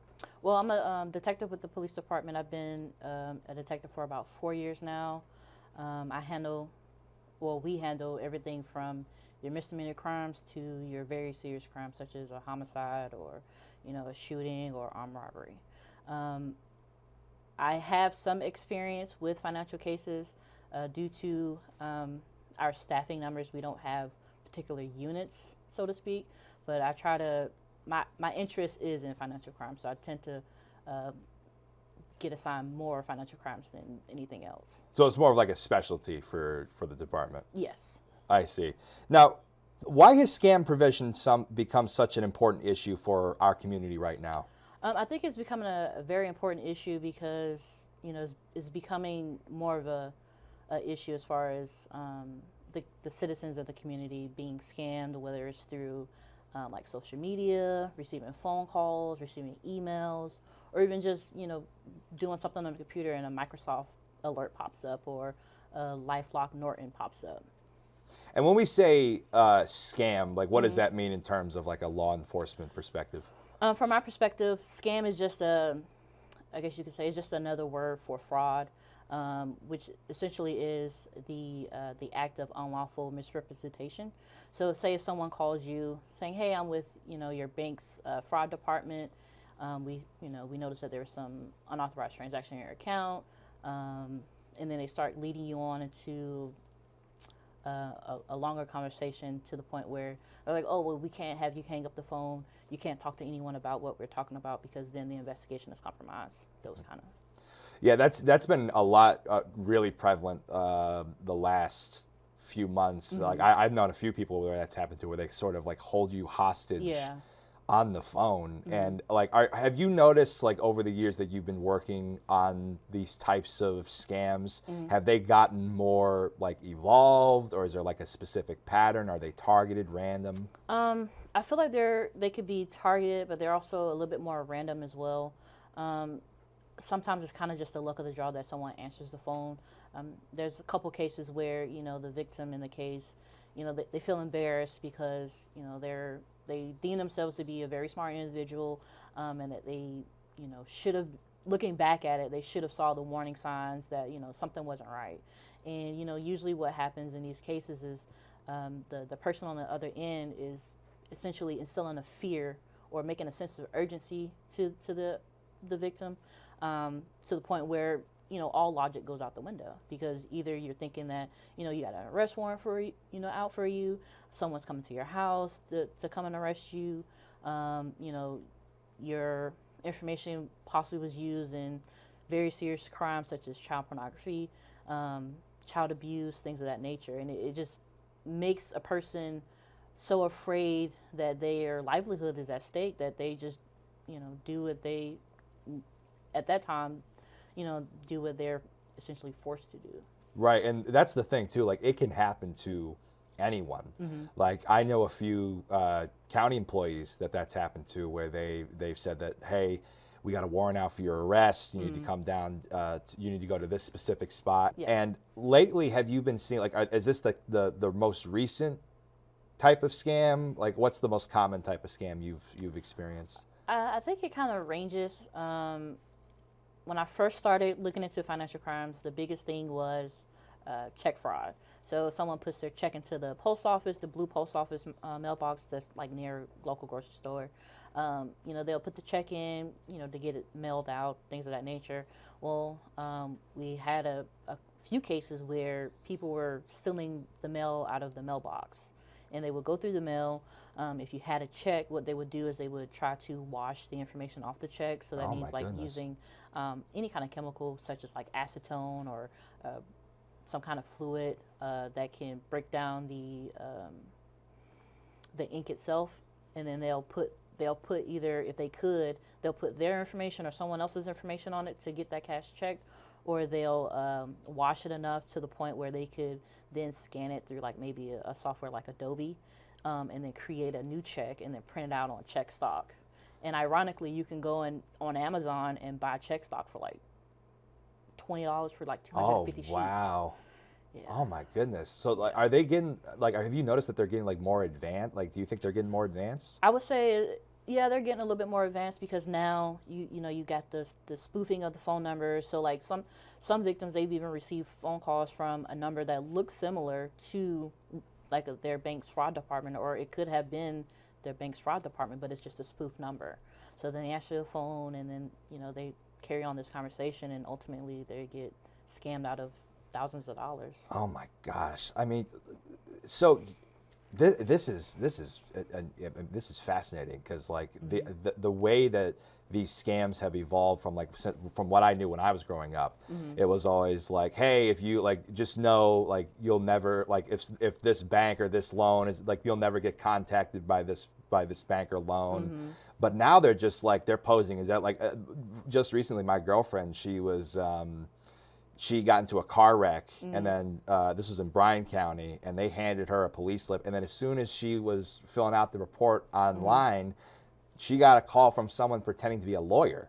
Oh wow. So it's almost like there really isn't like, because one of my next questions I was going to ask you is like, is there a typical script that they follow? Because that seems like it's now more random. So I would say it depends on the type of scam. Like when it comes to the phone calls you get and they say, hey, I'm with your fraud department, it sounds, in the cases that I've gotten, it sounds like the scammers are usually using some kind of script, because the conversation is particularly the same with each victim. And then, there are some specifics that they change to kind of fit to, whoever they're talking to. But it seems like for the most part, it's kind of scripted. And for the most part, like in general, like it's essentially the same scam, whether it's like online or on the phone, or do they use like different tactics? I think it may be a little bit more similar. When it comes to the online, they essentially, like if you're on the computer, pop-up comes up, hey, your Microsoft is, there's something wrong with your Microsoft account. You need to call this number. There's something wrong with, Norton LifeLock. Hey, call this number. And then you call the number from the pop-up, and then, you're on the phone with the scammer. From there, they're trying to get all your personal identifying information, such as your, getting you to verify like your name, date of birth, social security. They may just give you like the last four, and you may say yes or no, whatever the case is, and they just continue to prolong that conversation. Now, with those kinds of scams too, because when I was growing up, they're like, don't even answer the phone because they can take your voice. Has that happened too, or is that just like a common misconception? Well, with AI now and the capabilities of AI, it's probable that is happening. But me personally, I haven't worked any cases where that is the case. Now, what would you say to those, like, to look out for, like, the early warnings? Like, what are some red flags, like, if you ever encounter a call like that? When it comes to, like, the phone calls, I would say a red flag would be, hey, they say, we're with your bank, and, you have some unauthorized charges. I would say if you have like a computer or a separate device, just go ahead and log into your online banking information if you do online banking to see, if there were any charges. If you start to feel like, something isn't right about the conversation, you can always hang up the phone, and then on the back of your debit card or your credit card is a customer service number for your bank. And I would just say call that number and then try to speak with someone there. If you can't, say if you have a bank that's local, like Wells Fargo, Truist, Bank of America, I would say try to get to your local branch and speak with either the branch manager or a teller. They have access to pull up your account, and they can, confirm whether or not there were transactions on your card or your account. And then from there, you can always file a complaint with the bank, and then they would, have someone reach out to you, or they may, depending on how late in the day it is, they may just take care of it right then and there. You talked earlier about like how they kind of sort of follow a similar script. Like, can you give us like an example of what like a typical like? Let's see. Recently, we've had cases where individual receives a phone call. They're like, "Hey, we're with your financial department, like your financial institution's fraud department. Hey, these were some unauthorized charges on your account. Do you have a bank account anywhere else? Do you have money anywhere else? If you do, we need you to secure the funds." And ways, and they will tell you ways to secure them would either be to put that money into your account that they're calling about, and then they're making people or having people do cashier's checks and sending the cashier's checks to businesses. I've had one case where they did the cashier's checks, and then they prolonged the conversation long enough, over months, to where the victim was told to take substantial amounts of money and buy gold with it. Oh, wow. Yeah. Gold? Yeah, gold. So once they bought the gold, they were instructed, hey, let's take a picture of all the gold that you have, and then we'll have someone come meet you to take it and secure it. Yeah, so they also make it seem like what they're doing is helping you secure your money into dummy accounts, which is where the cashier's checks comes in, and then that's where also the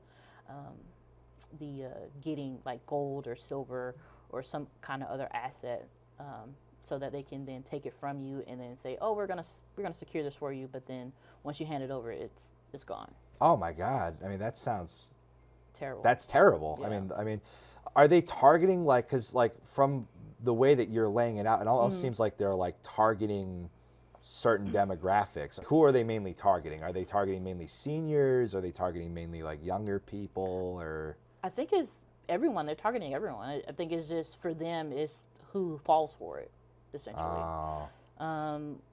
You know, some cases there's, you know, individuals who range between the ages of, let's say, 20 to 30, and then you have 30 to 80, 30 to 90. I think the oldest victim I have is I want to say about 90, 91. Wow. And then the youngest victim I have so far is about 19, 20.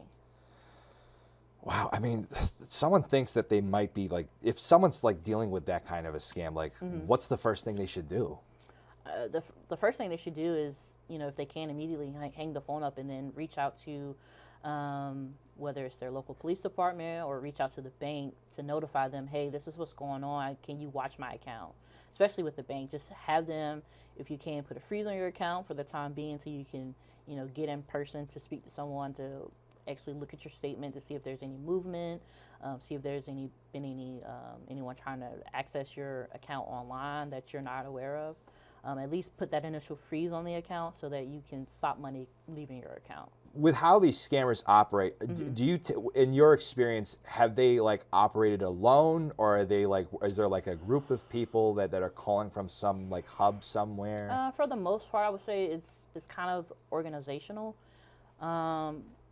In a sense, so with the check fraud stuff, we've worked with Savannah PD as well as the United States Postal Inspectors, and I think there was at least, you know, a ring, maybe 2 or 3 rings with 10 to 20 different people that we've been investigating. As far as the status of those cases, that would be up to the Postal Service, since going into the postal mailboxes and stuff, that's a federal offense. Oh my God! So have you ever seen ones that like started out small, or that like, they seem small and they just, oh my God. I would say the very first like check fraud case that I was able to identify individuals in ended up being a lot bigger than what it started out as, and we ended up getting the postal inspectors involved, and they have the case file, and I believe that they're trying to do something federal with that, but I'm not 100% sure on that. Now, do they typically like go after people around a certain time of year? Because obviously during with the holidays coming up, are they going to be going after them then, like during like certain breaks, spring break, summer? I think it's just opportunity, honestly. I know the check fraud has kind of increased a little bit, especially around the holidays, because people are, you know, sending out mail to family members that, you know, aren't necessarily near them, so they're mailing it out all across the nation. And check fraud actually isn't just a Chatham County issue; it's a nationwide issue. You know, if someone contacts you and you believe that they are, you know, trying to get your information to scam you, or to whether it's money or any kind of other possessions that you may have, whether it's like family heirlooms, antiques, things of that nature, definitely report it. If you aren't out of any money, you don't typically have to report it to police, but you can always file a report through ic3.gov. It's essentially a reporting database for the federal government. Any complaints that are filed will get stored, and local law enforcement can have or has access to look up the submission number to actually get the full report. Now, do people typically ignore like their gut feeling when they encounter a call like that? Is it more based off of instincts, or is it just like, oh, I know what this is a scam, and like I've done my research? Is it just in the moment? I think it's more so in the moment, because like I said earlier, I've investigated a couple cases where, you know, the person, that they're very intelligent and they're very aware of like what's going on around them, but you know, once that fear is instilled into them, or that sense of urgency is instilled, then, you know, logic just goes out the window. Oh, absolutely. And I know from personal experience, when that happened to a loved one of mine, it was, I mean, it was a very distressing time. Yeah. And I mean, it could really leave you discombobulated. You know, like you're really not thinking straight. So I mean, this really is just about just human nature and just how in the moment they take advantage of that. Exactly. And so if they encounter a suspicious message and they don't go through with it, should they still report it? I would say yes. You don't necessarily have to, but just for the sake of making law enforcement aware of what is going on, I would say yes. Putting it on paper essentially, so that you guys are aware, and so that we can once we look at the case, obviously we see that there's no loss of money. What we'll do is we can reach out to agencies or local agencies around us, surrounding agencies, and just make them aware. Hey, this is what's going on. We actually our Betsy Nolan, she actually sent out an email earlier today or yesterday. Someone, or I think it may be like 1 or 2 reports came in recently where the scammers were saying, hey, I'm Jeff Hadley, the chief of police for Chatham County, and asking for money, and it's like no law enforcement agency is gonna call you and ask for money. Now we will call and say, hey, you may have an arrest warrant, but if that's the case, definitely contact your local police department or go in person to see if in fact that that warrant is in fact active or invalid. And if it's not, then just make a report. Hey, I got this phone call. They said that I had a warrant for my arrest. And if that was that, then we just put it on paper. I was just about to say too, like how often does that happen where they impersonate like officials and law enforcement? Is that something that you commonly see too? Recently, yes. I would say within like the last years, like maybe last year and a half, we've seen an uptick in those kind of cases. For the most part, they've been claiming to have been, deputies with the Chatham County Sheriff's Office, or with Hinesville Police Department, Liberty County Sheriff's Office, and saying that you have a federal warrant for your arrest because you missed federal grand jury. Oh my goodness. Yeah, and then they just keep the conversation going, and then they say, hey, well, you can either we can either arrest you right now, you spend the weekend in jail, or you can pay us how much ever money. The most, I want to say the most someone has in that case, I think it was like $15,000, and a form of payment they would suggest is Bitcoin. So they would make the person take money out their bank account and then go to a Bitcoin ATM, which could be at any convenience store. It's a yellow machine and it has Bitcoin on it. Why Bitcoin? Bitcoin because it's a lot harder to trace than actual cash. Well, it's a lot harder to trace than moving money from bank account to bank account. So what goes into the cryptocurrency cases is, we can't get any personal information from a wallet address until it gets to an exchange. And an exchange is basically Bitcoin's version of a bank. Oh my gosh. So it'll go from one wallet address to another wallet address to like 6 different wallet addresses split off, and then finally it gets to like their version of a bank, and it's like maybe $100, but the victim put in like $15,000. So I mean, this is getting like really scary now too, especially with the advent of AI and all of this. Like, how is the police department like keeping up with that? And like, I mean, is it almost unpredictable to kind of, is it just like, or as it goes? When you say keeping up with it, what do you mean? Like keeping up with how with their techniques, because like you're like now they're using like Bitcoin, like that's insane. That's insane to me. I think it's just kind of like, looking at the reports that we get and trying to find, I guess, the information in the report that details, this is what happened, this is how we got from point A to point Z, and then trying to make sense of everything. Because, I mean, these cases are very complex. They really are. And, You're like blowing my mind with some of this stuff. Like the fact that they're using Bitcoin is like crazy. Yeah. So, and and sometimes, or half the time, they're not even getting the person to go to the Bitcoin ATM. They're making them download, or if the person already has access to Bitcoin or a different cryptocurrency through like Coinbase or crypto.com, they're like, okay, well, here, we're going to give you a QR code. you basically send money to this wallet address that's attached to the QR code. And then that initial wallet, we will have to, we can't get anything from that initial wallet because it's not attached to an exchange, so to speak. So once the money goes into the wallet address, we then have to trace it from that wallet address to wherever it goes.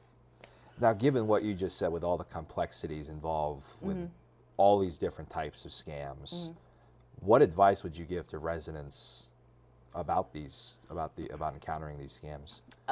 My main advice would be, if you receive a phone call and they're claiming to be with law enforcement and they say that you have to pay them, hang the phone up. No law enforcement agency is going to ask for money.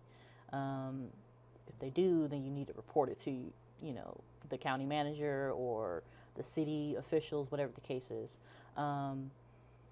If like I said, if you receive these phone calls and you answer and they're like, oh, with your fraud department, if you don't recognize the number or you think something a little off, check your email to see if you got any emails from your bank, if you have the alert set up, if you have access to online banking.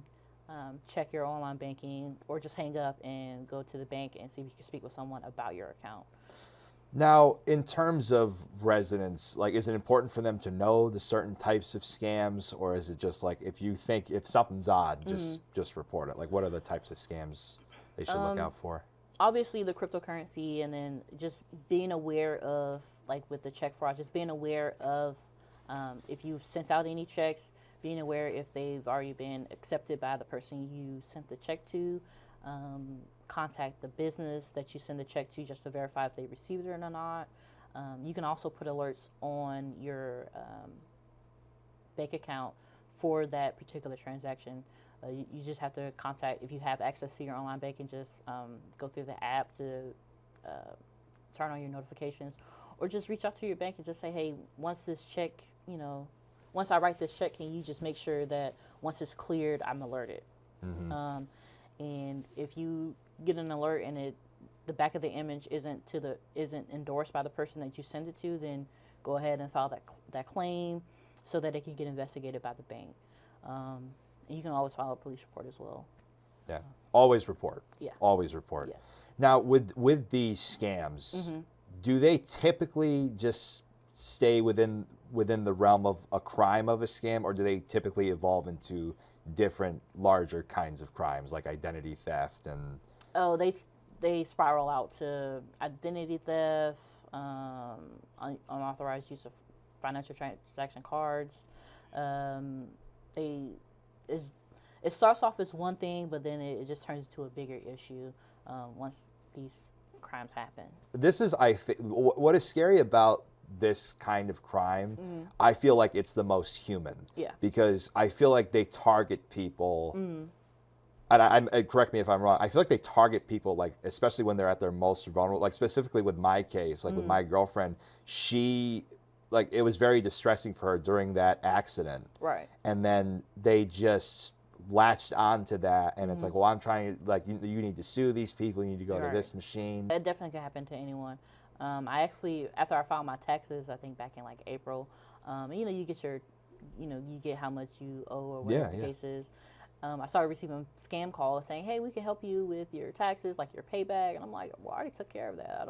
I recently just got a call. I was paying off some of my student loans, and I've gotten 3 separate calls from 3 separate numbers saying they were the same person. Yeah. And I looked at and then they called my work phone. Yeah.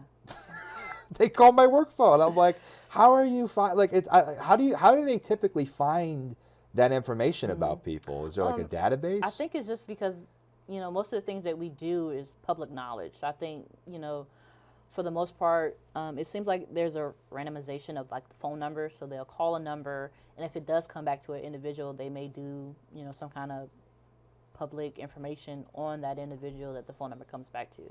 So like if you do a Google search of a phone number and it comes back to me, you can do a Google search of my name and you can see stuff from like high school where, I played basketball in high school. So like some articles from that pop up, things of that nature. It's just crazy. It really is. To think about. It really is. And as we kind of wrap up here, why is it so important for people to report these kinds of scams? I think it's important to report these scams to not only prevent this from occurring to anyone else, but also to protect yourself. Because, you know, when scams like this happen, they may not only just attack you from like getting your money, they may also try to use the information they've obtained from you to then, you know, open new lines of credit, to basically make it to where you can't do anything. I think that's the biggest reason for reporting these is that reason. And what can, I know, it's just, it really is just crazy. I mean, I guess, what can people do to protect themselves?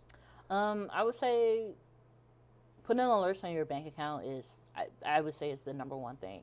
I actually was at home maybe a month ago, and I got an alert saying, hey, you know, there's some activity on your card. I was like, I don't know about this. So I went and froze my debit card, and I think 10 minutes later I got a notification saying, hey, this Instacart transaction for $200 was denied. I was like, I don't even use Instacart.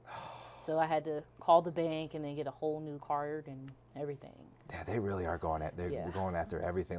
I recently had a thing where I had money taken out of my PayPal, and I was like, I did not approve of this transaction, and it was just like a whole process. And I had to call my bank, and they had to block. It's just a whole thing. But is it best for people to just be vigilant, or because obviously you don't want to dive into the realm of paranoia, but it's like you just have to just be aware of it. Yeah, I would say just being aware of it and then taking the necessary steps as far as, you know, putting alerts on your account so that, you know, when, you know, a certain amount of money is spent, it alerts you, or you can just do it for any transaction, whether it's a deposit or withdrawal.